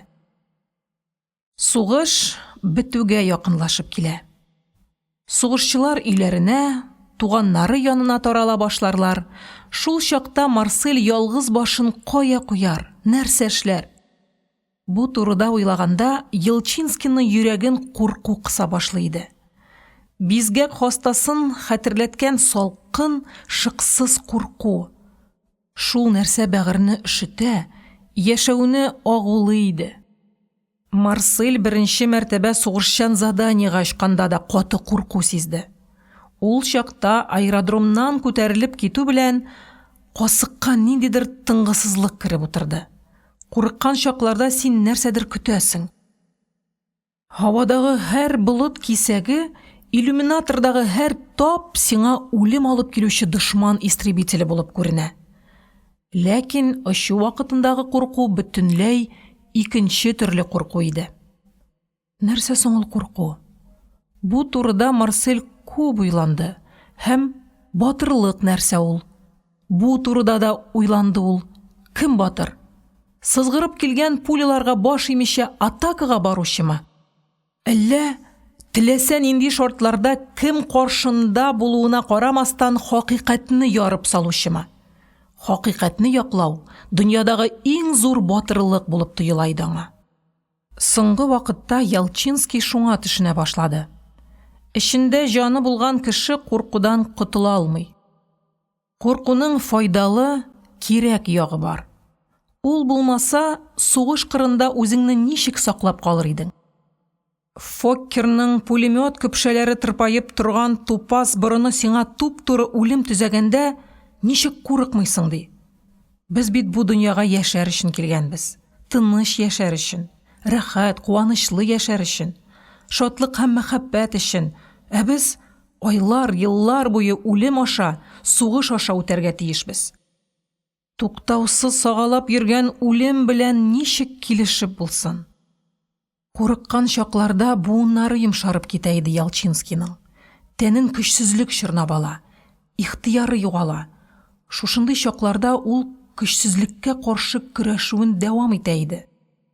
Һәм шулай итеп ул паникага бирелмәскә өйрәнде. Аның эчендә ниндидер бер егәрлек туа башлады. Шул егәрлек заданиягә ачкан сайын һаман үсә, ныгый бара иде. Хәзер ул зиһене таралып, буыннары йомшарган чакта да эшен дәвам иттерә ала. Батырлык шушыдыр бәлки. Туганнан бирле диярлек аңа лаеклы яшәү турында күп сүзләр ишетергә туры килде. Нәрсә ул лаеклы яшәү? Яшәргә өйрәтүчеләрнең сүзен тыңлаумы, әллә башыңны югары күтәреп туры үз кыйблаңа таба барумы? Сугыш бетеп килә. Бу турыда уйларга кирәк булачак. Сугыш безнең җиңү белән тәмамлана. Шундый зур куаныч, шундый шатлык. Йокыга китәр алдыннан гына ул җиңү безнең башны әйләндермәс микән? Моңа тарихта хәтсез мисаллар бар дип уйлап куйды.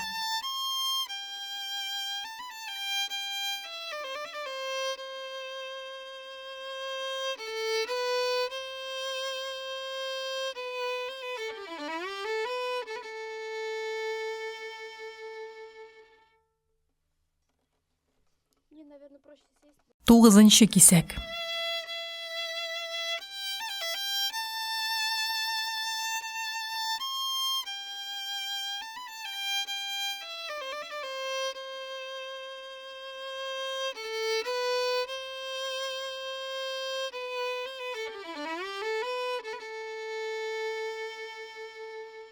Дивизия командиры полковник Соколов үз гаиләсе белән аерым йортта тора иде. Аның хатыны хәрби врач сугыш башланганнан бирле ире янында хезмәт итте. Соколовның бердән бер кызы да кияүгә чыкканчы штабта машинистка булып эшләде. Сугыш шартларында да полковникның гаилә тормышы әллә ни бүленмичә, үзгәрмичә үз көенә ага бирде. Бүген дивизия командиры армия штабыннан килгән подполковник Павловны кичке чәйгә чакырган иде. Сөйләшергә күңеллерәк булсын өчен үзенең штаб начальнигы полковник Филимоновны һәм кияүе өлкән лейтенант Орловны да алып керергә туры килде. Дөресен әйткәндә, чакыруның төп максаты штаб офицеры белән кияүен таныштыру иде.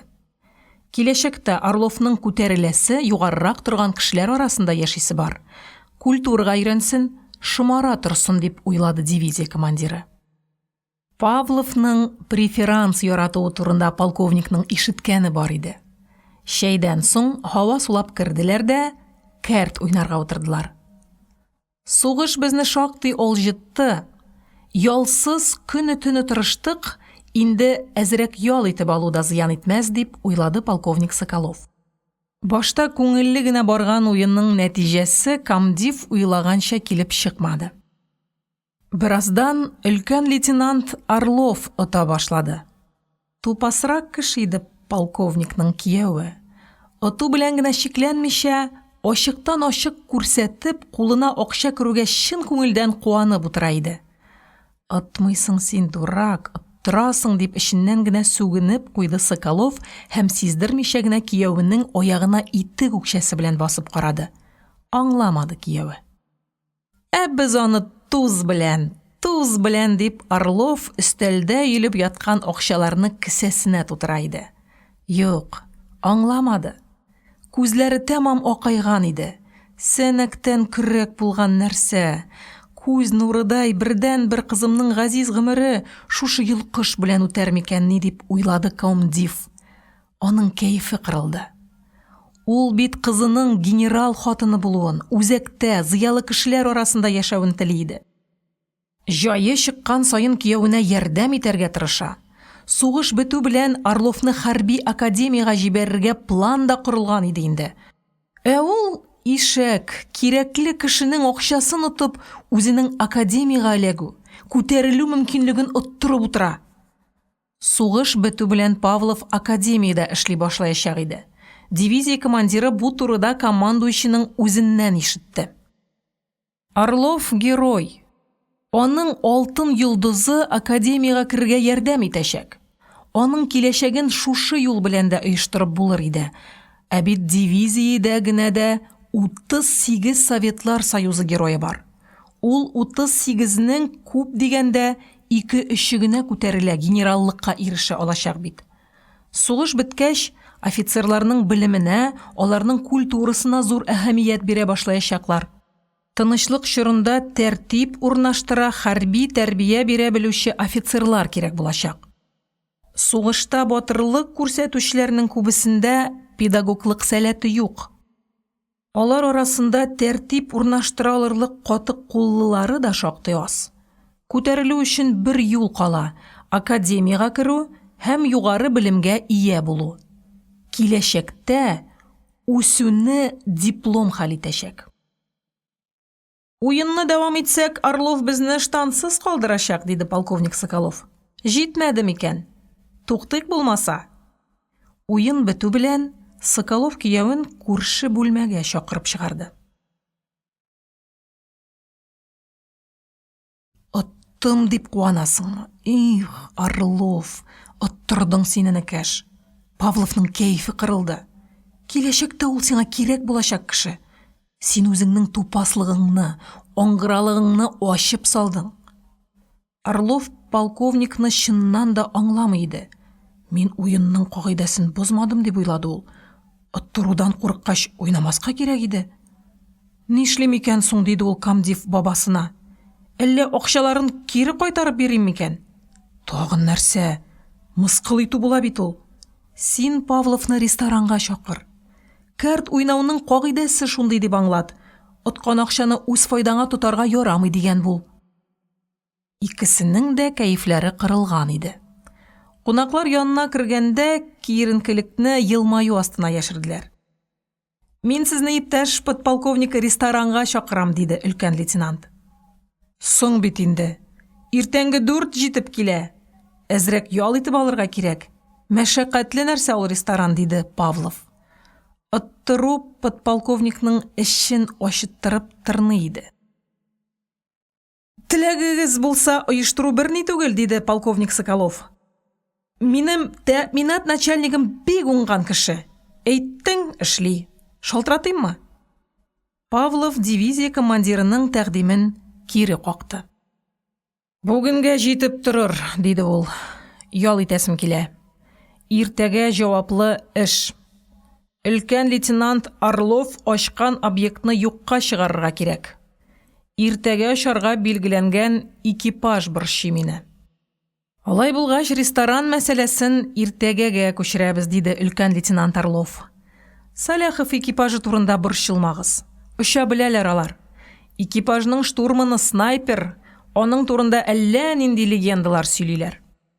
Заданиегә очасы экипаж турында борчыла күрмәгез, диде штаб начальнигы Филимонов та. Сәләтле егетләр, сезгә иптәш подполковник бер үтенечем бар. Командующий белән сөйләшеп карагыз әле. Бәлки, ул заданиене 1-2 көнгә тоткарлый алыр. Ашыкмаска кирәк иде. Хәбәр итеп карагыз әле, яме?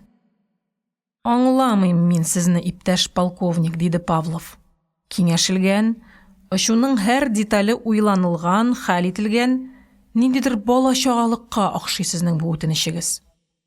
Подполковник Павлов өлкән офицерлар өчен билгеләнгән кунак йортына юнәлде.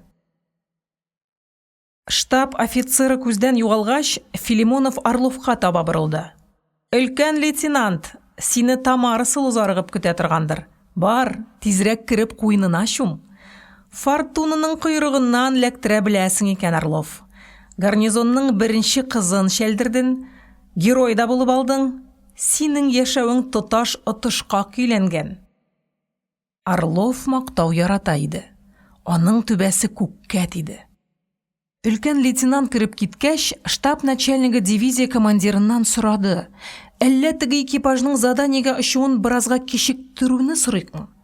Нигә, диде Соколов дорфагына. Аңламыйм мин сине, Григорий Порфирьевич.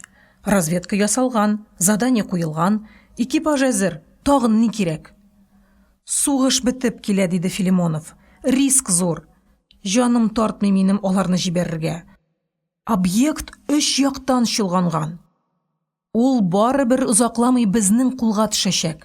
Җимермичә генә алу әйбәтрәк булыр иде дип әйтүем. Дивизия командиры бер тын дәшми торды. Юк, диде ул йомшара төшеп. Без хәрбиләр. Куертмык фәлсәфә. Приказ алынган. Без аны үтәргә тиеш. Безнең дивизияга фәлсәфә үрчетер өчен билгеләмәгәннәр. Тәмле йокы, Григорий Порфирьевич. Полковник Соколов исереп чыгып киткәч, штаб начальнигы тагын бер тын төннең тынычлыгына сокланып карап торды. Нинди тәҗрибәле әйбәт командир үзе, дип уйлады Филимонов дивизия командиры турында. Башка вакытта аннан да гадел кеше юк. Бу юлы нәрсәдәндер курка. Кияүнең исеменә тап төшерәсе килми күрәсең. Ошуны туктатсам, разведка мәгълүматлары җитмәүдән дип уйларлар дип шелли ахрысы. Йокларга ятар алдыннан штаб начальнигы ваннада кыйнып чыкты. Урнына менеп яткач, тагын заданиягә очасы экипаж турыда уйлап алды. Әллә чыннан да Соколов әйткәнчә юкка гына паника куптарып йөрим микән? Хәзер немецларда баш саклап калу кайгысы көчлерәк. Бәлки каршылык күрсәтеп тә тормаслар.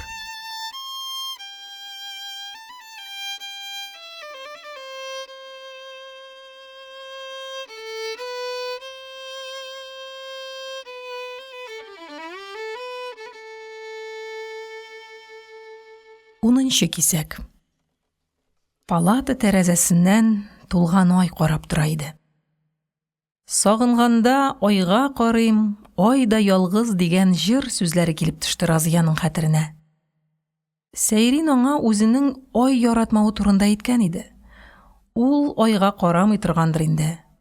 Әгәр шушы мизгелдә ул да айга карап торган булса, аларның күз карашлары очрашыр иде. Разия ай нурларын ярата иде. Алар ниндидер татлы хисләр уятып, уй фаразларны көчәйтеп җибәрәләр. Ай яктысы ниндидер рәхәт тынычлык китерә. Теләкләрең көчәя, өметләрең ныгып киткәнен сизәсең. Сәйрин нигә ай яратмый икән? Әллә аңа бәйләнешле берәр үкенечле истәлеге бармы икән дип уйлады Разия. Башка авырулар йоклыйлар иде. Тәрәзә янындагы караватта йөрәк авыру белән кергән Евдокия Семеновна ята. Кайсы бер хатын кызга матурлык картлыкка ияреп килә. Яшь чагында шибәрлеге уртача гына булган кыз гомеренең соңгы елларында кинәт танымаслык булып матурайып китә. Бу хәл бай эчтәлекле рухи тормыш белән яшәгән хатыннарда очрый. Карчык шундыйлардан иде. Сабыр табигатьле, интеллигент карчык. Пенсияга чыкканчы Казан университетында рус әдәбияты укыткан. 4 тәүлек эчендә алар дуслашып өлгерделәр. Аңлашу дөнья хәлләре турында сөйләшүдән башланып китте. Евдокия Семеновна революциягә кадәр Казан университетының шәрык бүлегендә эшләгән күренекле галим кызы иде. Карчык татар тарихын, җирле гореф-гадәтләрне, көнкүреш ысулларын белүе белән Разияны таң калдырды. Шул кадәр бай һәм катлаулы иде туган халык тарихы. Евдокия Семеновна күбрәк Болгар чоры һәм Казан ханлыгы турында сөйләде. Бу турыда Разияның бер генә китапта очратканы юк иде. Җирле халыкның көнкүреш культурасы урта гасырларда шактый югары булган, диде аңа Евдокия Семеновна. Мәсәлән, Мәскәү князьлегендә салымны морҗага карап алган чакта Казан татарлары аны сабан саныннан түли торган булганнар. Сөйләшә торгач, алар рус әдәбиятына күчтеләр. Шушы әңгәмәләрдән соң Разия әдәбиятның нәрсә икәнлеген аңлый башлады. Әдәбиятның язмышлар фәне, хакыйкать һәм вөҗдан дәреслеге булуын аның моңа кадәр ишеткәне юк иде әле. Институтта аларны әсәрдән уңай һәм кире образлар йолкып алып, шуларны яттан белергә өйрәттеләр. Евдокия Семеновна уенча бу ысул әдәбиятны тирән аңларга комачаулы иде. Карчык ялгыз яши иде. Больницадан чыккач, Разия карчыкның хәлен белеп, аңа ярдәм итеп йөрергә булды. Евдокия Семеновнага янәшә караватта заводта эшләүче токарь кыз Шакирова Сәлимә ята иде. Авылча ялчан, авылча тыйнак һәм эшчән иде бу кыз. Үзенә нәрсә кисә шул килешә. Танышканнан соң ярты сәгатьтән дус булып китә. Разия белән дә алар бик тиз дуслашып киттеләр. Сәлимәнең сул күзен супырттан ычкынып киткән металл кыйпылчыгы тишкән иде. Токарь кыз сыңар күзле булып калудан куркып, көн сайын елый иде. Больницада ятуның бер үзенчәлеге бар. Мондагылар тирә-юньдә гел үзләре шикле сырхауларны гына күреп торалар. Аларга уртак тел табу җиңел. Башка авырулар Сәлимәне юаталар. Сыңар күз белән дә бәхетле яшәп була дип аңлаталар иде.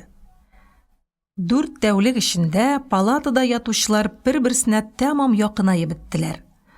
Авырлык килгәндә ондагы һәркем, һәр кайсы сиңа рухи терәк булырга әзер иде. Безнең язмышлар белән шәфкатьлелек идарә итә дигән фикергә килде Разия. Настя Дурова шикелле үч һәм гайбәт белән куанып яшәүчеләр шактый сирәк очрый. Кешеләрне берләштерүче төп канун – шәфкатьлелек. Көненә 2 тапкыр кадаган глюкоза уколы, балык майы, ял кызның хәлен яхшыга үзгәртеп җибәрде. Баш әйләнү һәм хәлсезлек бетте. 2 ай аны интектереп торган тавык күзе юкка чыкты. Яшәү рәхәт һәм куанычлы иде. Разиягә больницадан чыгуны ашыктырырга кирәк иде. Беренчедән тиздән сынаулар башлана, икенчедән сынаулардан да мөһимрәк тагын бер эш бар. Сәйринне каршылар вакыт җитеп килә. Аны зурлап, лаек итеп каршыларга кирәк иде. Билгеле, даваланып җитү дә бик җитди мөһим нәрсә. Разияга сәламәт булу кирәк. Тиздән аның кулына үсмер балаларының язмышлары тапшырылачак. Бу бик авыр эш. Аны уңышлы алып бару өчен нык сәламәтлек кирәк. Укыту эшенә тагын бер зур вазифа өстәлә. Сәйрингә тыныч, рәхәт һәм ышанычлы тормыш шартлары оештыру вазифасы. Бу эш укыту, тәрбия бирү кебек үк җаваплы. Бәлки тагы да җаваплырактыр әле. Разияның сөйгән яры рәхәт торырга тиеш. Ул 3 ел фронтта булды, яраланып ятты, һәр көн үлем аша үтеп йөрде. Мул, тыныч тормышка лаеклы ул хәзер. Разия үз ягыннан аңа җил яңгыр тидермәскә тырышачак. Әгәр мәхәббәт туу белән өйләнешеп яши башлаган булсалар, Разия күп нәрсәне аңлап өлгерә алмый калган булыр иде. 3 ел туктаусыз сөйгән ярын уйлап йөргәндә, ул күп нәрсәне аңлады. Гаиләдәге иминлек, татулык, тынычлык өчен ул җавап бирәчәк.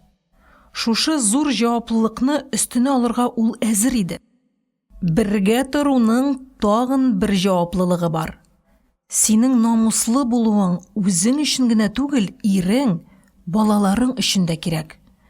Җәмгыять өчен дә кирәк бу сыйфат. Разия соңгы сулышына кадәр Сәйриннең исеменә тап төшермәскә тырышачак. Ул моңа әзер иде.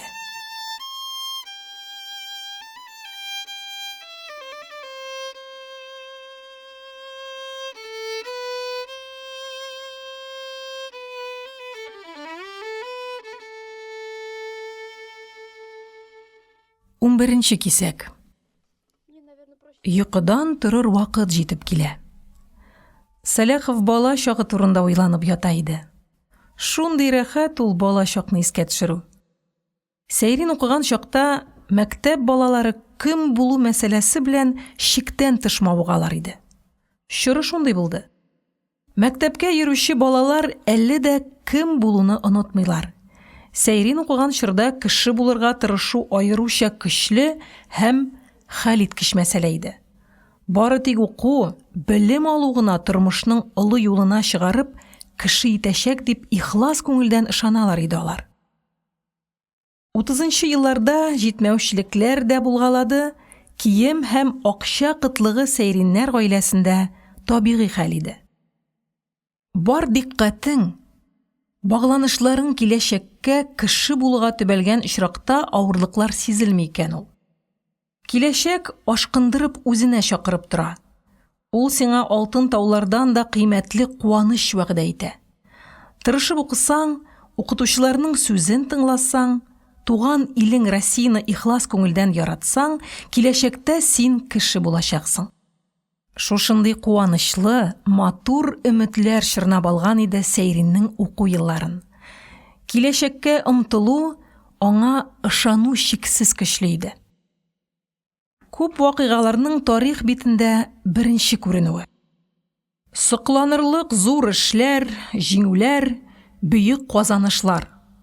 Беренче тапкыр коты башы Америкага ачу, беренче тапкыр бер сменада меңләгән тонна күмер чабу, беренче мәртәбә хатын-кызның тракторга утыруы, Мәчет манаралары гөрселдәп җиргә агалар иде. Манаралар белән меңәр еллык иске гореф-гадәтләр, йолалар, ышанулар авып, шилпәрәмә килә. Сугышчан алласызлар халыкны клубка җыеп, искелекнең тамырына балта чабу турында ялкынлы нутыклар сөйлиләр. Яшәүнең иң зур дошманы искелек. Аны төрле яктан урап алып тармар итәләр. Һәр сүздә тылсым, һәр эштә дәрт, колачлы кизәнүләр һәм искиткеч яңгыравыклы матур исемнәр. Чкалов, Байдуков, Беляков, Папанин, Ширшов, Кренкель, Федоров, Мәмләкәт, Стаханов, Карацупа һәм старшина Карацупаның героиты Индус, герой Батыршин һәм Хади Такташның киләчәккә хатлары, БГТО, БГСО, МОПР значоклары. Һәр яшь кешенең күкрәгендә шул значоклар. Ул чакта халык сабыйлар чәчкерсез шатлана белә иде. Әзгә генә дә ихлас күңелдән күмәк ачыктан-ачык шатлану хөкем итә иде ул чакта. Экранга чыккан һәр кинофильмның эчтәлеген дуга шикелле яттан беләләр. Һәр яңа җырны бөтен ил күмәк бер авыздан җырлый. Яше, карты, сабанчысы, наркомы барысы бергә һәр көн бәйрәм шатлыгына төренеп туа. Яшәү Сәйрингә тоташ бәйрәм, бизәкле карнавал иде. Киләчәк җәннәттән дә матур тоела иде ул чорда. Әллә шунлыктан Сәйриннең классында бер генә малайда сабан сүрү турында уйлап хыялланмый иде. Малайлар летчик булалар, кызлар врач. Летчик булып, башларына шлемофон киеп, җилкәләренә планшет асалар да, кешеләрне сокландырып, урамда йөриләр, кәртәчкәгә төшәләр. Әгәр шул чактагы хыялларыбызның барысы да тормышка ашып беткән булса, колхоз җирен кем сөрер, ферма малын кем карар иде икән дип уйлады Сәйрин. Кем булуны сугыш бик тиз хәл итеп ташлады. Илдә ике генә вазифа, ике генә лаеклы һөнәр калды. Кулга мылтык тотып ватан саклау һәм фронт өчен армый-талмый тылда эшләү. Хыял ассортименты бермә-бер кимеде. Ике теләк калды. Фронттагыларны көтеп алу һәм сугыштан исән кайтып кавышу. Тарих битен канлы сугышлар каплаган. Россия халыклары күп нәрсәгә мохтаҗ яшәсәләр дә, сугышка бер кайчан мохтаҗ булмаганнар. Гасырлар буе бер-бер артлы кабатланып торган сугышлар, французлар, алманнар, японнар һәм тагын әллә кемнәр белән бәрелешләр, яулап алулар, кушылдырулар. Сәләховның тарихтагы вакыйгаларны эзлекле теркәп барган ел язмаларны укыйсы килә иде. Сугыш беткәч, Сәйрин шушы хыялын тормышка ашырачак. Икенче эскадрильяда 12 милләт вәкиле хезмәт итә. Алар үзара шундый тату яшиләр. Алар үзләренең төрле милләттән булулары хакында күп вакыт исләренә дә төшереп карамыйлар.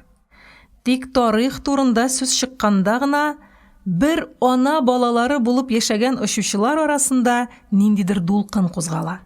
Шундый катлаулы иде тарих мәсьәләсе.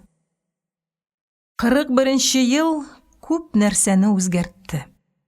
Сугыш чыккан җәйне Сәйрин әле яңа 6-нчыны тәмамлаган яшь үсмер бер малай иде. Авылдагы ирләр тиздән сугышка китеп беттеләр. Шул ук җәйне Сәләхов беренче мәртәбә колхоз эшенә чыкты. Кар төшкәнче эшләде. Кыш килгәч, тагын мәктәпкә йөри башлады. Бер караңгыдан икенче караңгыга кадәр кырда эшләүгә караганда, уку уен гына тоела иде. Яз килгәч, ул тагын сабанга чыкты. Бу аның авылда үткәргән соңгы язы иде. Елына 4 ай дәрес калдырса да, Сәйриннең кулына 7 класс бетергәнлеккә таныклык тоттырдылар. Таныклык тапшырганда класс җитәкчесе булай диде: Сәләхов, мин сине укып, зур кеше булырсың дип өметләнеп йөргән идем. Сугыш синең киләчәгеңне җимерде. Шулай да син акыллым кайчан булса да барыбер укуыңны дәвам итәргә тиешсең. Бу турыда онытма, яме? Шушы сүзләр исенә төшкән чакта Сәйриннең әле булса елыйсы килеп китә. Ул чыннан да дәресләрне җиңел үзләштереп бара иде. Алай гына да түгел, һәр яңа ачыш, мәгълүмат, һәр белем бөртеге аңа шатлык, бәхет алып килә иде. Дөньяда укудан да ләззәтле, аннан да мавыктыргыч нәрсә бар икән?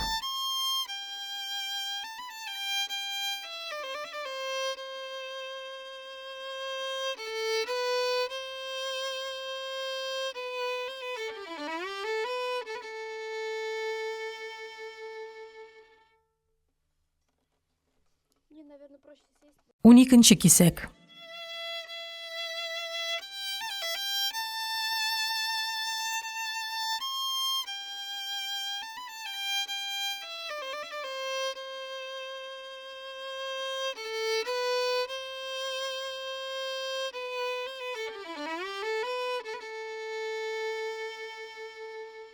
Каралырга барганда, Сәйрин авиацияга эләгерен белми иде әле. Элеккедән килгән гадәт буенча, каралырга баручыларга колхозның иң яхшы атларын бирделәр. Дугага кыңгырау тагып җибәрделәр. Кыңгырау тавышы атларны ярсыта. Егетләр үзләре дә каядыр алгысыналар иде.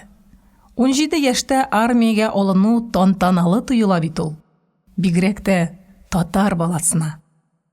Көз әбиләр чуагы иде. Күңел көр, тәндә яшьлек дәрте. Атлар йөрәк кагып урыннарыннан дәррәү кузгалдылар. Ат әдәм баласының иң борынгы, иң тугрылыклы дусты.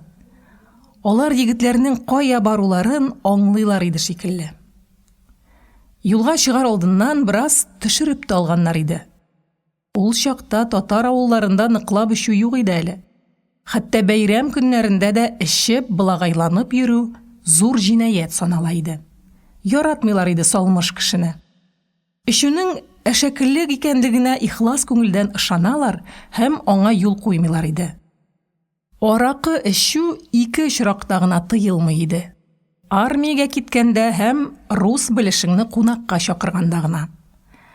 Каралырга баручы егетләр гармунга кушылып җырлап авылдан чыгып киттеләр. Авыл халкы, ирләре сугышта йөргән солдаткалар, яшь кызлар, карт-коры бала-чага, һәммәсе урамга чыгып, аларны озатып калды. Хатыннар яулык чите белән күзләрен сөртәләр. Тантаналы моң. Таныш, тыныч тормышка шик куелды. Алда армия, сугыш, билгесезлек.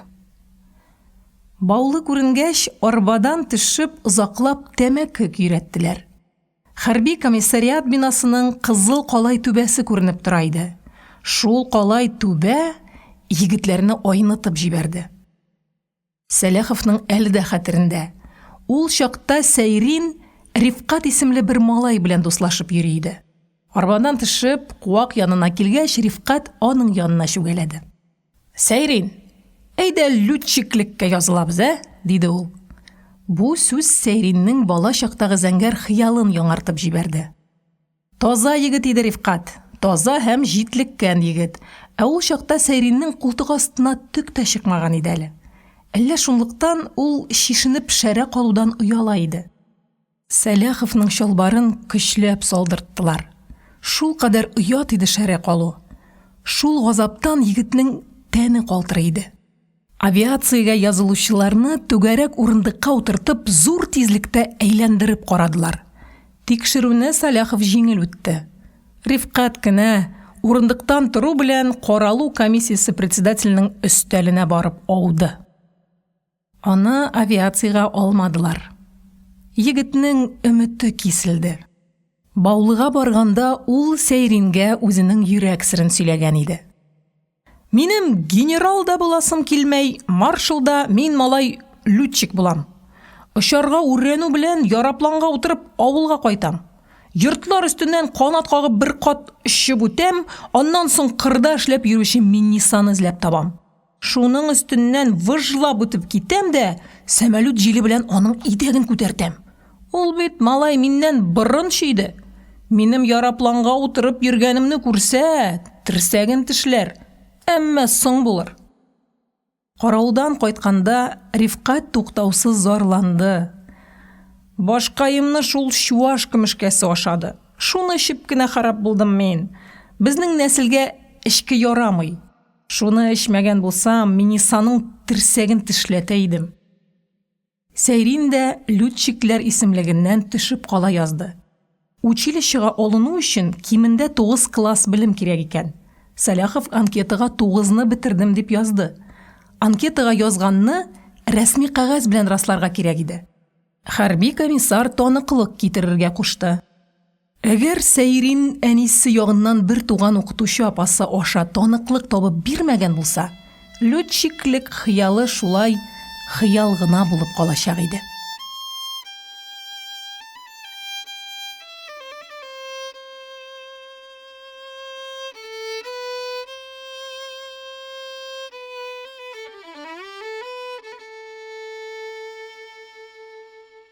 Унөченче кисәк. Мне, наверное, проще сесть. Армиягә киткәнче Максим Майнагашев сугышның асылда нәрсә икәнлеген белми иде диярлек. Ул бүгенге көн сугышларын борынгы заман сугышлары кебек итеп күз алдына китерергә гадәтләнгән иде.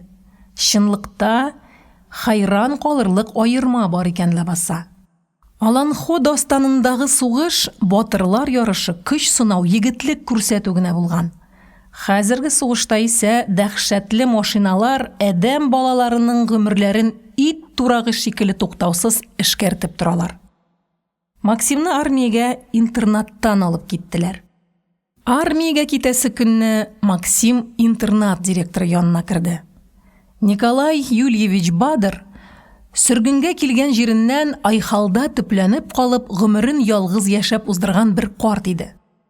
Максим кергәндә ул мичкә аркасын терәп китап укып утыра иде. Укучысын күргәч, урыныннан торды. Түрдән ус, Майнагашев.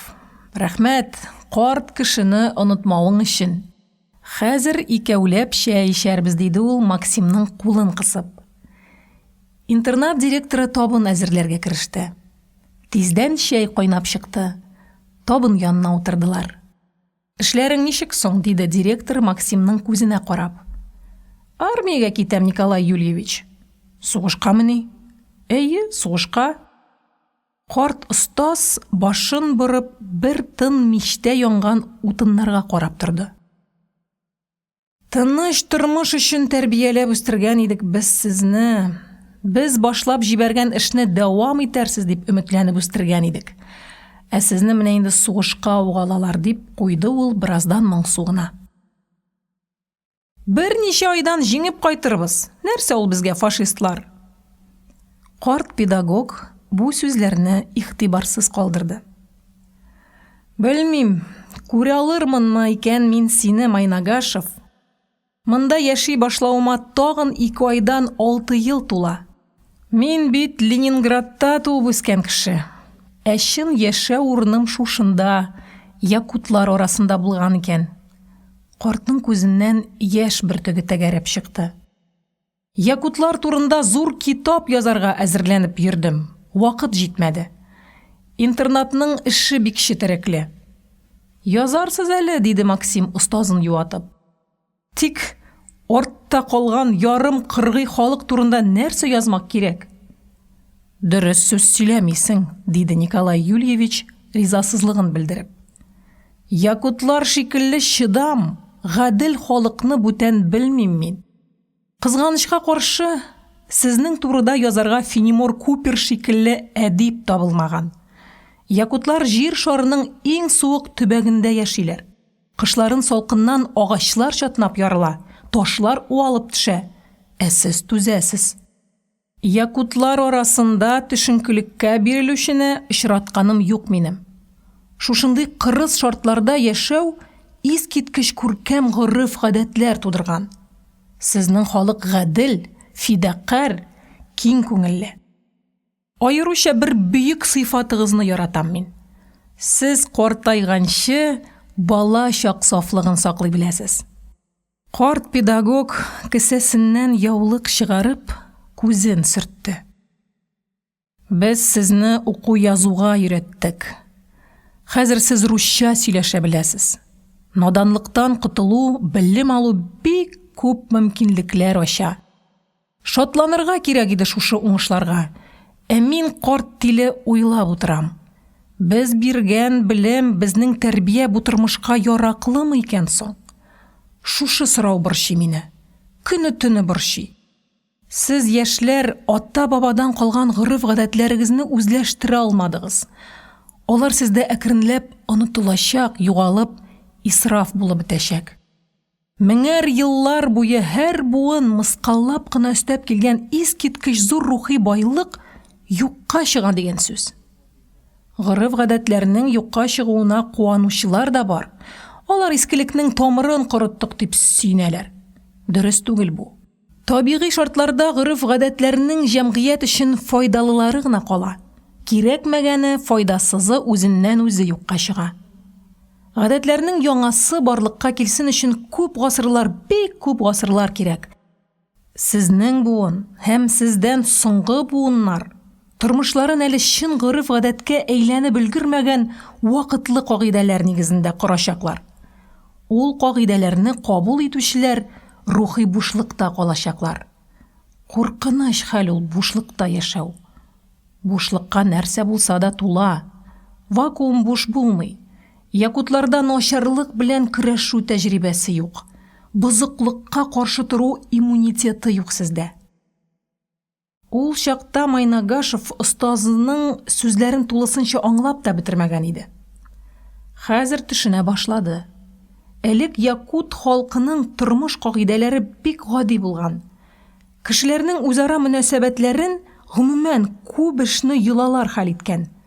Яшәү кануннарын бузудан гореф-гадәт һәм йола саклап торган. Аракы эчү, кеше өлешенә керү, ришвәт шикелле эшләр гореф-гадәт буенча зур гынах саналган.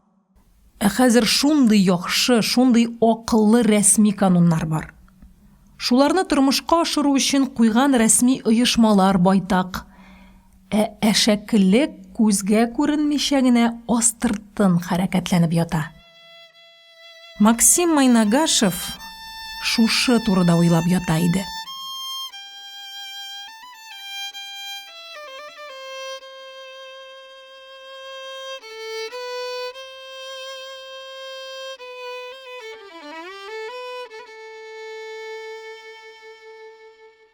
Ундүртенче кисәк.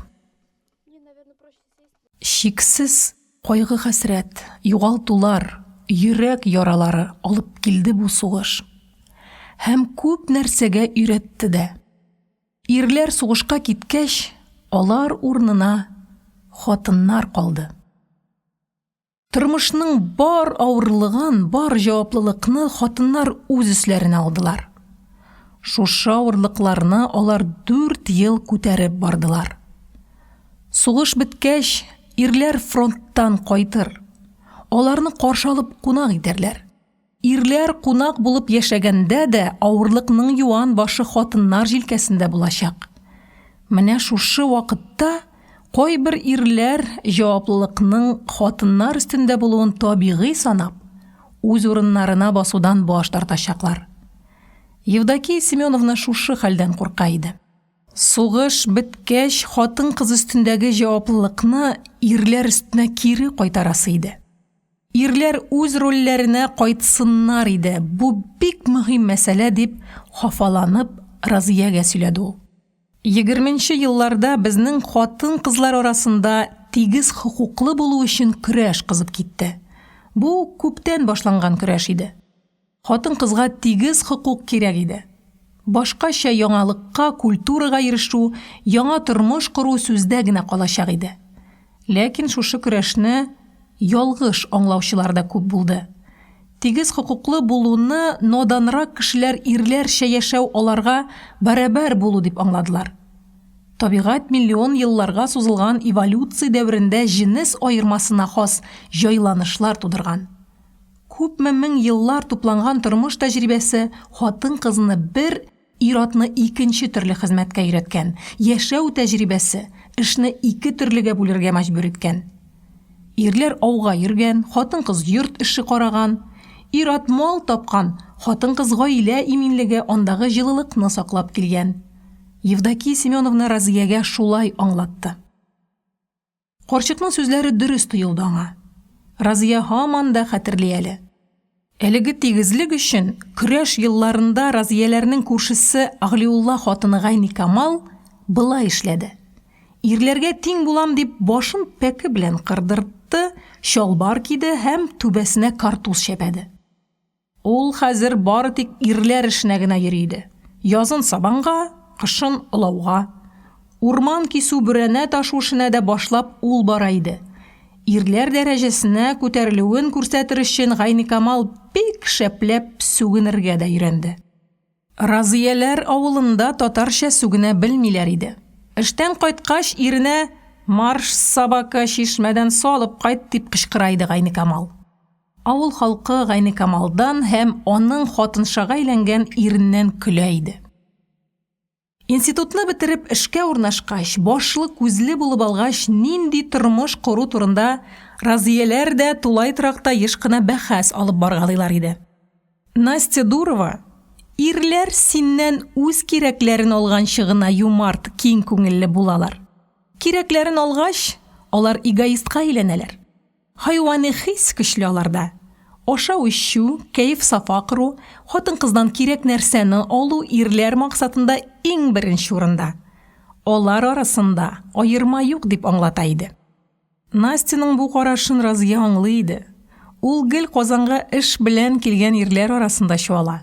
Командировкага килгән вакытлы кешеләр бәлки чынлап та Настя күрсәткән максатларын алга куя торганнардыр. Моңа Настя үзе дә киренләп күнегеп киткәндер. Разияның андый егетләр очратканы юк иде. Разиянең Сәйриннән башка бер кем белән очрашканы юк иде. Шунлыктан сөйгән яры аңа иң матур, иң акыллы кеше булып тоела иде. Евдокия Семеновна аңа ирләр чыдам, көчле һәм батыр булсалар да, алар һәр вакыт назга, хатын-кызда гына була торган мөгамәләгә мохтаҗлар. Без алардан ныклык, акыл һәм киң күңеллелек көтәбез. Ирләрнең абруен төшерүче иң начар сыйфат вакчыллык. Аларның киң күңелле, ышанычлы булуларын бездәге нечкә күңеллелек уята дип аңлатты. Разия Сәйриннең кирләрен уып, аңа аш әзерләп торырга бала-чага үстерергә әзер иде. Хукук тигез дип ул аны хатын-кыз эшенә җикмәячәк. Ул аннан бары бер генә нәрсә таләп итәчәк. Тугрылык. Гаилә каршында аның иманы саф булсын. Кыен чакларда аның намусына таянырлык булсын. Киләчәк бергәлектән Разия нәкъ шушыны көтә иде. Институт кызлары арасында тиздән диплом алам, мин югары белемгә ия булачакмын, урта белемле ирем миңа буйсынырга тиеш дип шапырынып йөрүчеләр бар. Гаиләнең үз кануннары җитәрлек. Дипломның катнашы юк аңа. Бәхетле яшисең килсә, син ул кануннарны үтәргә тиешсең. Разия больницада Евдокия Семеновна белән дәваланып ятканда шушы фикерләрне үзләштерде. Карчыкның үгете дөрес булуына ул чын күңелдән ышана иде. Ниһаять больницадан чыгасы көн дә килеп җитте. Төшке аштан соң ул дуслары белән саубуллашып, тулай торакка кайтып китәргә тиеш иде. Өйдә дәваланыр өчен аңа бюллетень бирделәр. Иртәгә май бәйрәме. Ул аны институтта иптәшләре арасында каршыларга тиеш. Сугыш бетеп килә. Сәйрин исән калды. Бәйрәмнән соң ул кайтыр. Яшәүнең иң зур шатлыгы, иң зур бәхете шушы иде.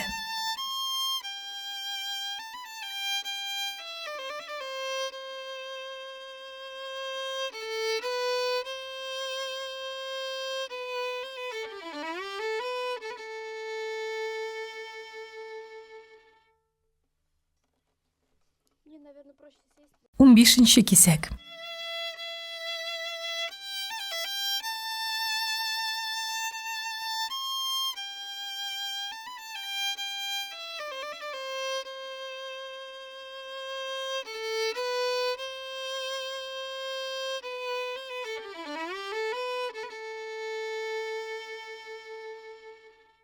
Армиягә киткәнче, Сәйриннең бер генә көндә авылдан читтә яшәп караганы юк иде.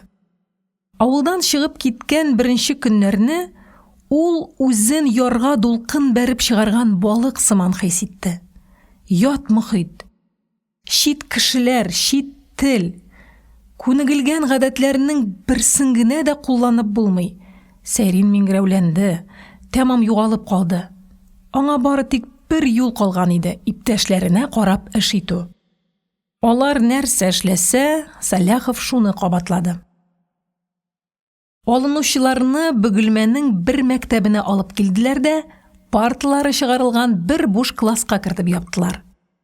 Иң көчле билгесезлек шушы бүлмәдә яшәгәндә башланды. Шушында тотарлармы? Тотмасалар кай алып китәрләр?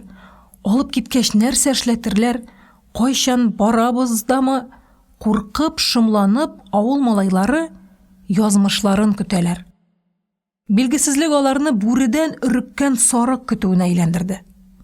Кинәт сухариларны җыеп алалар икән дигән шум таралды. Авыл малайлары шытыр-шытыр сухари кимерергә тотындылар. Өйдән киеп килгән киемнәрне кайтарып бирмиләр икән.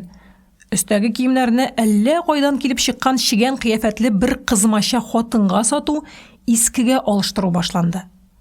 Шушы шартларда көтмәгәндә бер җылы һәм якты тойгы, якташлык хисе уянып китте. Авылдашлар, райондашлар бер-берсенә йылыша башладылар. Кичкә таба айрым төркемнәр барлыкка килгән иде инде. Ознакай егетләре тәрәзә янына җыелып татарның туган җирдән айрылу гимны шахты киен шыңшыйлар. Бер почмакта әлмәтлеләр көтәргә вәгъдә биреп калган кызларының фото рәсемнәрен бер-берсенә күрсәтешеп, күңелләреннән генә яшерен фал салалар. Һәр берсенең уенда көтәрме икән дигән газаплы сорау. Сине озаткан сылу кыз һичшиксез сине көтәр шикелле тоела. Ә дусныкы, ай-һай. Шыгыр егетләрен нигәдер кара буйгы баскан иде. Әйтерсең, үзләренең җиназаларын тыңларга җыелганнар. Шыңшыйлар, уфтаналар. Арада иң кызганыч күренгәне табак битле бер альбинос егет. Егетнең күзе, кирфекләре, кашлары ап-пак төссез иде. Аның төссезлеге караңгы базда шытып үргән бәрәңге сабагыдай аксыл чырае төшенкелекне тагы да көчәйтә иде. Альбинос егет туктаусыз кабатлый. Күккә менү белән лютчикләрне чәкеп кенә төшерәләр икән. Күккә менеп җитү белән. Аны диккать белән тыңлыйлар, шымын уртаклашалар. Ышанып бетмәсәләр дә, шулай эшлиләр. Баулы районыннан бары тик 4 кенә егет авиациягә алынган иде. Шуларның икесе эвакуация вакытында килгән өлкән чырайлы рус малайлары. Алар авыл егетләре белән аралашмадылар. Якташлыкның бер сәер ягы бар. Район үзәгендә сиңа авылдашың якташ.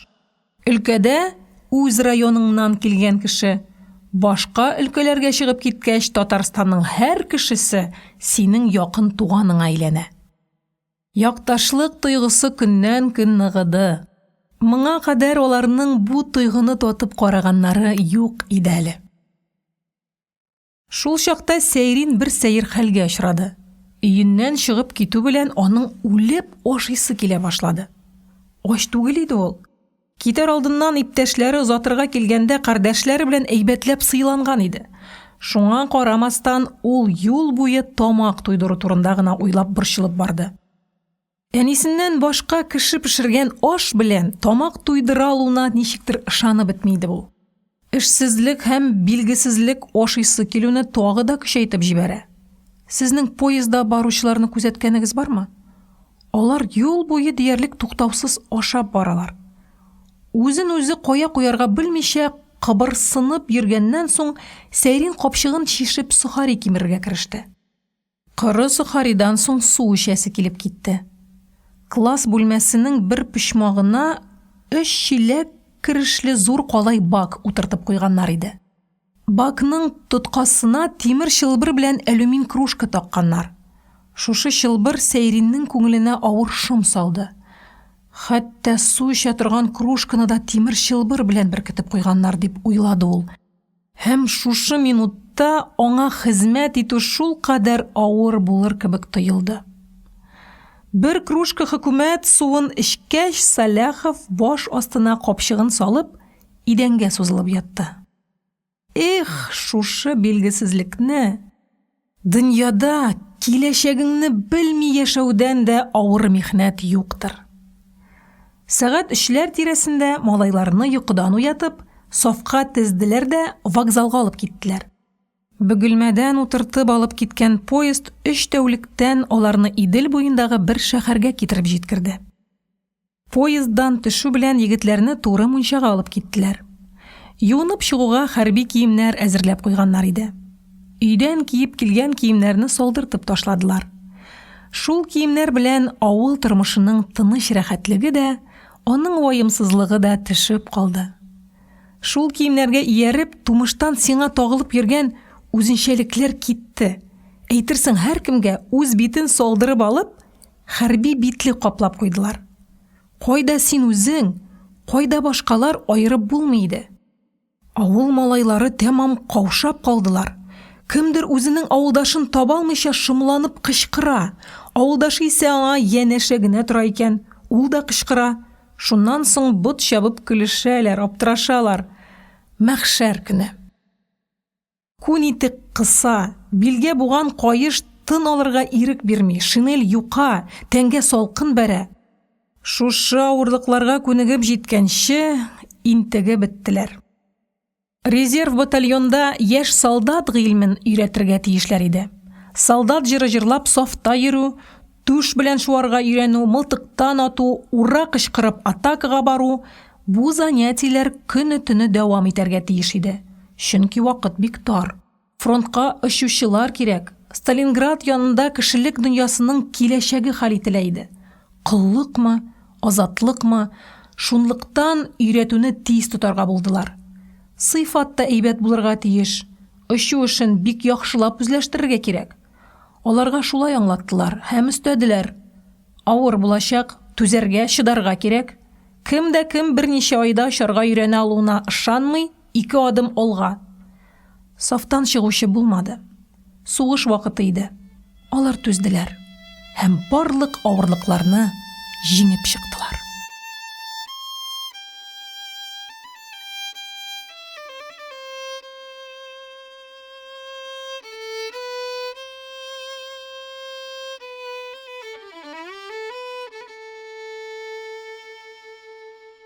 Он 16-нчы кисәк.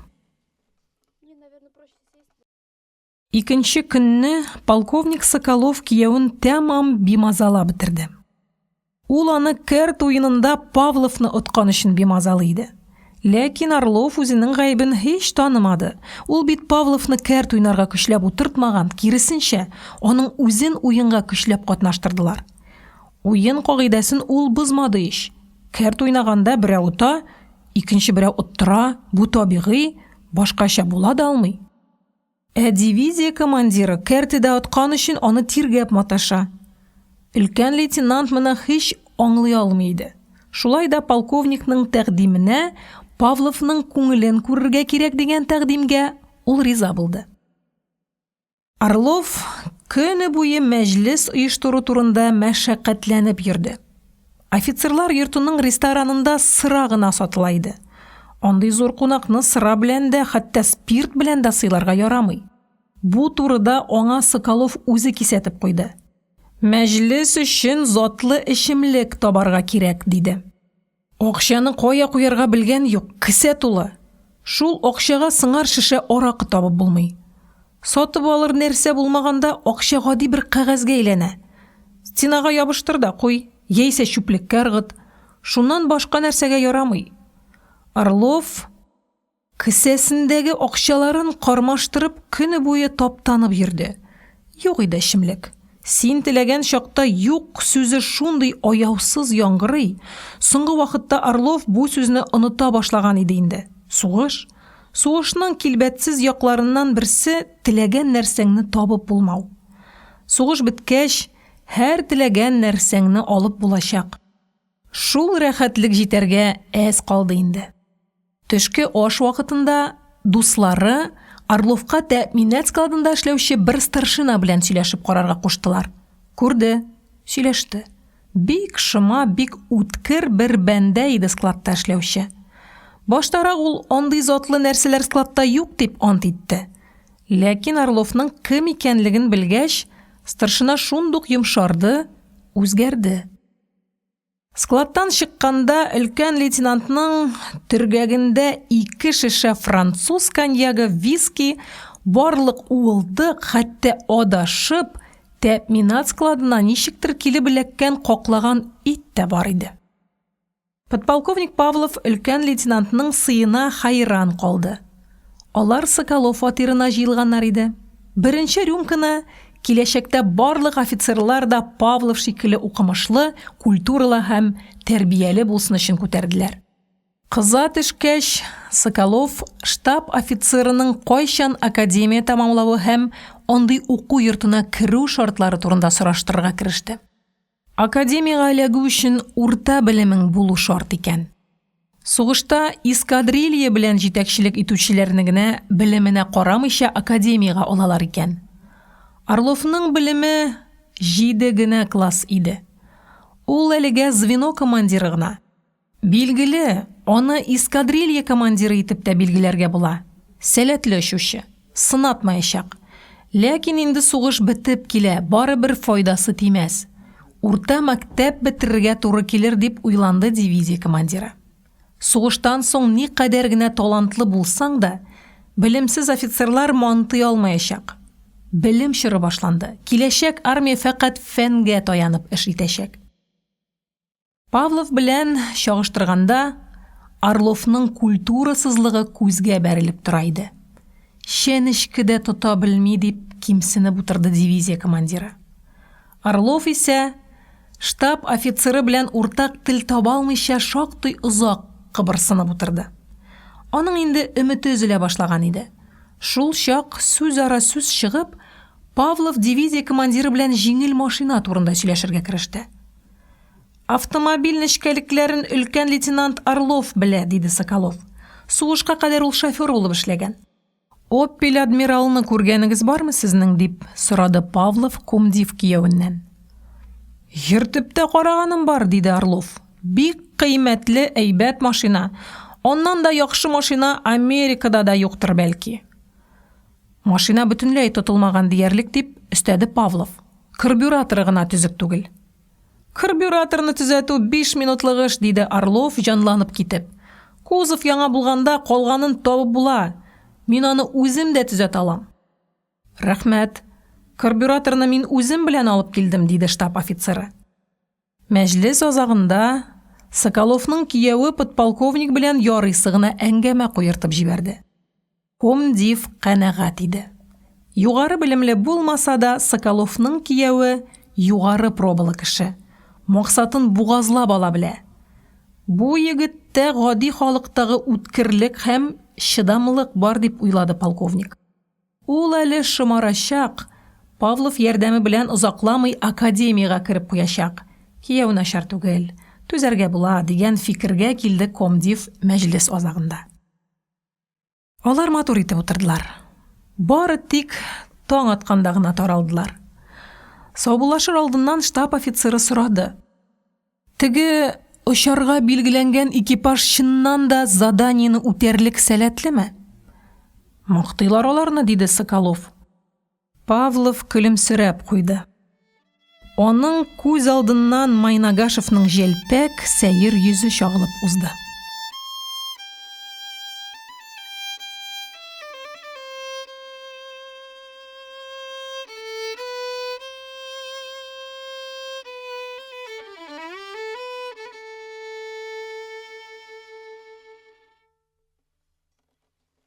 Мне, наверное, проще сесть. 17-нче кисәк.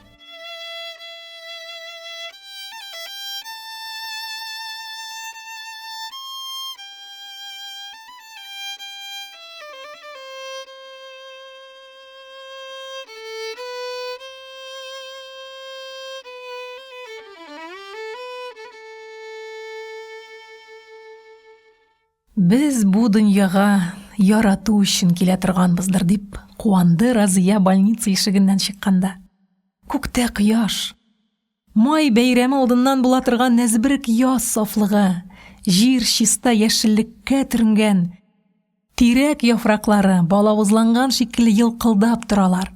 Кояш нурлары шәһәр йортларының тәрәзәләрендә, мәйданнар уртасындагы фонтаннарда чагылып уйный. Җир йөзе нур эчендә. Һәр нәрсәдә яңару, яңадан туу куанышы. Йомшак яшь үләндә, җылынып өлгергән балчыкта, су тамчысында, һәр йотым һавада. Урамдагы кешеләрнең йылмаюларыннан да шатлык бөркелә. Йөрәгеңдә ярату хисе, аның шифалы җылылыгы юк икән, син берничек тә бәхетле була алмыйсың дип уйлады Разия. Аның йөрәген Сәйрингә булган мәхәббәттән тыш язгы авазларга, кояш нурларына, чәчәкләр өстеннән очып йөргән ак күбәләкләргә булган ярату хисе чорнап алган иде. Кызга гел әйбәт кешеләр очрап тора. Больницада да нинди әйбәт кешеләр белән бергә ятты ул. Аны дәвалаган урта яшьләрдәге ханым Разияның якташы иде. Ул студент кызны баласыннан артык итеп карады. Шәфкать туташлары, нянялар барысы да аңа ягымлы булдылар. Бәлки, шундый әйбәт кешеләр арасында ятудан, шундый михрибанлы кешеләр кулыннан дару эчүдән тиз терелгәндер ул. Саубуллашканда, күңел тулудан куркып, ул йөгерә чаба чыгып китте. Чыгуга каршысына трамвай килеп туктаган иде. Ләкин Ислам Нурова трамвайга утырмаска булды. Шәһәрнең таныш урамнарын, андагы йортларны карап баруы шундый рәхәт. Каланы чиста итеп җыештырып, флаглар элеп, бәйрәмгә әзерләп куйганнар. Шатлык кызның эченә сыймыйча тышка бәреп чыга иде. Соңгы хатында Сәйрин көтәр хәлем калмады. Сугыш бетү белән сине кайтып алам, без гел бергә яшәргә тиешбез дип язган иде. Бу татлы газап Разиягә инде күптән таныш иде. Сәйрине армиягә заткач, айрылышуны күтәрә алмыйча, ул тәмам төшенкелеккә бирелә язган иде. Көннәрне үткәреп җибәрүе шундый авыр иде ул чакта. Яшәүнең бернинди кызыгы, бернинди куанышы калмаган иде. Һәм шул чакта Разия ике нәзер әйтте. Берсе, нинди генә шартларда да сөйгән ярының исеменә тап төшермәскә. Икенчесе, кавышкач, аңа 4 бала үстереп бирергә. 2 кыз һәм 2 малай. Малайлар Сәйрингә охшаган булырга тиешләр, кызлар аның үзенә. Шушы шатлыклы хыялларына чумып атлаганда, Разия кинәт хәле бетә баруын сизеп алды. Туктады. Якын тирәдә эскәмия күренмәде. Ул кием-салымнар магазинының таш баскычына барып утырды. Тора салып баскычта утыруы кеше күзеннән уңайсызрак иде. Ул сумкасыннан китап алып, шуңа текәлде. Хәлсезлектән бөтенләй арындым шикелле тоелган иде бит, дип куркып куйды ул. Саф һава шулай изрәтеп җибәрде микән әллә? Кыз тротуардан үткән кешеләргә күз кырые белән генә карап утыруында булды. 1 май якты, көләч бәйрәм ул. Быелгысы бигрәк тә ямьле, сугыш бетеп килә. Һәркемдә илаһи бер күтәренкелек сизелә. Ярты сәгать эчендә тротуардан 52 кеше узды. Шуларның 7-се ирләр затыннан, 2-се аяксыз, 1-се кулын муенына аскан яшь солдат һәм 4-се карт кеше. Калган 45-се һәммәсе дә хатын-кызлар. Иң сәере, шушы вакыт эчендә Разия яныннан бала җитәкләгән бер генә хатын-кыз да узмады. Бу бит коточкыч хәл дип уйлады Разия. Буыннар арасындагы бушлык, аның өзелергә җитеп нечкәрүе. Кызның сабый бала җитәкләп баручы берәр хатынны күрәсе килә иде. Үзен шуның урынына куеп, фараз итеп карар өчен кирәк иде бала җитәкләгән хатын. Бала күрү аның киләчәге өчен кирәк иде. Разия урыныннан торды, юлын дәвам итте. Аларның кызлары озын чәчле, сөрмә күзле, зифа буйлы булачаклар. Егетләр Разияның испан кызына охшаганлыгы турында комплимент әйтәләр иде. Юк, Ул испан кызы түгел әлбәттә. Ул шушында, шушы Казан төбәгендә туып, ык суын эчеп үскән кыз. Анда кыз балалар зифа буйлы эшкә җитез, аш суга оста булып үсәләр. Разия кызларының чәчләренә ак ефәк тасма тагып йөртәчәк. Кыска зәңгәр күлмәк, тезләренә җитеп торган озын ак ыек кидерәчәк. Малайларның кыяфәтен Разия күз алдына китерә алмый иде әле. Тик алар икесе дә Сәйрин төсле булачаклар. Алар һәр яктан бар сыйфатлары белән әтиләренә охшаган булырга тиешләр. Киендерү мәсьәләсе дә инде күптән уйланган. Аларның өстендә матрос күлмәге һәм кыска чалбар булыр. Тагын бер нәрсә турында хыяллана иде Разия. Балаларын теннис уйнарга өйрәтергә. Теннис уйнаучы балаларны ул Америка кинофильмнарында күрде. Шундый матур, шундый күңелле иде балаларның теннис уйнавы. 3 ел буена зарыгып көтү җиңел булмады. Разия гел Сәйрин турында уйлап йөрде. Очрашуны, кавышуны көтү аның яшәү усулына, табигатына әйләнгән иде. Бәлки шушы сагынулар, шушы өзелеп көтүләр Сәйринне саклап алып калганнардыр. Ул бит 3 ел буена көн сайын диярлек үлем белән янәшә яшәде. Җиңү көне җитеп килә. Сәйрин исән калды. Аның исән калуында Разияның да катнашы бардыр бәлки. Кызның иң зур куанышы сөйгән ярын саклап калуында иде.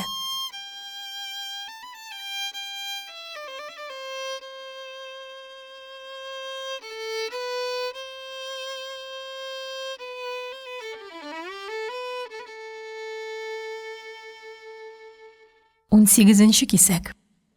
Мне, наверное, проще сесть. Йокыдан Майнагашев үзе уянды.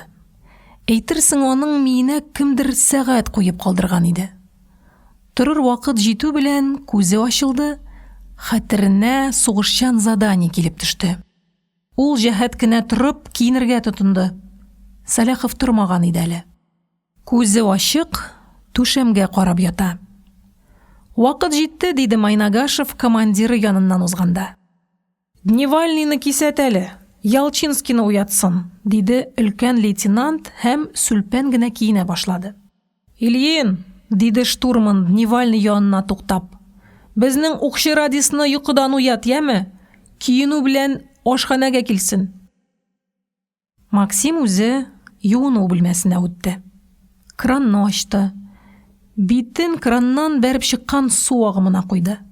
Буыннарга сихәтле салкынлык йөгерде.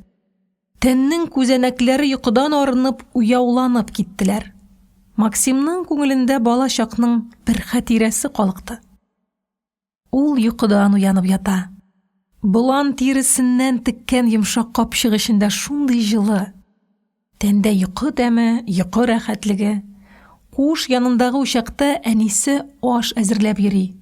Пешеп килгән яшь итнең хуш исе куышка үтеп керә. Әнисе җыр көйли. Салкын далалар киңлегендә туган озын, моңлы көй. Ара-тирә этләр шыңшып алалар. Еракта киек казлар каңгылдый. Җыр сүзләрен Максим әле дә хәтерли. Тормышың михнәтле булса да, ятлардагы рәхәтлеккә алыштырма.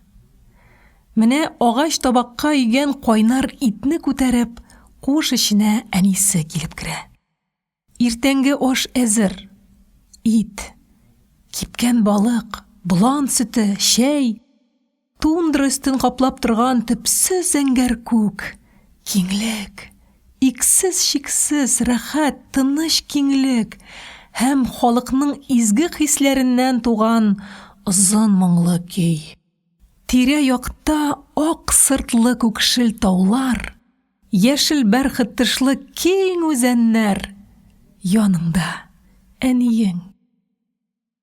Интернатта укыганда шул киңлекне, шул тауларны, әнисе пешергән тәмле итләрне сагынып, Майнагашевның төннәрен елап яткан чаклары булды.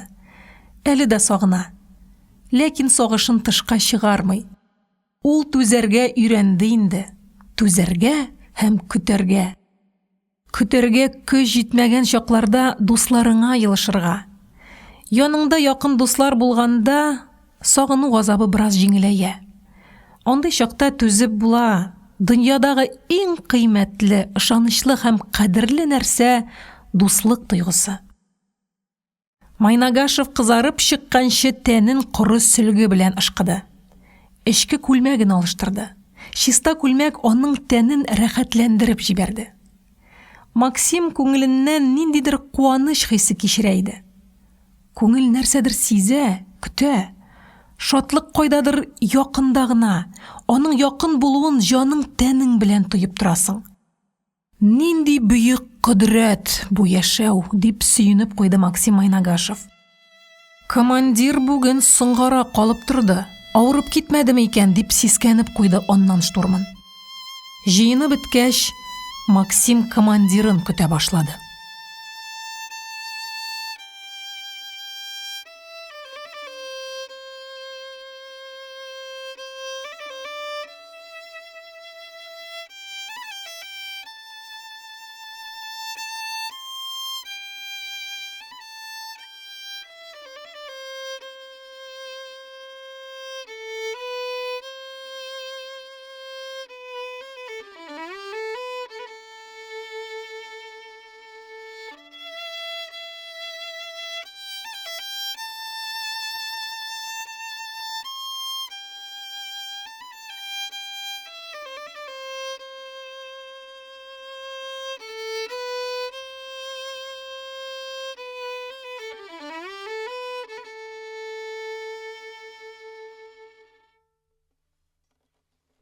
Мне, наверное, проще сесть. Өченче бүлек. Марсель Ялчинский кыйссасы.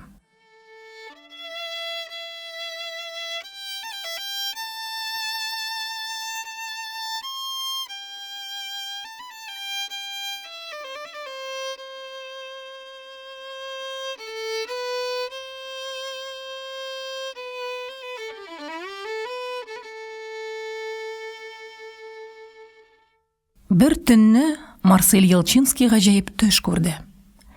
Имеш сугыш беткән икән. Имеш сулык ясап, солдатларны өйләренә кайтарып җибәргәннәр. Сугыштан соң тимердән ясалган нәрсәләрне кулланмаска, аларны юк итәргә карар чыккан имеш. Пычак, балта, көрәк, сәнәк, чалгы ише коралларны җыеп алганнар имеш.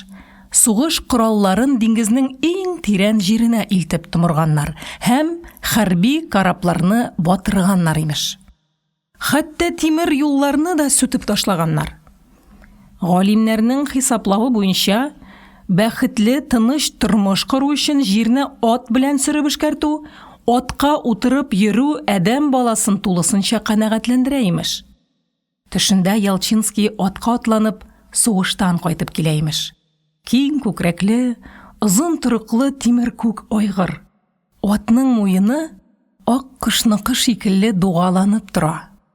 Аста Иран осталары ясаган көмеш ияр, көмеш тәңкә тезгән кара каеш йөгән, һәм нигәдер атның муенына көмеш кыңгырау тагып куйганнар. Адым сайын кыңгырау зиң-зиң килеп чылтырап бара. Марсель тау кабыргасыннан диңгез буендагы ак шәһәргә төшеп килә. Тау текә, ат турга төшә алмый абына. Ялчинский атны мал таптап салган борылмалы көтү сукмагыннан алып бара. Тау итәгендәге гүзәл ак кала аның туган шәһәре имеш. Йортлар чәчәк аткан җимеш бакчаларына күмелгәннәр. Ак яллы дулкын куган зәңгәр диңгез, йортлар, зифа буйлы кипарислар шундый матурлар, туган шәһәренең гүзәллеге белән горурланудан егетнең кычкырасы, җырлыйсы, елыйсы килә. Марсель ерактан ук үзләренең йортларын таныды. Торбадан сыек кына зәңгәр төтен күтәрелә. Әнисе мич ягып, аның кайтуына берәр тәмле нәрсә пешереп азапланадыр күрәсең. Җиңеп кайту шундый куанычлы икән ул. Ияргә таккан күн капчыкта Марсельнең бүләкләре. Әнисенә дигән муенса, беләзек, алкалар барсы да зәңгәр якуттан ясалганнар. Сеңлесенә дигән бүләкләре кызыл якуттан. Әтисенә ул асыл ташлар белән бизәлгән көмеш чигүле бишмәт алып кайта. Аның кайтуына каланы бизәп куйганнар имеш. Көтеп утыручылар кулында матур чәчәкләр. Урамнарга җиңүчеләргә мәдхияләр язып белгәннәр. Марсельның атны камчылап чабасы тизрәк әнисенең кочагына ташланасы килә. Ләкин җиңүчеләр тантана белән әкрен генә кайтырга тиешләр икән. Ул тизгенен тарта төшеп, атын әкрен генә атлата. Ниһаять таныш урам. Каршыда икмәк пешерү йорты, шифаханә, аптека, кызыл мал сата торган бай кибет һәм кибеткә янәшә аларның җиз нақышлар белән бизәлгән челтәрле коймалары. Койма эчендә бакча. Бакча уртасында бала чакта аның бишеге асылган инжир агачы. Өрек агачлары, чияләр, хөрмә агачлары һәм диңгезгә таба төшеп киткән йөзем үрентеләре. Барысы да танышлар, барысы да шундый тансыклар. Капка янына җиткәч, Марсель атыннан төште. Тизгенен кулына алып, тимер күкне җитәкләде. Капканы ачып, ишек алдына керде. Баскыч янына килеп, атны баганага бәйләп куйды. Каршы алырга чыгучы юк иде. Очрашу мизгелен озайтып, куанычны арттыру өчен шулай сузалармы икән әллә дип уйлады җиңеп кайтучы һәм бүләкләрне алырга капчыгын чишә башлады. Юк, ашыкмаска кирәк әле дигән фикергә килде ул. Бүләк күтәреп керсәм, кочаклашырга кул буш булмас. Егет баскычтан күтәрелде һәм ишекне этте. Ишек бикле иде. Ялчинский бала чактан таныш җиз тоткадан тартып карады. Коридорда шундый газиз, шундый ягымлы итеп җиз кыңгырау шылтырады. Кыңгырау шыңы туктаганнан соң бер мизгел бөтен дөнья тынып торгандай булды. Аннан ичке якта салмак аяк тавышы ишетелде. Тышкы яктан тартып ачмасыннар өчен ишеккә чылбырылдылар. Элек бу гадәт юк иде. Сугыш вакытында өйрәнделәр микән ни дип Марсель гаҗәпләнеп куйды. Ишек бер генә карышка ачылды да, ярык аша ниндидер таныш түгел бер хатынның яртылаш йөзе күренде. Оясыннан карап торган әрләнгә охшаган иде ул. Нәрсә кирәк сезгә? Диде ул куркуы сизелеп торган тыңкышрак тавыш белән. Әни өйдәме? Диде Ялчинский түземе бетә башлавын сизеп. Кемнең әнисе? Минеке билгеле, бу безнең йорт. Мин туганнарым янына кайттым. Әрлән кыяфәтле хатын кинәт ишекне шапылдатып япты. Каравыл, талыйлар! Әче тавыш кайтавазда яңгырап бөтен урамны тутырды. Бу тавыштан Марсельнең күз аллары томаланып китте. Каршында ниндидер шәүләләр уйнаклый башлады. Ул да булмады, каяндыр кара бер машина килеп чыкты. Машинадан кулларына чукмар тоткан ике таза ир төште. Аларның берсе Марсель янына килеп, аның башы очында авыр чукмарын күтәрде. Тик никтер сукмады. Чукмарын кире төшереп, кесәсеннән бау чыгарды да, Марсельнең кулларын артка кайырып, быргычлый бәйләргә тотынды. Ялчинский кычкырырга, ярдәмгә чакырырга телимеш, әмма аның тавышы чыкмый. Бушлык. Ак шәһәрнең һәр урамы, тау кабыргасында үсеп утырган һәр агачы, диңгезнең һәр дулкыны таныш югыйсә. Туган җир, туган шәһәр. Ярга гөрсөлдәп килеп бәрелгән дулкыннар, зәңгәр күк, моңсу кипарислар, барысы да Марсель яклыймыш. Алар аны кызганалар. Еллар хәлгә җитеп карап торалар, ә бу ике әдәм аны сөйриләр. Иң гаҗәбе, юлда бер генә дә таныш кеше очрамый. Барысы да ятлар, барысы да тешләрен ыржайтып, аны сөйрәп алып барганга куанып барып китәләр. Ниһаять, Марсельне шәһәр читенә сөйрәп чыгардылар. Якасыннан тотып, аяк үрә бастырдылар. Тегеләрнең берсе елмаеп кына әйтте: "Атабыз моны." Затвор шакылдап куйды. Пистолет көпшәсе әкрен генә аның маңгаена таба күтәрелә. "Атмагыз!" дип кычкырасы килә Марсельнең. Нәфрәт шундый көчле, гаделсезлек шундый каты, ул дер калтырана. "Атма, әрәм итмә патроныңны", ди икенчесе һәм кесәсеннән пәке чыгара. Пәкенең үткенлеген тикшерә һәм капыл гына кулларын бәйләгән бауны кисә башлый. "Табаныңны ялтырат, монда бүтән эзең булмасын", дип кычкыра ул, бәйләрне кисеп бетергәч. "Эзең булмасын, аңладыңмы? «Элдер, собака!» дип өсті иптәше. Марсель үзенең 3 ел буена фронтта булуын, жеңіл бомбардировщикта сугышчан заданиега очуын, туган илне фашистлардан саклап калуын сөйләмәкче була. Бу җир аның туган җире, бу кала аның туган каласы икәнлеген, монда аның ата-бабаларының сөякләре ятканын аңлатмакчы була. Тегеләр тыңларга да теләмиләр. Әнә алар инде китеп үк баралар. Аларның аркалары гына күренә. Кара киенгән кешеләр юл буенда үскән агачлар артына кирип югалалар. Марсель балчык һәм җылы таш исе килеп торган газиз җирне кочаклап еларга тотына. Кайнар күз яше туктаусыз ага. Ул яткан җир тәмам юешләнеп бетә имеш. Аның киемнәре дә юешләнә. Егет юл буендагы ширемлеккә утырып бераз хәл җыя да, урыныннан торып мыштым гына шәһәр читенә таба төшә башлый. Ул инде аңлый. Бу шәһәрдә аның туган тумачасы да, танышы да, алар белән бергә яшәгән бер генә кешесе дә калмаган. Аңа монда калырга ирек бирмәячәкләр. Бәлки ул ялгышадыр. Бу аның туган шәһәре түгелдер. Юк, бу аның туган шәһәре. Каланың һәр ташы, һәр адымы таныш һәм газиз аңа. Бу каланың якынлыгын Марсель һәр күзәнәге белән сизә. Ниһаять, ул шәһәр читендәге зиратка килеп җитә. Кыймасы исән, кыйма әйләнәсендә утырткан кипарислар да моңсу гына үсеп утыралар. Марсель бер тын туктап карап тора да, капка эзләп йөрмичә зират эченә кыйма аша гына керергә ниятли.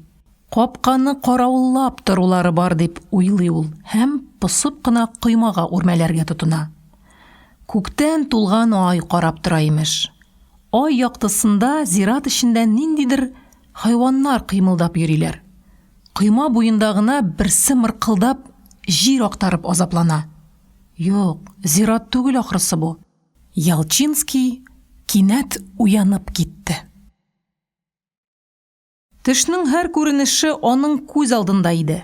Әйтерсең, ул шул хәлләрне чыннан да кичергән, хәтта бау кыскан беләзекләр авырткандай тоела иде.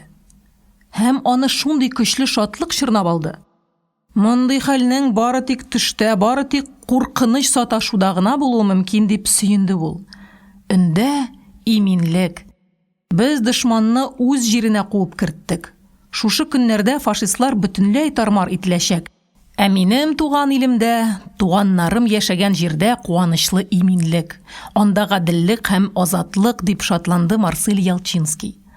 Сугыштан җиңеп кайтучыларны чәчәкләр белән каршы алачаклар. Тынычлык вакытында шундый рәхәт, шундый бәхетле тормыш башланачак.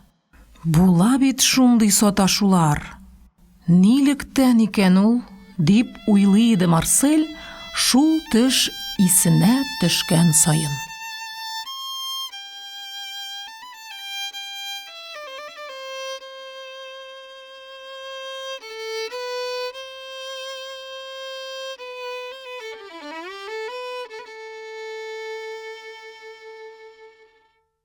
Беренче кисәк. Сезне шушында көтәм, диде Саляхов, ашхана янына җиткәч. Ашыйсым килми никтер. Очыш алдыннан медицина көчләп булса да ашарга куша, диде Ялчинский. Аппетит булмаса да. Русның «Пусть лучше пузо треснет, чем добру пропадать» дигән әйтеме дә бар. Беләсезме? Белсәм дә ашыйсым килми. Иртә бит әле, диде өлкән лейтенант. Ашханәгә кергәч, Ялчинский штурманнан сорады. Командирның кәефе начар күренә. Нәрсә булган аңа? Йоклый алмый ятты, диде Майнагашев. Официантка Люба ачучыларга бризоль, сыр һәм кофе китерде. Приборлар 3 кешегә әзерләнгән иде. Саляхов соңрак киләмени дип сорады ул. Командирның тамагы тук, диде Марсель. Ул төшендә сине очраткан. Бергә ресторанга баргансыз, шунда туйганчы ашаган. Официантка елмаеп куйды. Сезнең укчы радистыгыз гел шаяртып сөйләргә ярата, диде ул Майнагашевка һәм капыл гына буфетка кирип китте. Буфеттан ул кагаз төргәк тотып чыкты. Карыны ачкач ашар. Люба бирде дип әйтерсез Саляховка. Ялчинский официантканы үртәргә җыенган иде. Максим аның аягына басып өлгерде. Рәхмәт, Люба, диде Майнагашев. Син безнең экипажны һәр вакыт шулай хөрмәтлисең инде. Очыш алдыннан ашатмыйча чыгармаска дигән приказ бар бит, диде официантка, бераз кызара төшеп. Саляхов ашхана янына җыелган аш этләргә карап тора иде. Алар авызларын ялап, сөяк көтеп утыралар иде. Этләрнең күз карашларында кимсенү һәм кызганыч буйыклык. Бу сугыш этләргә дә авырлык китерде дип уйлады Сәйрин. Көндез ашхана янына аш балалар, гарип-гораба, карт-коры җыела. Алар савытларын кием астына яшереп, ашханадан чыккан очучыларга өмете югалган күзләрен мөлдерәтеп, сынак-санак көтәләр иде. Шуларны күрү белән Саляховның кәефе кырыла һәм йөрәге әрни иде. Европаны тезләндерергә уйлаган корыш солдатларның ата-аналары, балалары иде булар. Гитлер аларны җирдән айырган. Илгә килгән ачлык, хәер сорашулар шул җинаятьнең нәтиҗәсе иде. Сугыш үзе әзерләгән үлемгә ияреп ачлык, ялангачлык килә. Сәйрин ашхана янына җыелган аш балаларга карамаска тырыша иде. Шулар күренгән чакта җиңү шатлыгына күләгә төшә иде. Саляхов метеослужба бинасына кереп, һава торышын белеп чыкты. Һава болытлы иде. Болытның калынлыгы һәм биеклеге заданиены үтәү өчен кулай булырга тора. Саляхов моңа сөенде. Әйбәт башланган эш гадәттә уңышлы тәмамлана. Аңа эскадрильяның иң яхшы самолетын бирделәр. Хәзерләнергә бөтен эскадрилья ярдәм итте. Өстәвенә һава шартлары да әйбәт. Бу хәл аны бераз шикләндереп җибәрде. Бөтенесе дә артык яхшы булу мине нигәдер хәүфләндерә дип уйлады ул. Җил генә чыгып китмәсә ярар иде. Заданиенең уңышлы тәмамлануына тулысынча ышанса да, Саляховның күңеле бөтенләй үк тыныч түгел иде. Нәрсәдер әкрен генә аның йөрәгенә шом сала, күңелендә астыртын шик пысқый иде. Биеклеккә күтәрелгәч, шик югалачак, ачык тәвәккәллек барлыкка киләчәк иде. Саляховның шушы халәтне ничә тапкыр сынаганы булды. Ул һәр сугышчан заданиене гадел үтәргә өйрәнде, ләкин заданиене башкарып чыгу турында алдан ук борчылмаска үзен өйрәтә алмады. Сәйрин ашхана бинасын тагын бер кат урап чыкты. Тәрәзә яныннан узганда туктап, бер тын ашхана залына карап торды. Ашхана өчен чиста итеп җыештырганнар, түшәмгә аскан хрусталь люстрадан яктылык коела. Шул яктылыкка күмелеп ашханада 2 кеше ашап утыра. Саляховның йөрәгенә сөенечле рәхәт бер җылылык йөгерде. Шундый якын, шундый газиз иде аңа бу 2 кеше. Аларның бер табында утыруларында борынгыдан калган чын якынлык һәм көчле бердәмлек бар иде. Хәзер кузгалачаклар дип уйлады ул экипажы турында. Дусларының ашханадан чыгуын Саляхов түземсезлек белән көтә башлады. Тәрәзә каршында ялгыз юкә агачы үсә иде. Сәйрин шул агач янына туктады. Авылда аларның баскычлары төбендә нәкъ шуның буйлы тирәк үсә. Тирәк исенә төшкәч, Саляховның күңелендә юкә агачына карата кардәшлек тойгысы уянды. Чит ил, Герман җире, кешеләре ят, телләре аңлашылмый. Агачлары гел безнеке шикелле дип уйлады Сәйрин. Табигать нинди бөек. Ул үзенең бәрәкәтен һәр илгә, һәр халыкка тигезләп өләшкән. Беркемне кимсетмәгән, беркемгә дә артыгын бирмәгән. Шушы хакыйкатьне аңламау адәм баласының комсызлыгы. Җирне күбрәк эләктерер өчен күрше эшенә керергә, аның җирен яулап алырга мәҗбүр иткән. Сугышны комсызлык тудыра. Сәбәпсез үлемнәр, кан кыюлар, бары да шуннан. Җитмәгәнмени фашистларга үз җирләре. Бала чакта шушы тирәкләр кебек сада, саф, гынахсыз бит. Күкрәк тутырып саф һава сулыйсың, йөгерәсең, уйныйсың. Көне буе иректә, табигать кочагында. Кояш байыганда әти-әниең эштән кайта. Малларны карап, абзарга япкач, Саляховлар гаиләсе тирәк төбенә кичке чәйгә җыела иде.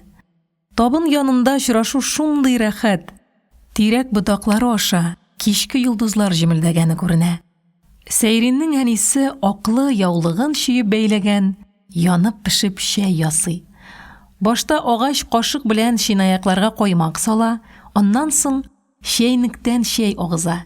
Шәй агызганда борынга хуш ис килеп бәрелә. Әтисе табын янында һәйкәлдәй мәгърур утыра белә иде. Әйтерсең, аны патша итеп куйганнар. Аңа карау белән әтиебез исән чакта дөньяда бернинди афәт, гаделсезлек һәм кимсетү булмаячак дип ышана идең. Чыннан да ул исән чакта гаиләгә җил яңгыр тимәде. Күп иде авылда Сәйриннең әтисе ише кешеләр. Ышанычлы, нык, чыдам нигезгә корылган бәхетле гаиләләр дә күп иде. Өстенлек итү тынгысыз туйгы. Өстенлеккә омтылу ифрат мәшәкатьле. Әтисенең гаилә белән идара итүе өстенлеккә көйләнмәгән иде.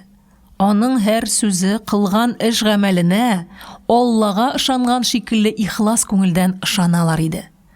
Әтиегез былай эшләгәнне ярата.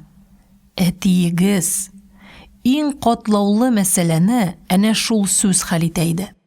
Әнисенең төп бурычы гаилә эчендәге дустана мөнәсәбәтләрне, туганлык, татулык хисен саклау иде.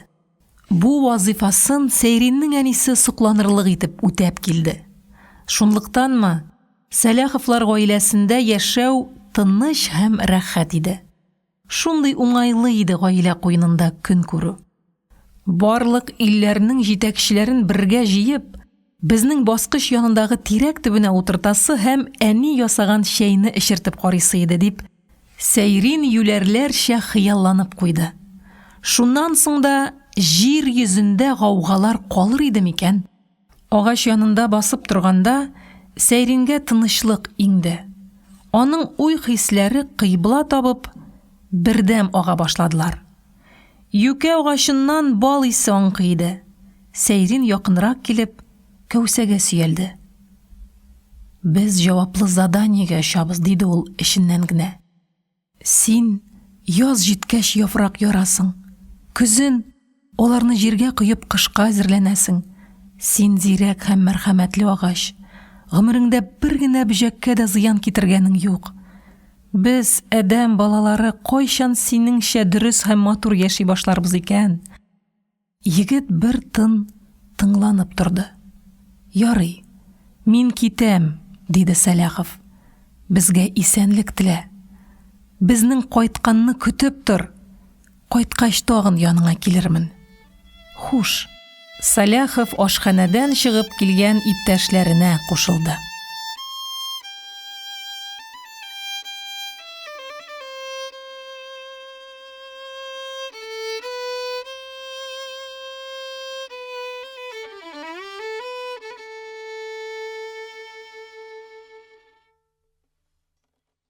Икенче кисәк.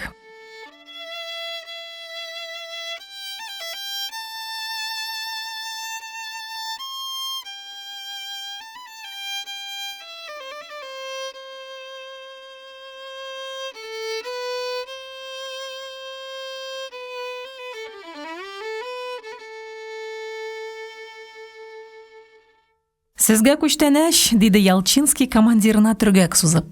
Нәрсә бу? Белмим, Люба бирде. Юмарт кыз ул. Бигрәк тә сезгә карата. Сезне күрсә, бу турыда кайткач сөйләшербез, диде Сәләхов. Максим, без барып җиткәнче болыт таралмас микән? Таралмас шикелле. Җил юк бит, диде Майнагашев. Җилкәләренә парашют салып, караңгылыкны йырып баручы 3 егет яланда адашып калган 3000 су торнаны хәтерләтә иде. Хисләндерә, күкрәк эченә моң тула иде төнге очуга барганда. Без туганнан бирле шушы җирне таптап йөрибез. Бер караганда гап-гади җир, бары туфрак кына.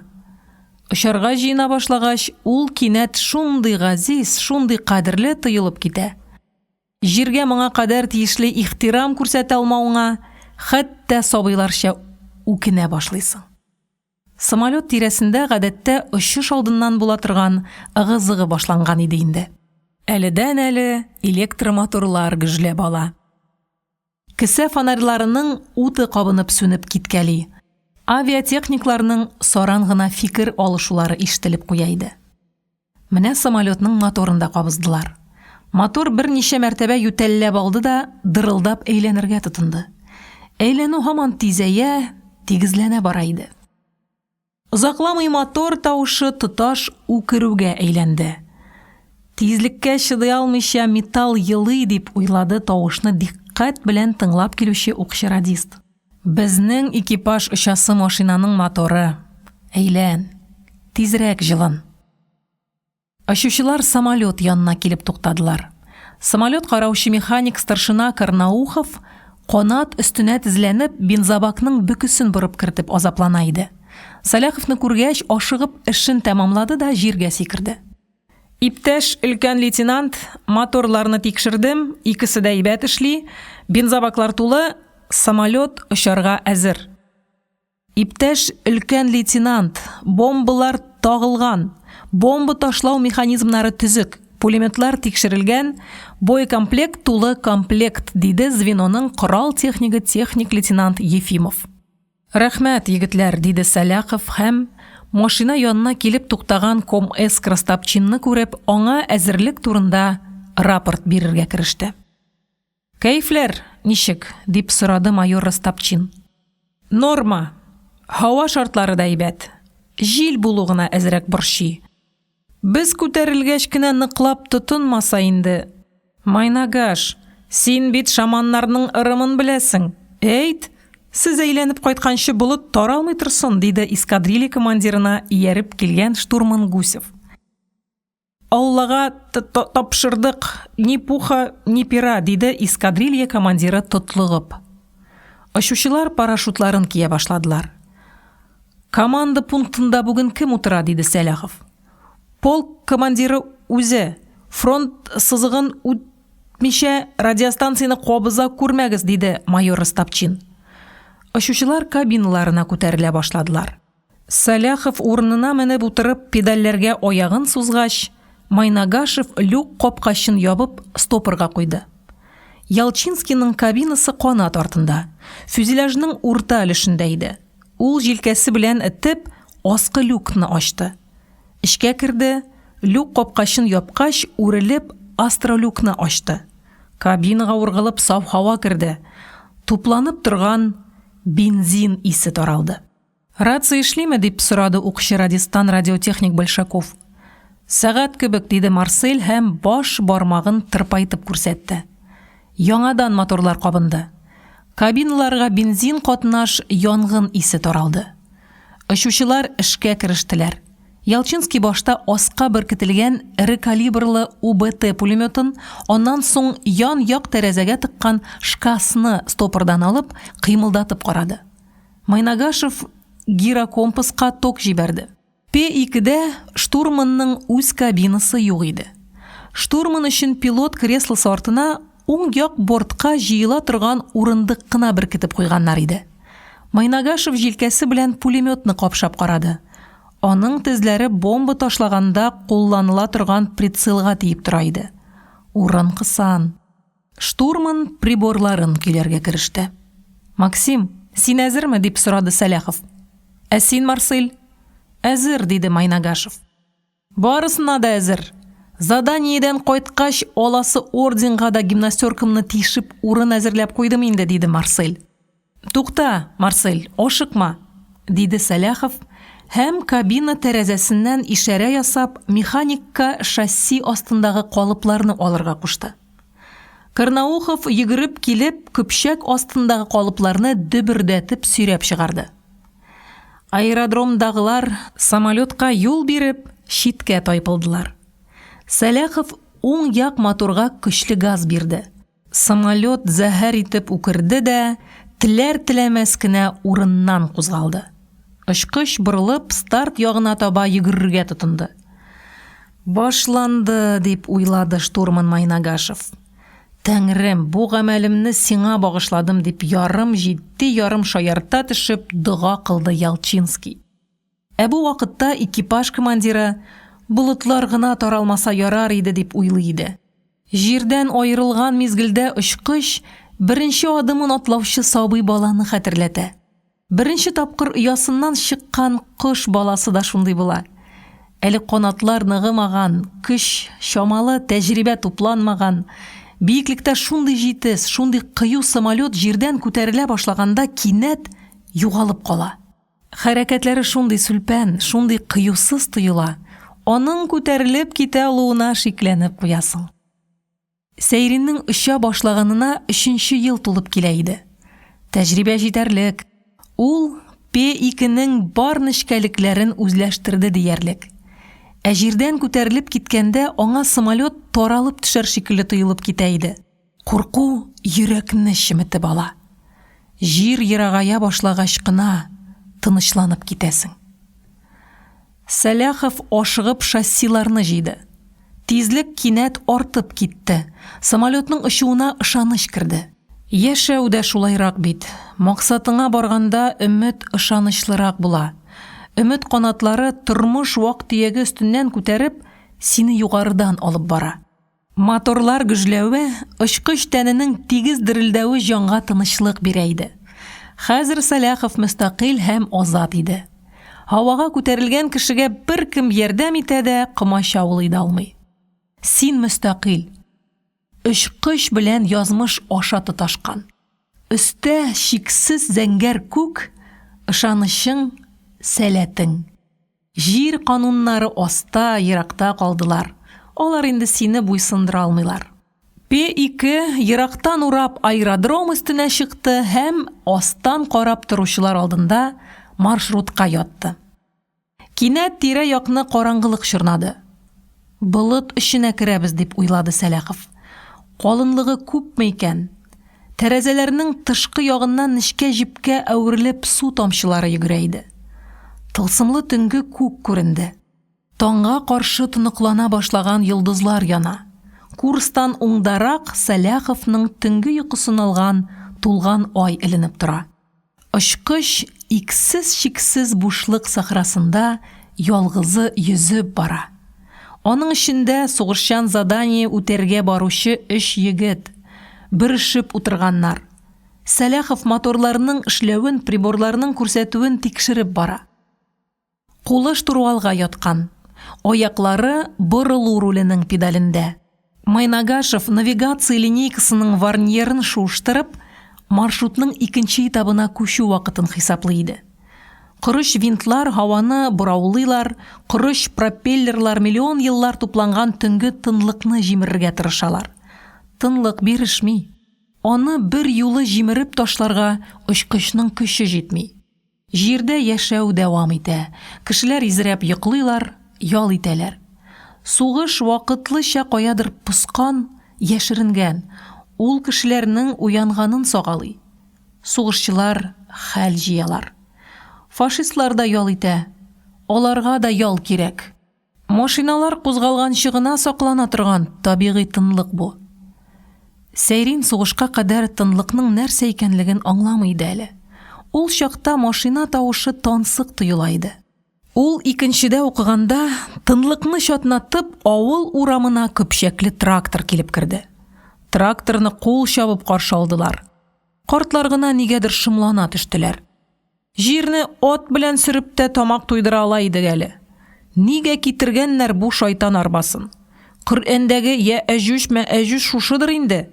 Безне дөмөктөрергә килә, күрерсез дип сыкранды күрше каршыга. Ә хәзер шундый кичкенә тракторлардан туган танклар җир шарын сытып, канга батырып йөри. Чалгы чүкегәндә, урамнан кыңгыраулы ат үткәндә генә ватыла торган тынлыкны тураклап күктә самолетлар оча. Сәйрин сизә, сугыш кораллары елдан-ел туктаусыз дәһшәтләнә барачак. Хәзер аның кулында гына да 20 000 ат көче. Сугышның көче, җимерү мөмкинлеге туктаусыз үсә. Ә кеше һаман шул килеш. Аны бит тояк белән сугып та үтереп була. Бомбалюкларда 600 килограммлы 4 бомба ята. Бомба эчендәге тротилларда бала чакта Сәйрин ишеткән әкиятләрдәге барлык җин пәриләр гайрәте бардыр. Коралларның көче, гайрәте һаман арта бара. Бу омтылышның ахыры булырмы икән? Бомбалюктагы 4 бомбаны штурман фашистлар өстенә ташларга тиеш. Бомба ыргытырга барганда алда сине нәрсә көткәнен беркем әйтә алмый. Алар ишәү, өчесе дә яшь, аларның әле берсе дә өйләнмәгән, берсенең дә башлаган эшен дәвам итәрлек балалары юк. Алда фронт сызыгы. Сызыкның теге ягында бомба ташлыйсы объект. Шул сызык аша узганда аларны ни каршылар? Сугыш ул ялкын белән ут сүндерү. Исән калу турында өметләнеп үлемгә бару. Сәйрин сугышның нәрсә икәнлеген аңларга тырышып карады. Хәер, сугышны берничек тә аңлатып булмый. Аны үз күзең белән күрергә кирәк. Юк, бүтән күрергә язмасын инде дип уйлады Сәләхов һәм тирә-якны күзәтергә кереште.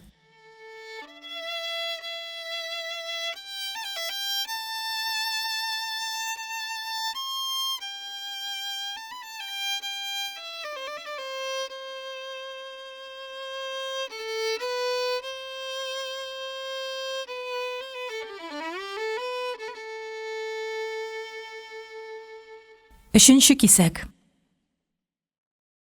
Винтлар салмак кына әйләнәләр.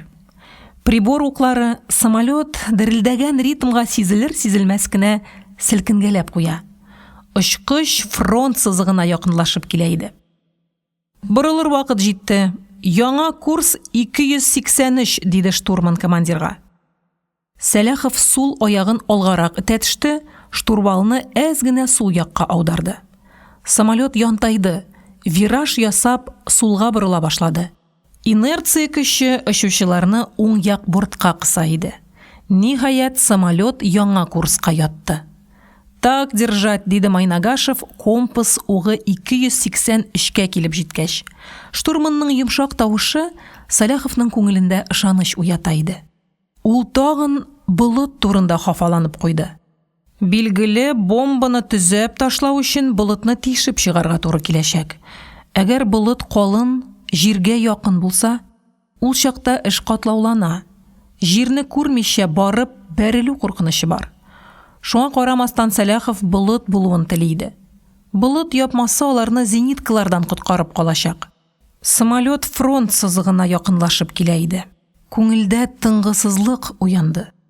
Нервлар тагын да сизгерләнеп киттеләр. Йөрәк тибүе ешайды. Мотор тавышы булмаса, аны ишетеп тә булыр иде кебек.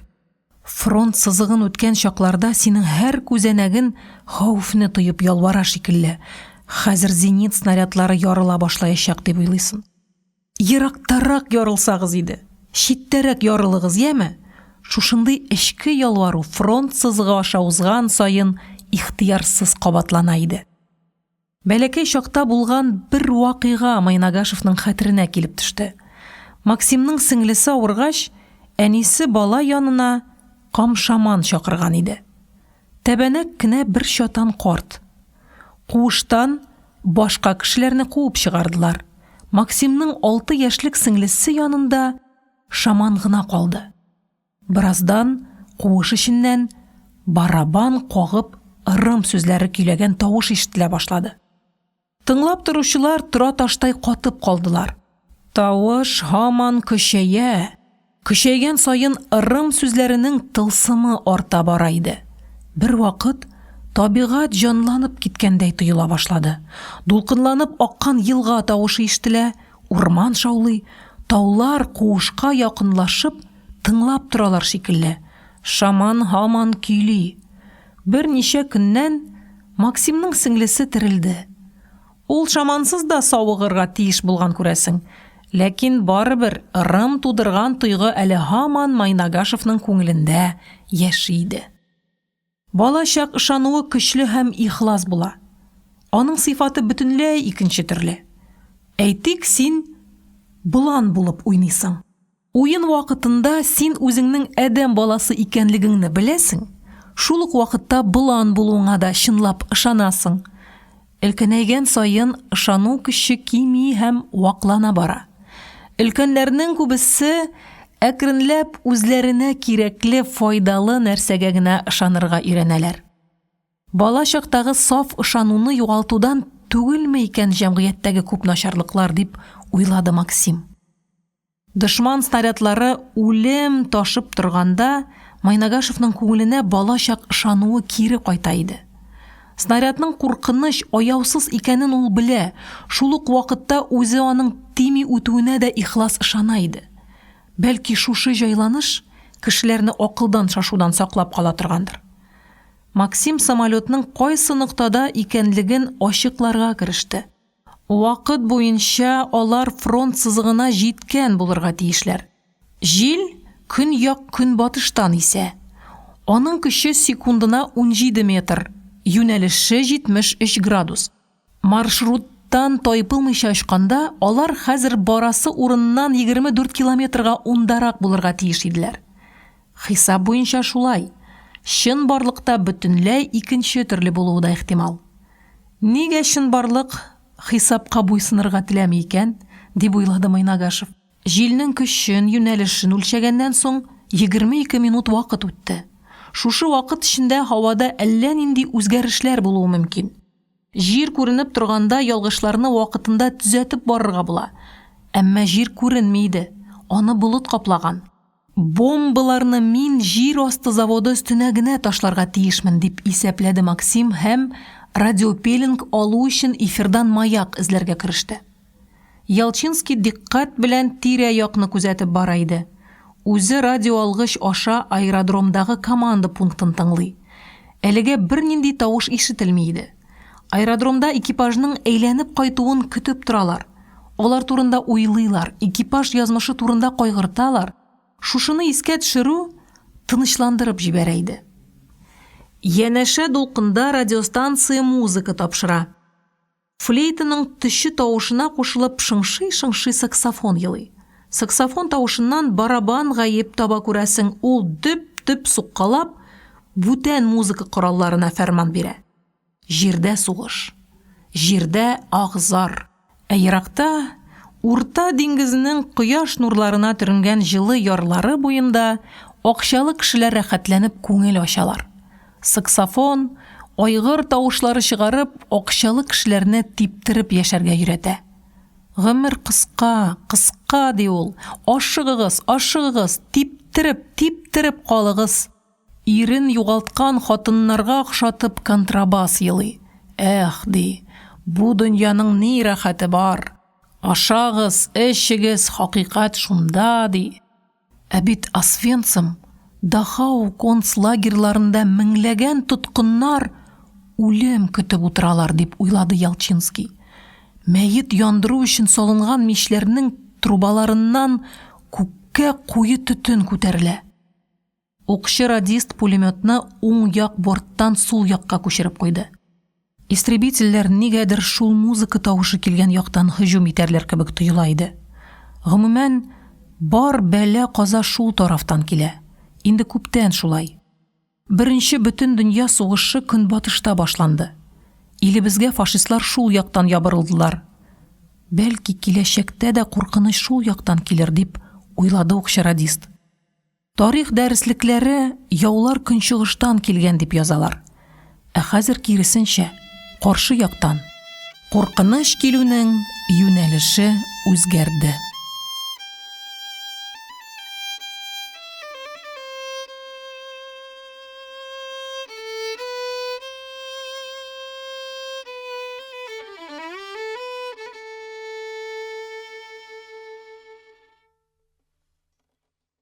Дүртенче кисәк.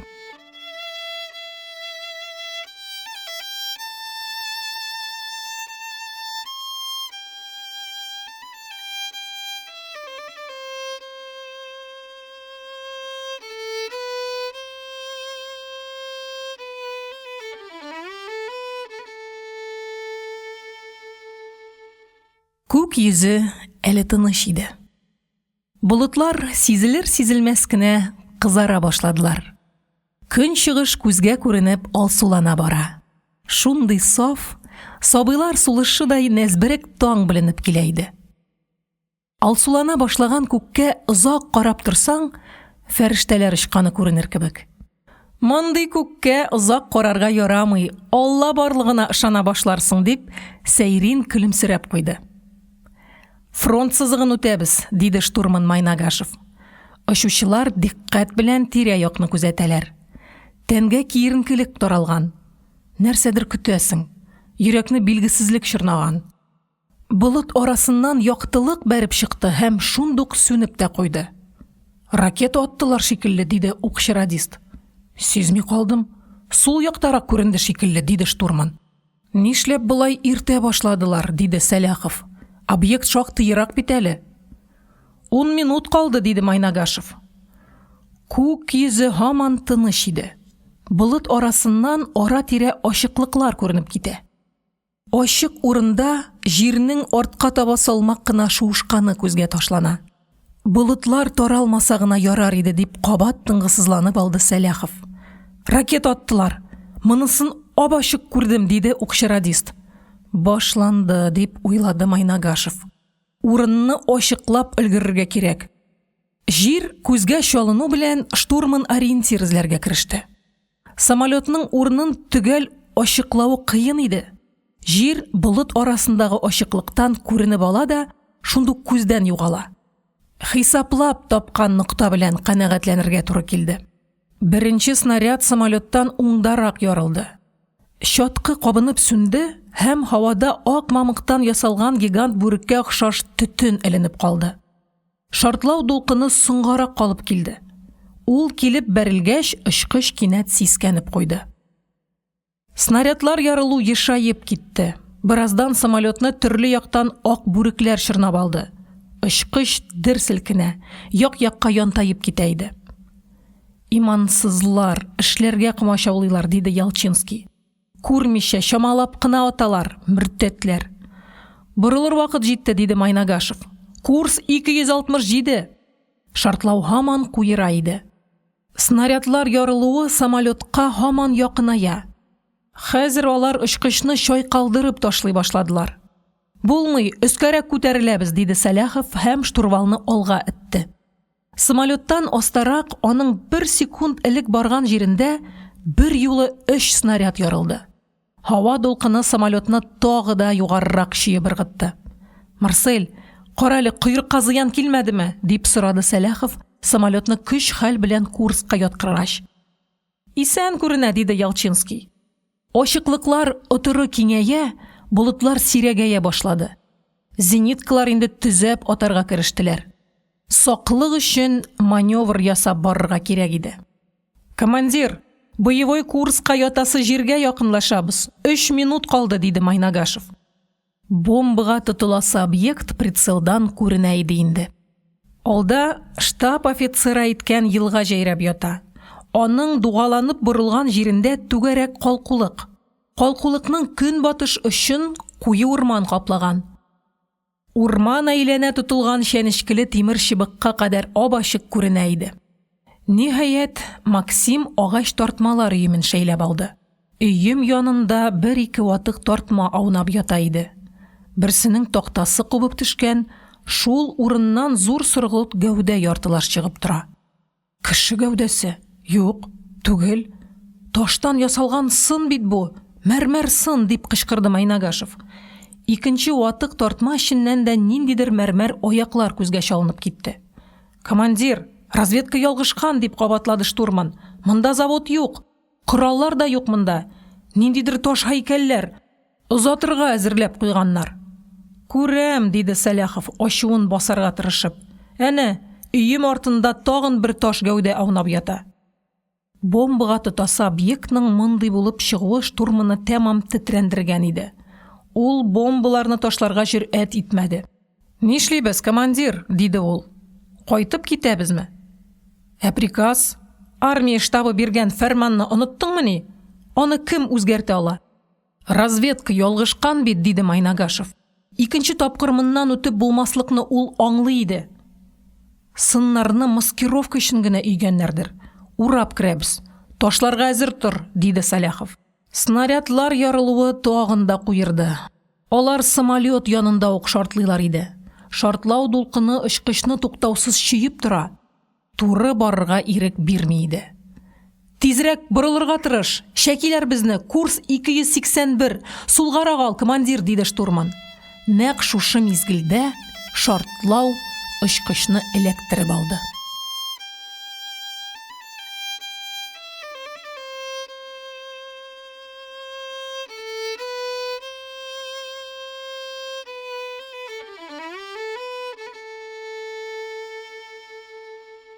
Бишенче кисәк. Сәләхов көч-хәл белән самолетны штопордан чыгарды. Һавада ут давылы кайный иде. Иелә төшеп прицелга береккән Майнагашев «Сулгарак, 3 градус сулгарак ал, командир!» дип кычкыра иде. Сул як мотор ютәлли башлады. «Снаряд тиде шикелле», диде Сәләхов. «Тизрәк ташла, Максим, ташла, хәзер бреющийга чумабыз». Биеклекне үзгәртеп, җиргә сырышу, качып кытылу мөмкинлеге бар иде әле. Әмма Сәләхов машинаны объектка турылап алып бара иде. Бомба ташлаганчы курсны үзгәртергә ярамый иде. Беренче тапкыр үткәндә Майнагашев объектны фоторәсемгә дә төшереп өлгергән иде. Бомба ташламый кайткан чиракта акланырлык дәлил иде бу. Сәләхов заданиены үтәми кайтуны күз алдына китерә алмады. Гаделлек аның канында иде. Яхшылап төзә ишетәсеңме, диде ул штурманга. Нәкъ шушы мизгелдә атакага килүче истребительләр күренде.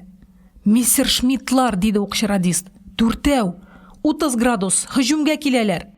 Иң вакытсыз чакта, дип сукранып куйды Сәләхов һәм кычкырды. «Уташ, Марсель, якын җибәрмә, ышаныч синдә. Максим бомба ташлы, якын җибәрмә, ишетәсеңме?» Укчы радистның пулеметы үзек-үзек тыкылдарга тотынды. Мистер Шмидтлар һаман якынаялар иде. «Тагын 1 градус сулгарак», диде Майнагашев. «1 генә градус, хәзер ташлыйм». «Эх, болыт таралмаган булса», дип кабат үкенеп куйды Сәләхов. «Көн болытлы булганда тоттар идегез койрыкны». «Так держать, командир», диде Майнагашев. Ул снарядлар ярылуын да, атакага килүче истребительләр турында да бөтенләй оныткан иде. Прицел окулярына төшерелгән тәре урман өстеннән объектка таба шуышып бара. Менә ул тартмалар өеменә килеп җитте. Штурман боевой кнопкага басты. Дуңгыз борынлы сыргылт фугаскалар теләр-теләмәс кенә бомбалюктан калкып чыктылар. Шартлаткычка беркетелгән ветрянкалар сызгырып читкә очты. 4 фугас бомба койрыкларын салмак кына кыймылдатып объектка таба очалар иде. «Шартлыйлар», дип кычкырды Ялчинский. «Аста ут ташкыны». «Заданиены үтәдек, тизрәк таярга кирәк», дип уйлады Сәләхов. Һәм ул иркенләп тын алып җибәрде.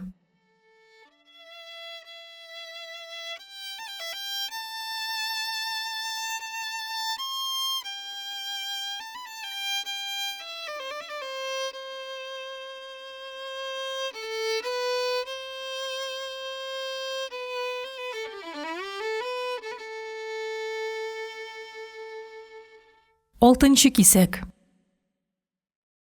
Кинәт зениткалар атудан туктадылар. Аларның туктавын Сәйрин тәне белән сизеп алды.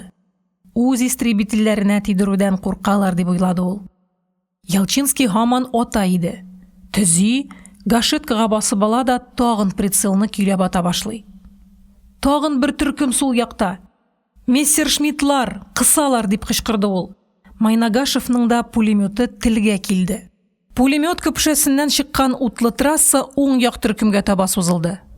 Сәләхов штурвалны алга таба этәрде. Самолет аска төшә башлауга, гәүдә авырлыгын югалтып, һавада асылынып калгандай булды. Буыннар йомшарды, тәннең көче бетте. Мистер Шмидтлар да П2гә иярделәр. «Кысалар, һаман кысалар. Патроннарым аз калды», дип зарланып куйды укчы радист. Сәләхов штурвалны үзенә тартып, самолетны горизонталь очуга күчерде. Инерция көче гәүдәне утыргычка сеңдереп куйган иде. Дошман истребительләре калышмыйча һаман тагылып киләләр. Шуларның икесе төркемнән аерылып П2гә якыная башлады. Ялчинский атудан туктаган иде. Истребительләр тәмам якынлашкач, ул тагын ут ачты һәм нәкъ шушы мизгелдә пулеметы тынып калуын сизде. Укчы радист патрон тартмасына үрелде. Тартма буш иде. Марсель йодрыклары белән патрон тартмасын дөмбәсли башлады. «Эх, Иң кирәк чакта. Командир, патроннарым бетте. Атакага килүче истребительләр укчы радисның бою запасы бетүен сизеп өлгерделәр булса кирәк. Укчы радисның пулеметы торган секторга күчтеләр. Ара һаман якыная бара. Фашист самолетларының тырпайып торган камуфляж канатларын үрелеп тотарлык шикелле иде. Алдан килүче мессерның плексиглаз фонаре аша сары шлемофон кигән фашист очучысының озынча йөзе күренеп китте. Сулгарак бор, командир, бераз сулгарак бор, дип кычкыра иде штурман. Аның пулеметыннан сузылган ут тасмасы алдагы истребительнең фюзеляжына барып терәлде. Мессердан шундук ялкын бүселеп чыгып, самолетны кара төтен чорнап алды. Берсенә эләкте, командир, хәзер икенчесен чәким, дип кычкырды Майнагашев. Тирә-якта ут һәм үлем кайный иде. Шлемофонның наушникларында кинәт «Ко-а-ах, уа-ах» дигәнрәк сәер авазлар яңгырап куйды. Укчы радист нәрсәдер әйтергә тели, диде Майнагашев. Ишетәм, укчы радистны башкалардан дюраль стена һәм төп бензобак айырып тора иде. Марсель, нәрсә булды сиңа, дип кычкырды Сәләхов укчы радистка. Ко-ах! Ялчинский, нигә дәшмисең? Командир сорый бит, дип кабатлады штурман. Алдан килгән мистер Шмидт капыл гына аска төшеп китте. Орттагысы һаман якыная. Истребительнең очлы борыны койрыкка терәлер дәрәҗәгә җиткәч, П2-нең барлык пушкаларыннан ут бөркелде. Шәкедем, сволочна. Тагын киләләр. Икәү калды, диде Майнагашев. Тагын икәү. Их, фашист этләре. Ялчинский дәшми. Аңа нәрсәдер булды, диде Сәләхов. Марсель, нигә дәшмисең? Снаряд укчы радистның ярты яңагын умырып узган иде. Марсель ярасын сул кулы белән кысып тотты. Бармак арасыннан чаптырып кан ага. Авырту сизелми, курку да юк. Тәнне ачы әрнү чорнап алган, миләр уттай кызган. Бугаздан кан чаптыра. Кан белән бергә яшәү тереклек китә бара иде. Якты дөнья әкрен генә тыныклана башлады. Канны ничек туктатырга? Эх!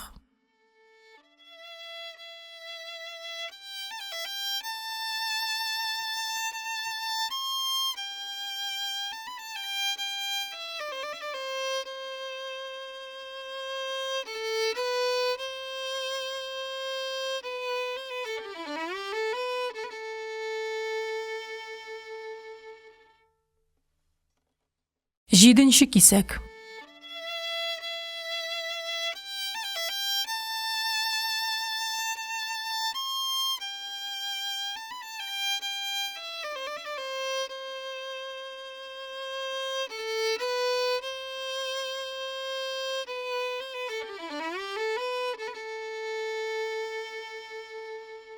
Мессерлар кинәт кире борылдылар.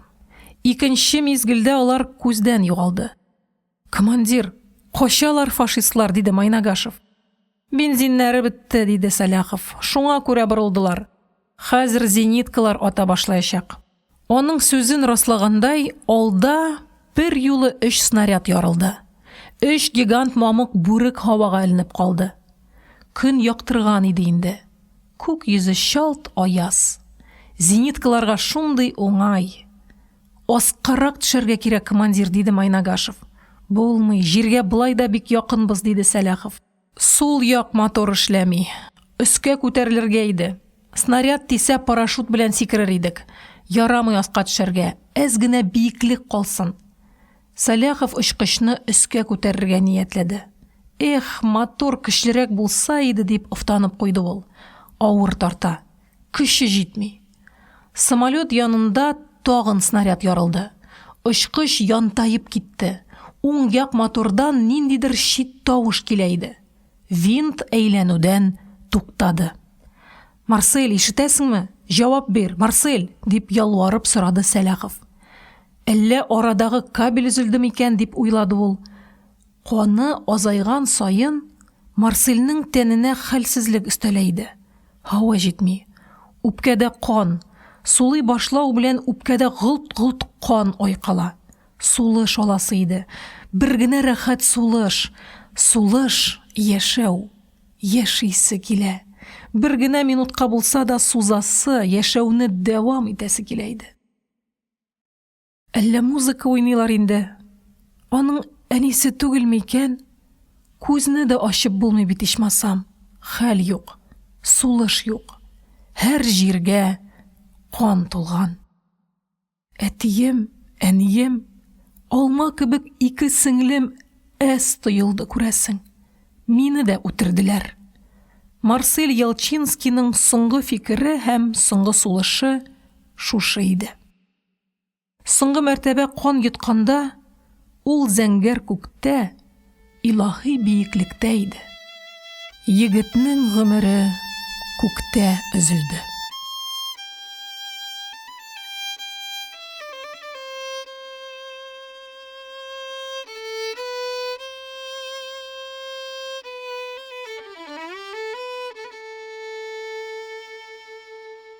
Сигезенче кисәк.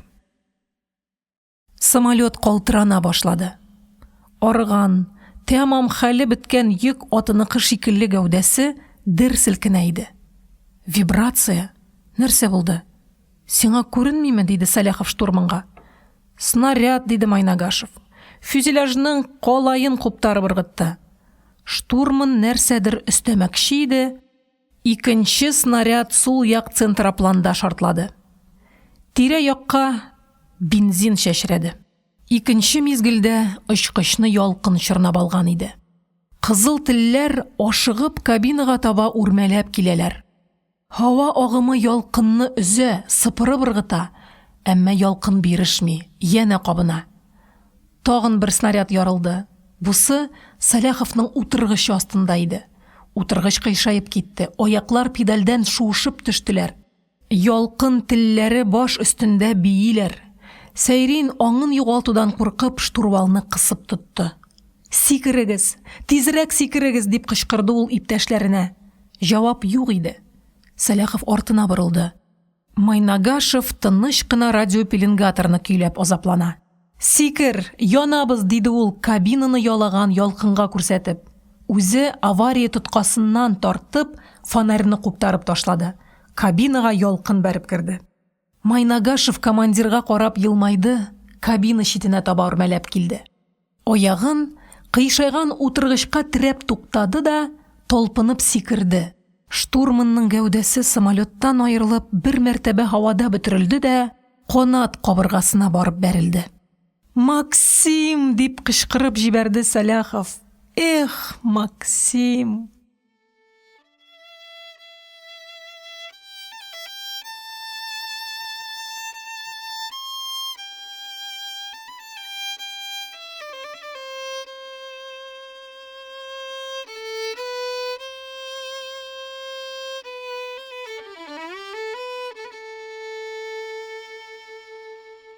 Тугызынчы кисәк.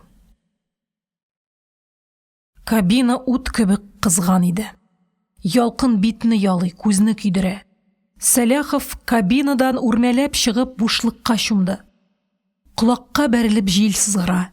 Җир тарта. Гәүдә һавада бөтерелеп аска аша. Тизлек тоелмый, тирә-якта бушлык. Күзләр йомык. Куллар тотынырга теләп һаваны айкыйлар. Тотынасы, туктыйсы килә. Сәйриннең гәүдәсе ана карынындагы бала рәвешендә бөгәрләнгән, бирешкән иде. Парашютны ачарга кирәк. Шушы фикер аның миен айка бузды. Куллар түштәге кызыл буҗрага үрелделәр. Сәйрин җан көче белән буҗраны тартып чыгарды. Парашютның ефәк тукымасы ранецтан агып чыгып өскә ыргылды. Нигә ачылмый парашют?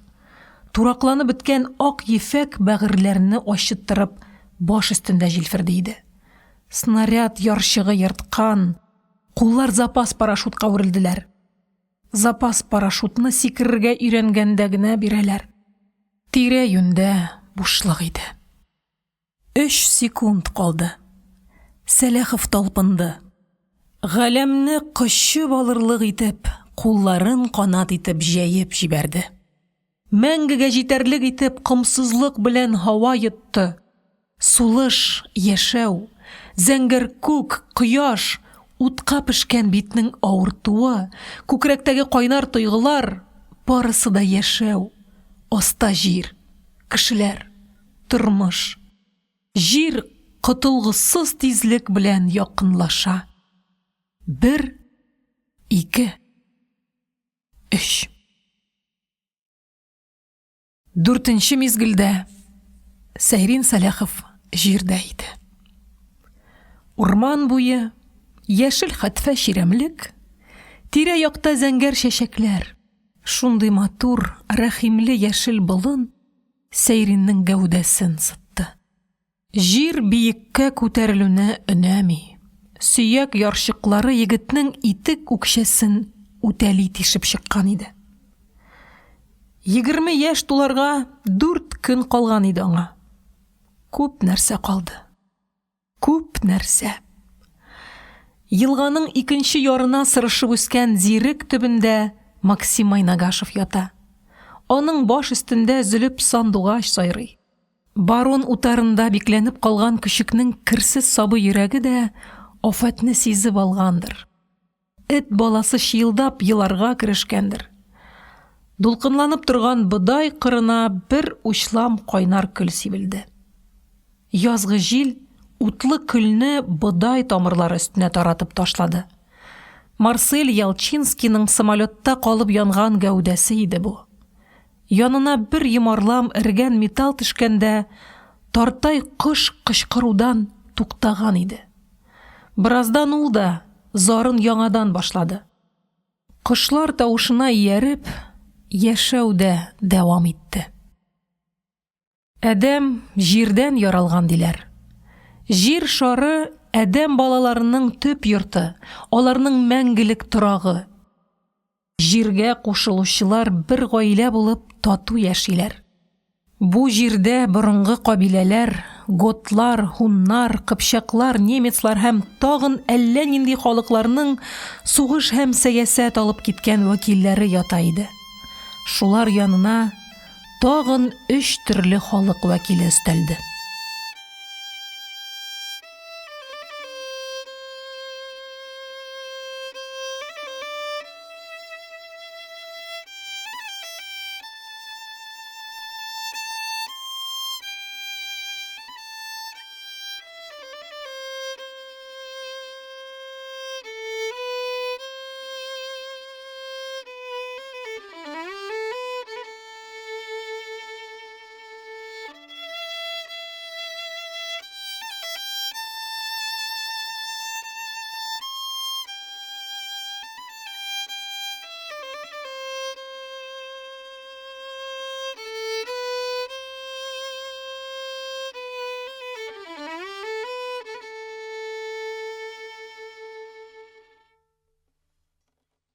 Дүртенче бүлек.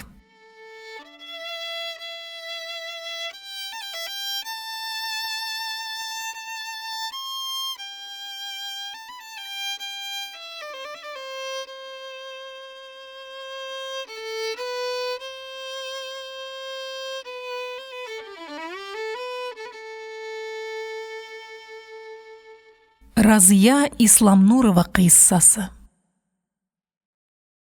15 минуттан Мәскәү самолеты аэродромга төшәргә тиеш иде. Диспетчер Надежда Дурова әзерлекне тикшереп чыкты. Пассажирларны каршы алырга баручы кыз, багажны самолеттан бушатып өләшү секциясенә ташучы грузчик, ниһаять автобус шоферы, барысы да әзерләр. Дурова кабинетыннан очу кырына күз салды. Иртән яу бузган җәйге яңгыр инде кибеп беткән. Бетонка чистарып, сыргылтланып, кояшта ялтырап ята. Очу кырын аэропорт территориясеннән биек тимер койма айырып тора иде. Койма буенда самолетларга ягылык ташучы цистерна, тягач-буксировщик, пикапка утыртылган кабызу аккумуляторы, техник персоналны самолет янына илтүче микроавтобус, булары да үз урыннарында самолет төшкәнне көтәләр. Койманың 3 капкасы да бикле. Очу кырына беркем чыгарга тиеш түгел. Ярамый анда чыгып йөрергә. Капкаларны, пассажирларны самолетка утыртырга илткәндә генә ачалар. Арган иде Дурова. Тыңғысыз жауаплы эш ул диспетчер булу. Самолет төшкәнче 5 кенә минут булса да ял итеп алырга кирәк иде. Креслоға аркаңны терәп күзеңне йомсаң, тәнеңне бер рәхәтлек чорнап ала. Күңелеңдәге мәшәкатьле уйлардан арынып, оеп та китә алсаң, бигрәк тә шәп. Күзен йомар алдыннан диспетчер койма ягына тагын күз салды һәм башы әйләнеп киткәндәй булды. Тагын килгән. Шул Разия коймага бирегеп басып тора. Господи. Әле берничә генә көн элек үзен милиционер өенә кайтарып куйган иде бит. Юк, тагын килеп җиткән. Дурованың күңелен шундук котсыз кырыс тынгысызлык тырнап алды. Аның ничә мәртәбәләр сынаганы бар, аэродромга Разия килсә, бер хәл булмый калмый. Дурова шуны сизенгәндәй, тирә ягына каранды һәм бетонкага таба турылап сыер җитәкләгән бер кеше атлавын күрде. Дурова селектор төймәсенә басты. Дежурный по посадочной площадке. Посадочная полоса нечистая. К бетонке приближается человек. Сыер җитәкләгән кешене Дуровадан алдарак күреп өлгергәннәр иде булса кирәк. Җиңел машина сыерлыга таба очып бара иде инде. Дурова самолетны каршы аласы техника ягына таба күз салды. Ужас! Микроавтобус шоферы машинасын домкрат белән күтәрткән дә көпчәк алыштырып азаплана. Цистерна хуҗасы койма аркылы бер хатын кыз белән сөйләшеп тора. Безобразие дип акырып җибәрүен сизми дә калды Надежда. Идара итүне ярдәмчесенә тапшырып, Надежда микроавтобус янына юнәлде. Барышлый Разия яныннан үтәргә кирәк иде. Дурова читтәнрәк урап узарга тырышты. Хәтта аңа карамаска да уйлаган иде. Ләкин Разия үзе аңа таба борылды һәм Надежданы танып алды булса кирәк. Авыр гына елмаеп куйды. «Нихәл, сабакташ, кемне каршы аласың?» дип сорады диспетчер, тукталып тормыйча. Сәйринем фронттан кайта. Шуны каршы алам. Самолет озаклады. Коймагым суны бетә инде. Озакламый төшәр, 5 кенә минут калды, диде Дурова тизрәк китәргә ашыгып. Разияның өстендәге кара ефәк күлмәгенең җиңнәре тишелеп чыккан, изүе электрелмәгән. Кара яулык астыннан киезләнеп беткән шал чәчләре күренеп тора. Элеккеге матур кыңгырт күзләренә әйтерсең алыштырып куйганнар. Күзләренең агын, кызыл кан тамырлары сызгалаган. Күз алмасында ниндидер әсәрләнү, шиктән тыш дулкынлану чаткылар уйный. Элеккеге тигез матур тешләр артык нык кысуданмы ыржаеп алга чыкканнар. Кыскасы, аның йөз кыяфәтендә элеккеге мөлаемлыкның әсәре дә калмаган иде. Надяның сабакташының битендә эчке авыр тетрәнү, төзәлмәслек әшәке таркаулык калдырган. Кайда аның бөгелеп сыгылып торган табигый җыйнак гәүдәсе һәм кайда аның сирәк очрый торган нәзакәтлеге. Разияның кулында букет иде. Тузанга әйләнер хәлгә җитеп кипкән саргайган чәчәк бәйләме. Шушындый чәчәкләрне иске каберлекләрдә, археологик казыну вакытларында күрергә була. Шул букетны тирән хискә бирелеп күкрәгенә кыскан килеш, ул самолет төшкәнен көтә иде. Микроавтобус шоферы машинасының көпчәген алыштырып соңгы шеребен борып азаплана. Тапкансың көпчәк алыштыру вакыт, диде диспетчер шелтәләп. Борчылмагыз, Надежда Ивановна. Безнең бригада эшләгән чакта бер нинди тоткарлык булмас, диде микроавтобус шоферы. Цистерна йөртүче дә инде кабинасына киреп утырган иде. Кайтышлый Дурова сабакташын ерактан ук урап узды. Ниһаять, Мәскәү самолеты аэродромга төште. Аэровокзал янына килеп туктаган авиалайнердан җиргә пассажирлар чыга башлады. Аларны капка аша үткәрделәр, ниһаять багажларын бирделәр. Пассажирлар берәм-берәм саркып таралыштылар. Разия иң соңгы пассажирны тикшереп озаткач, тагын бер тын самолет ишегенә карап торды. Ниһаять, ул да троллейбус тукталышына юнәлде. Көткән кешесе кайтмавына ул тәмам кәефсезләнгән иде. Бара торган җиреннән артына борылып карый. Күзен сөртеп ала һәм авыз эченнән туктаусыз бер сүзне кабатлый. Әйе, Киләсе самолет белән кайтырга исәпләдең инде. Әйе, киләсе самолет белән. Казан аэропортында эшләүчеләрнең һәммәсе диярлек Разияны беләләр. Аның шулай самолет каршыларга йөри башлауына озакламый 3 ел тула иде инде. Институтны тәмамлагач, Разияны аспирантурада калдырдылар.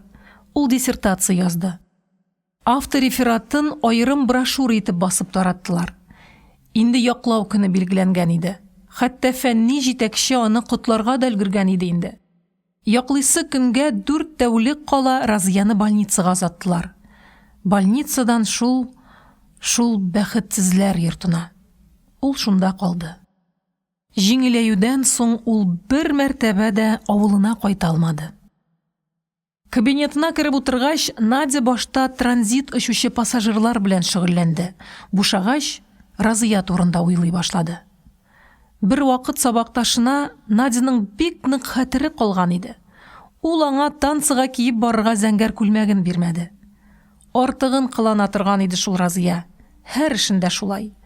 Сөюендә дә. Менә нәтиҗәсе. Не приведи Господь дип карчыкларча нәтиҗә ясап куйды Дурова. Не приведи.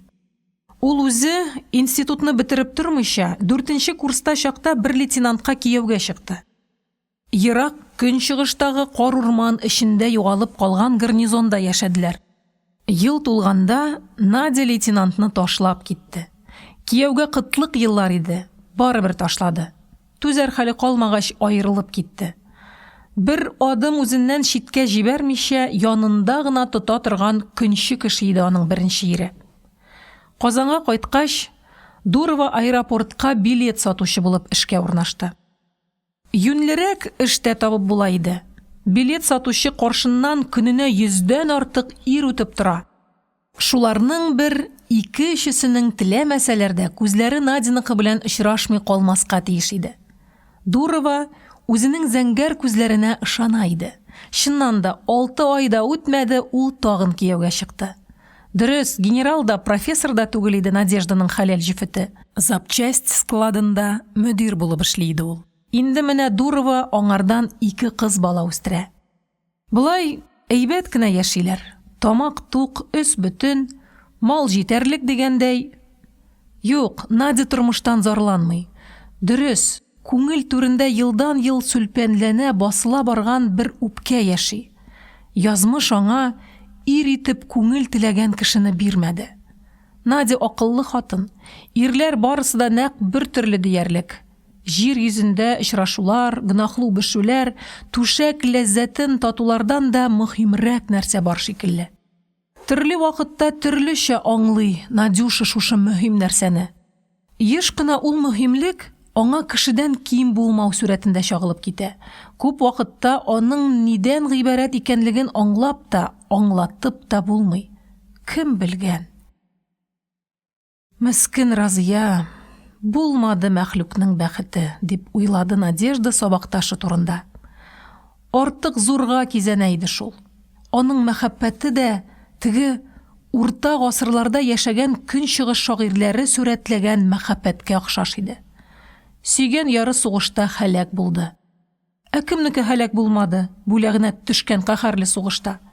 Надяның төгәл 3 егете һәлак булды. Үлгән артыннан үлеп булмый бит инде. Үзеңнең 20нче гасырда яшәвеңне онытырга ярамый дип уйлады Надежда. 20нче гасырның үз рәхәтлекләре бар, яши белеп яшәгән кешегә. Мине тыңлаган булса, диде Надежда Дурова, кычкыра язып. Мин бит ул чакта да акылсыз түгел идем. Мескен Разия тыңламады шул.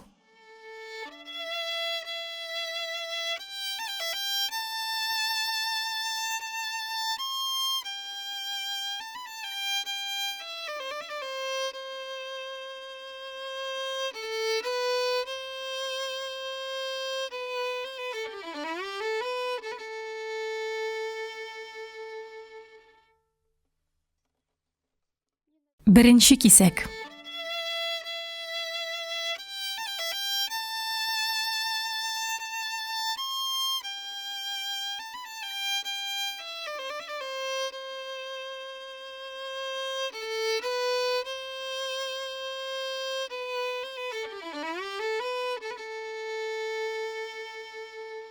1945 елның 9 майы көнне Сәйрин Сәләховның әнисе Миңлезифа апа Карчыклар мәҗлесе җыйган иде.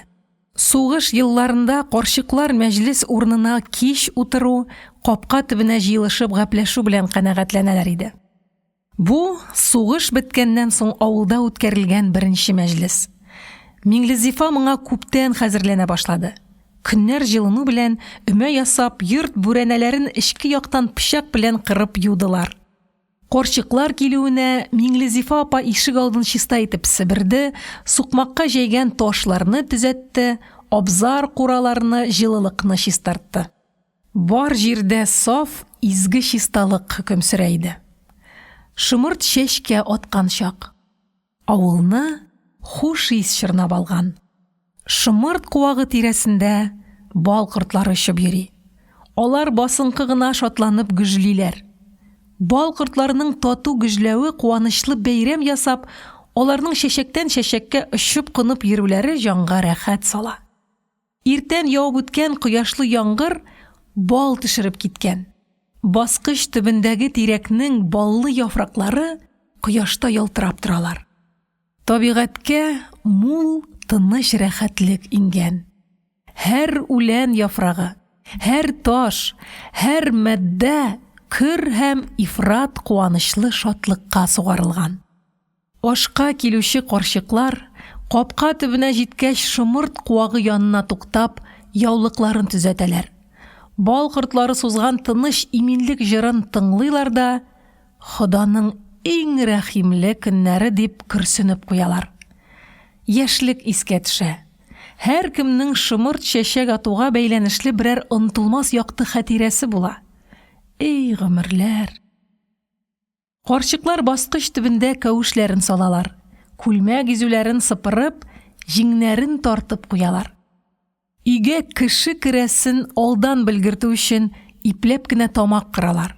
Мәҗлескә чакырылу, аларның ярты гасыр сандык төбендә тасланып яткан күлмәкләрен кияргә мәҗбүр иткән. Күлмәкләр шундый шәп. Әби патша заманында тукылган сәрпинкәдән тегелгән. Яшел бәрхет яка, изү тирәләре укалы. Аяк атлауына ияреп киң итәкләр җилфердәп киткәндә, шымырт чәчәге һәм бал исенә нафталин, тактачай, кызыл билле прәннек исе кушыла. Аякларда яфрак бизәкләре төшкән кызыл сәхтиян читек. Җиңел, йомшак, аякларга иркен. Биисе килгән чакта алган аяк киеме бит. Әллә шуңа күрә читек киеп җибәрү белән аякларның йөгерәсләре килә башлый. Почмаклап бәйләгән яшел кашемир яулыклар карчыкларның иңендә җиңү әләме шикелле җилфердәп бара. Йөрәкләрдә яшьлек моңы уятып, чәчүргечкә таккан талир тәңкәләр шыңлый. Иншалла, ашка җыелу бәхетендә көтеп алдык дип куаналар иде карчыклар. Бусаганны атлап керү белән ашка килүчеләр җил-җил түргә узалар да, ябык янбашларын сәке читенә тезгән мендәрләргә терәп, дуга кылырга керешәләр. Ярыш башлана. Һәр карчык дугасын озаккарак сузарга, башкалардан соңрак бетерергә тырыша. Бер-берсенә карап алалар. Биршәйгән бармаклар җыерчыклы битләрне сыпырып бетергәч, карчыклар хуҗа хатын ягына борылалар. Исән сау гына торасыңмы, минне дифа? Йөрибез инде шунда сине бимадалап. Юк, бер мәшәкате дә юк. Аллага шөкер, ач тормайбыз. Ходай рәхмәтеннән ташламай. Кичә улы малаемның хаты килде, сугыш бетә дип язган. Түрдән үт инде Сәүрә абыстай. Сәйринеңнән килдеме ни? Әйе, шунысыннан килде. Хат эченә кәртишкәсендә кыстырып җибәргән. Сәлам үтенә сөялеп тора. Тушы тулы урдын, таш атасы инде. Сәләховның фоторәсеме кулдан кулга күчеп карчыкларны әйләнеп чыга. Ихлас күңелдән, янып пешеп мактыйлар. Авылда иң ипле, мехрибанлы егет, аннан да зихенле һәм уңган малай юклыгына тәмам ышана башлыйсың. Эй, тәүфигы арткыры, губернатор диярсең. Җилкәсенә нәрсә аскан ул? Әстәгъфирулла. Ике җилкәсендә дә йолдыз сүрәте төшкән нәмәстәкәй. Аның дур урында утырганын белгертү өчен такканнармы икән, дип гаҗәпләнә Бәдигъел Җамал карчык. Сәламут йөртер өчен бирелгән дукамиттер инде. Яраплан тиңелте ярапланны ядутып беркемгә дә бирмәй торганнардыр аны, ди остабикәлек вазифасын алып баручы Сәүрә карчык. Миңлезифа малайы кош шикелле чөп һавага менәргә өйрәнгән. Шушы хәл карчыкларны чиктән тыш кызыксындыра. Әллә нинди әкияти фаразлар, фикерләр тудыра. Хәйран калып, телләрен шартлата шушы турыда фәлсәфә куерталар. Шул җин нәмәстәкәенә курыкмайынча ничек утыра икән? Егылып төшсә, китап әйтә, Мөхәммәд алейһиссәлам ди, Мигъраҗда ди, канатлы дөлдөлгә атланып, Ясриптән очып киткән. Йерусалим мәчетендә намаз укып әйләнеп кайтуына түшәктәге урыны да суыны белгермәгән ди, дип аңлата Сәүрә карчык. Мөхәммәд пәйгамбәр заманында да шулай сәламүтләр булган микәнни, дип сорый Мәрфуга карчык. Сәүрә карчыкның сүзләрен аңлап җиткермичә. Карчыклар менә нинди нәтиҗәгә киләләр. Ахырдаман баласы нәрсәне дә булдырыр дигән бит китап. Ахырдаман дигәннәре шушыдыр инде. Улың кайтып та җитәр инде, диде Нәфисә карчык. Бүген иртән сугыш бетте, теге Гитлер дигәнен оясына куып кертеп дөмөктөрдек дип радиодан сөйләделәр. Әйдә, түргә менегет ахирәтләр, дип Сәйриннең әнисе кыстый башлады. Карчыкларны дөрес урнаштыру катлаулы һәм нечкәш. Берсендә рәнҗетмичә, һәр кайсына лаеклы урын бирергә кирәк. Аларның һәммәсе үзенчә лаеклы. Аннан соң кем-кемне өнәмәвен, кемнең кем белән сөйләшергә яратуын, кардәшлек ягын, күршелек тойгыларын, буларның барысын да истә тотарга кирәк. Кунакларның берсен генә дә рәнҗетергә ярамый. Минзифа апа шушы турыда уйлый иде. Син ахирәт түргәмен инде, абыстай, син нигә алай кыланасың? Сәке читендә утыру килешәмени? Бер ридалыгым юк. Түргәмен, яме? Сәкегә киез салынган. Киезгә ак җәймә. Аның өстенә кызыл дәстархан җәелгән иде. Карчыклар табын әйләнәсенә куелган йомшак мендәрләр өстенә менеп рәхәт итеп кунакладылар. Аякларын бөкләп, итәкләрен тез астына кыстырып җайлап утырдылар. Хәзер алар Һинд йогларын хәтерләтәләр иде.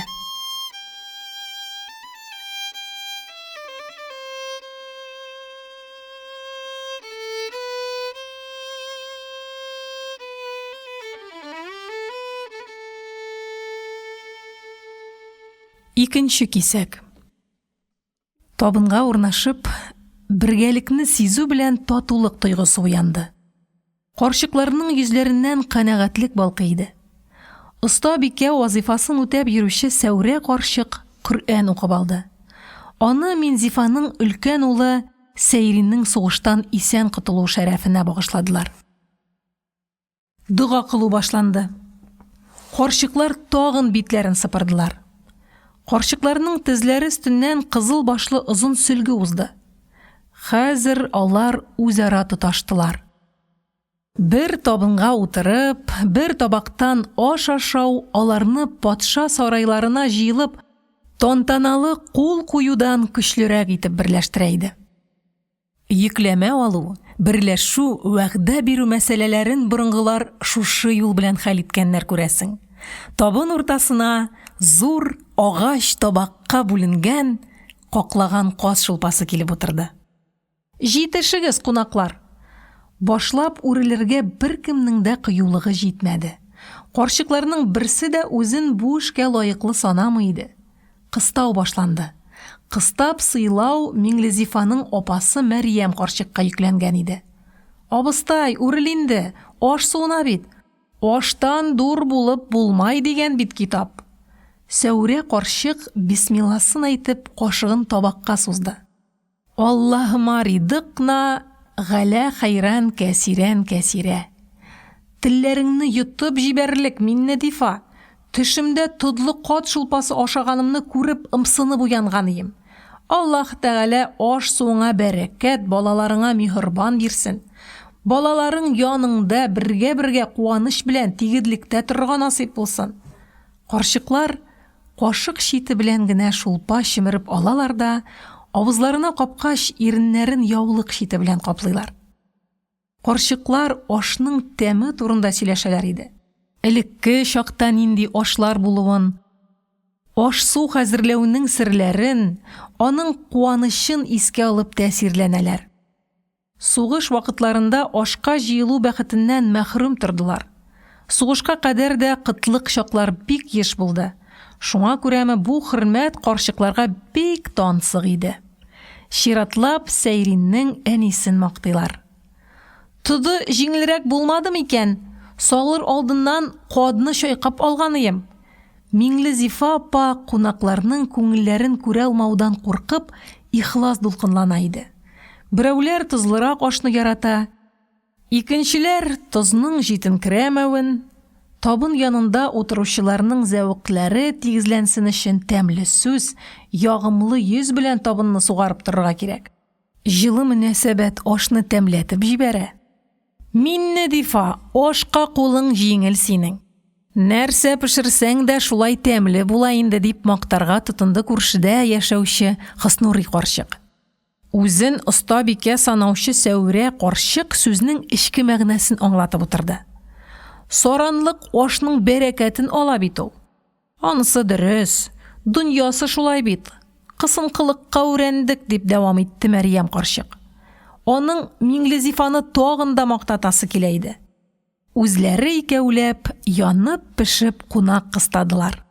Җитешегез кунаклар, карап утырырга куймадык, җитешегез. Кыстау карчыкларга ошый иде. Кыстап ашату кыстап эшләтү түгел. Кыстап ашату ихтирам билгесе. Тормышта алар башка нинди ихтирам күрәләр. Карчыкларның күңелләрендә саф канәгатьлек уянды. Көндәлек эш бер-беренә җылы сүз әйтергә вакыт калдырмый. Җылы сүзгә ни җиткән? Мәҗлес һаман җанлана барды. Ниһаять, табынга ит тураган бәрәңге килде.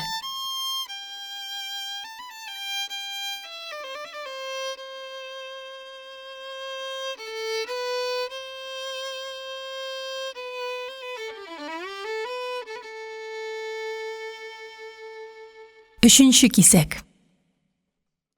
Авыр эш эшләп сау һавада яшәгән кеше артыгын ашый алмый. Күпме азык кирәклекне аның һәр күзәнәге белә һәм вакытында ашаудан туктата. Карчыклар арасында бер генә дә иләмсез юанын күрмәссең. Шандыр җиңел гәүдәлеләр, хәрәкәтләре кызларныкы шикелле, җитез һәм салмак.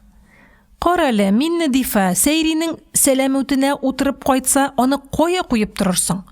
Абдарга сыймай торгандыр бит ул, дип изге бер катлылык белән сорады Бәдигелҗамал карчык. Ишек алдына да сыярлык түгел ул, дип аңлатты безгә теге ранный булып кайткан Фәйрүдә малае. Без аны Дират янындагы ширемлеккә илтеп куярбыз дип торабыз, диде Сәйриннең әнисе. Беләм, ширемлеге бик матур, җире дә коры, бу яктан куркырлык түгел. Балачага берәр шүребен борып ала күрмәсен дип кисәтүем генә иде, дип акланды Бәдигелҗамал карчык. Карчыклар ихлас күңелдән Сәйриннең самолетын ышанычлырак, балачага күзеннән ераграк җиргә урнаштыру турында баш ваттылар. Ниһаять, очкычка бик уңайлы урын табылды. Идәрә кырындагы буш урынга куеп торырга булыр, диде Нәфисә карчык. Кәҗүннәй урын, каланча янында гына бит. Габделвәли карт күз кылак булып торыр. Әңгәмә хәзер Сәйрин тирәсендә әйләнә башлады. Бигрәк тә миһрбанлы булды инде Сәйринең. Әүлия дә әүлия, ул да әүлия, диде Сәүрә карчык. Ул бит безнең Әбделкәрәм белән уйнап үсте. Шундый дирәк, шундый ягымлы инде. Тәрбияле бит. Авыдыннан бер әшәке сүз чыкканы булмады. Шибенне дә кыерсытмасы инде. Дирәклек аркасында инде. Мәктәптә укытучыларыннан да уддырып укып йөрде бит.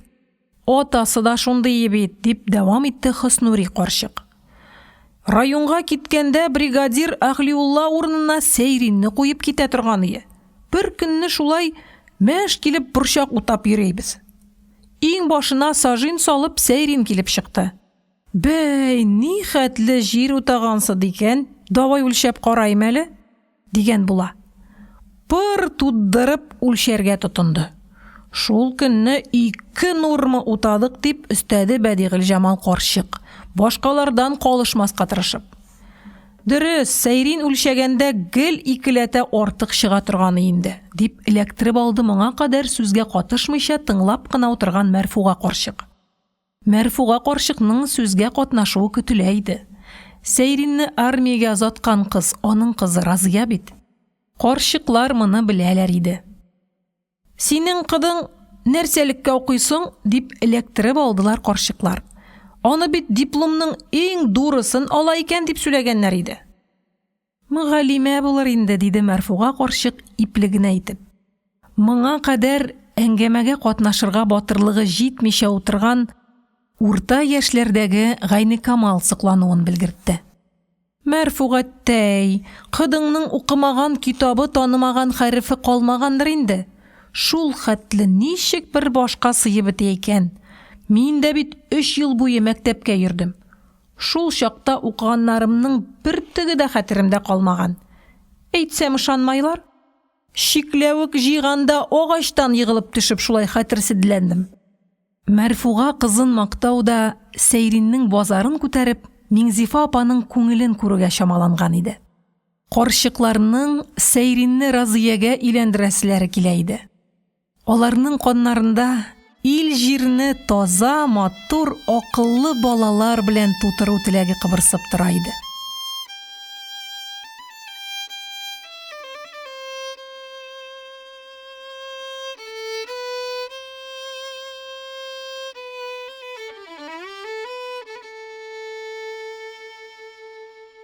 Дүртенче кисәк. Табак төбе күренер алдыннан карчыклар кашыкларын куеп авызларын сөрттеләр. Кунак сыйын ашап бетерергә ярамый иде. Балалар өлеше калырга тиеш. Аннан тыш, авыл карчыклары ризык калдыру дигән бер борынгы йолага ышаналар иде. Имеш ашыңны ашап бетермичә калдырып китсәң, бу йортка тагын киләсең ди. Әйләнеп килгәнче, калган ризык сине көтеп тора имеш. Ниһаять табынга шия катнаш балан суы килде. Эшкилтем баллы, эшкәш күңелләрне ачып җибәрә торган ширбәт иде бу. Ширбәткә ияреп төш килде. Бусы десертка иде.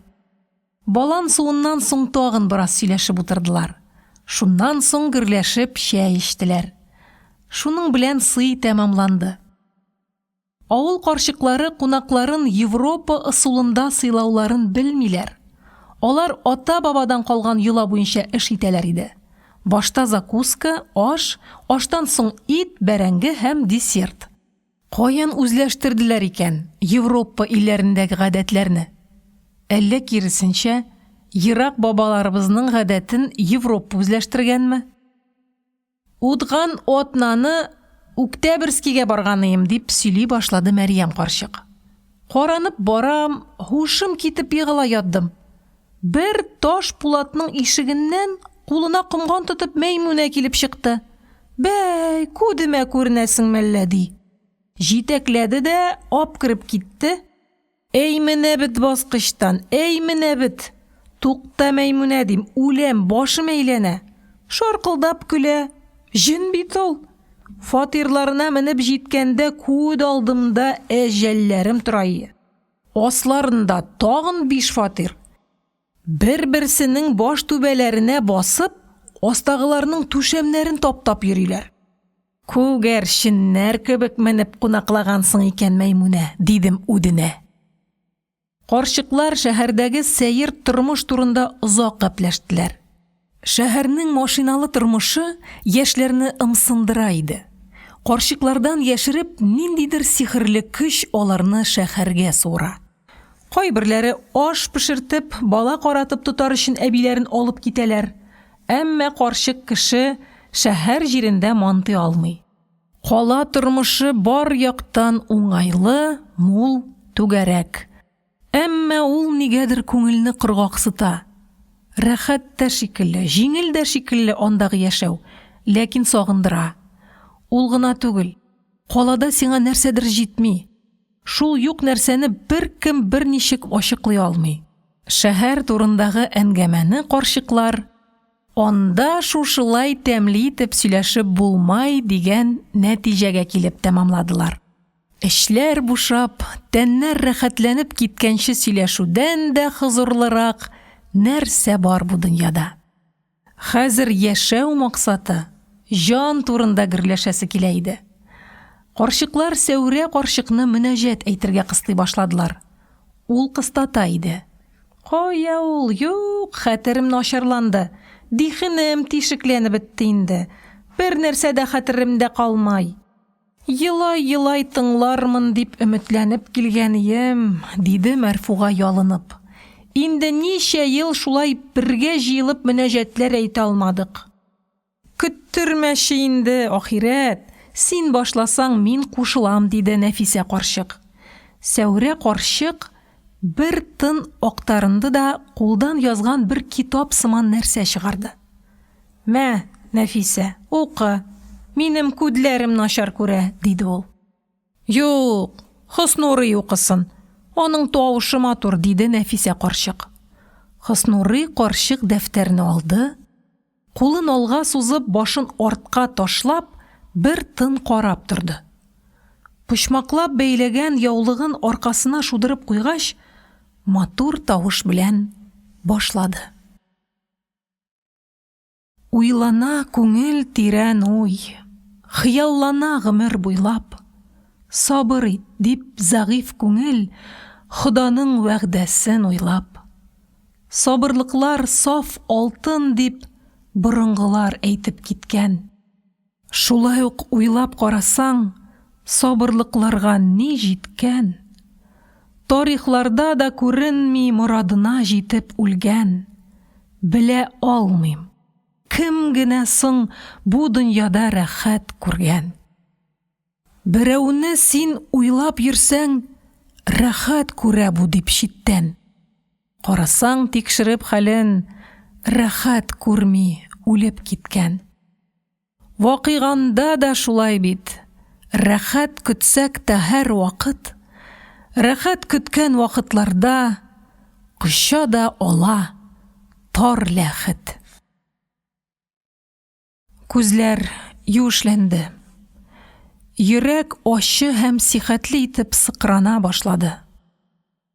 Бары тик карчыкларда гына сакланып калган мөнәҗәтләрнең җан, иман, вөҗдан хакындагы борынгы хаким сүзләре салмак кына ага, йөрәккә үтеп керә, бәгырьләрне тетрәндерә иде. Карчыклар яулык читләре белән күзләрен сөртәләр. Тойгылар сыкрануы җанга кирәкле паклык бирә иде. Күңел тирәнлегендә кешелеклелек тойгысы уяна. Шәфкатьле буласы, игелек эшлисе килә. Күрше йорттан җиңүчеләр кайтуына өй юы өмәсенә җыелган яшь кызларның җырлаулары мөнәҗәткә килеп кушылды. Инҗелә мәрҗән кызларның кулбавы, авырла җан сөйгәннәрнең булмавы. 1979 ел. Истанбул, Пирей, Басра, Кувейт, Абу-Даби, Таганрог.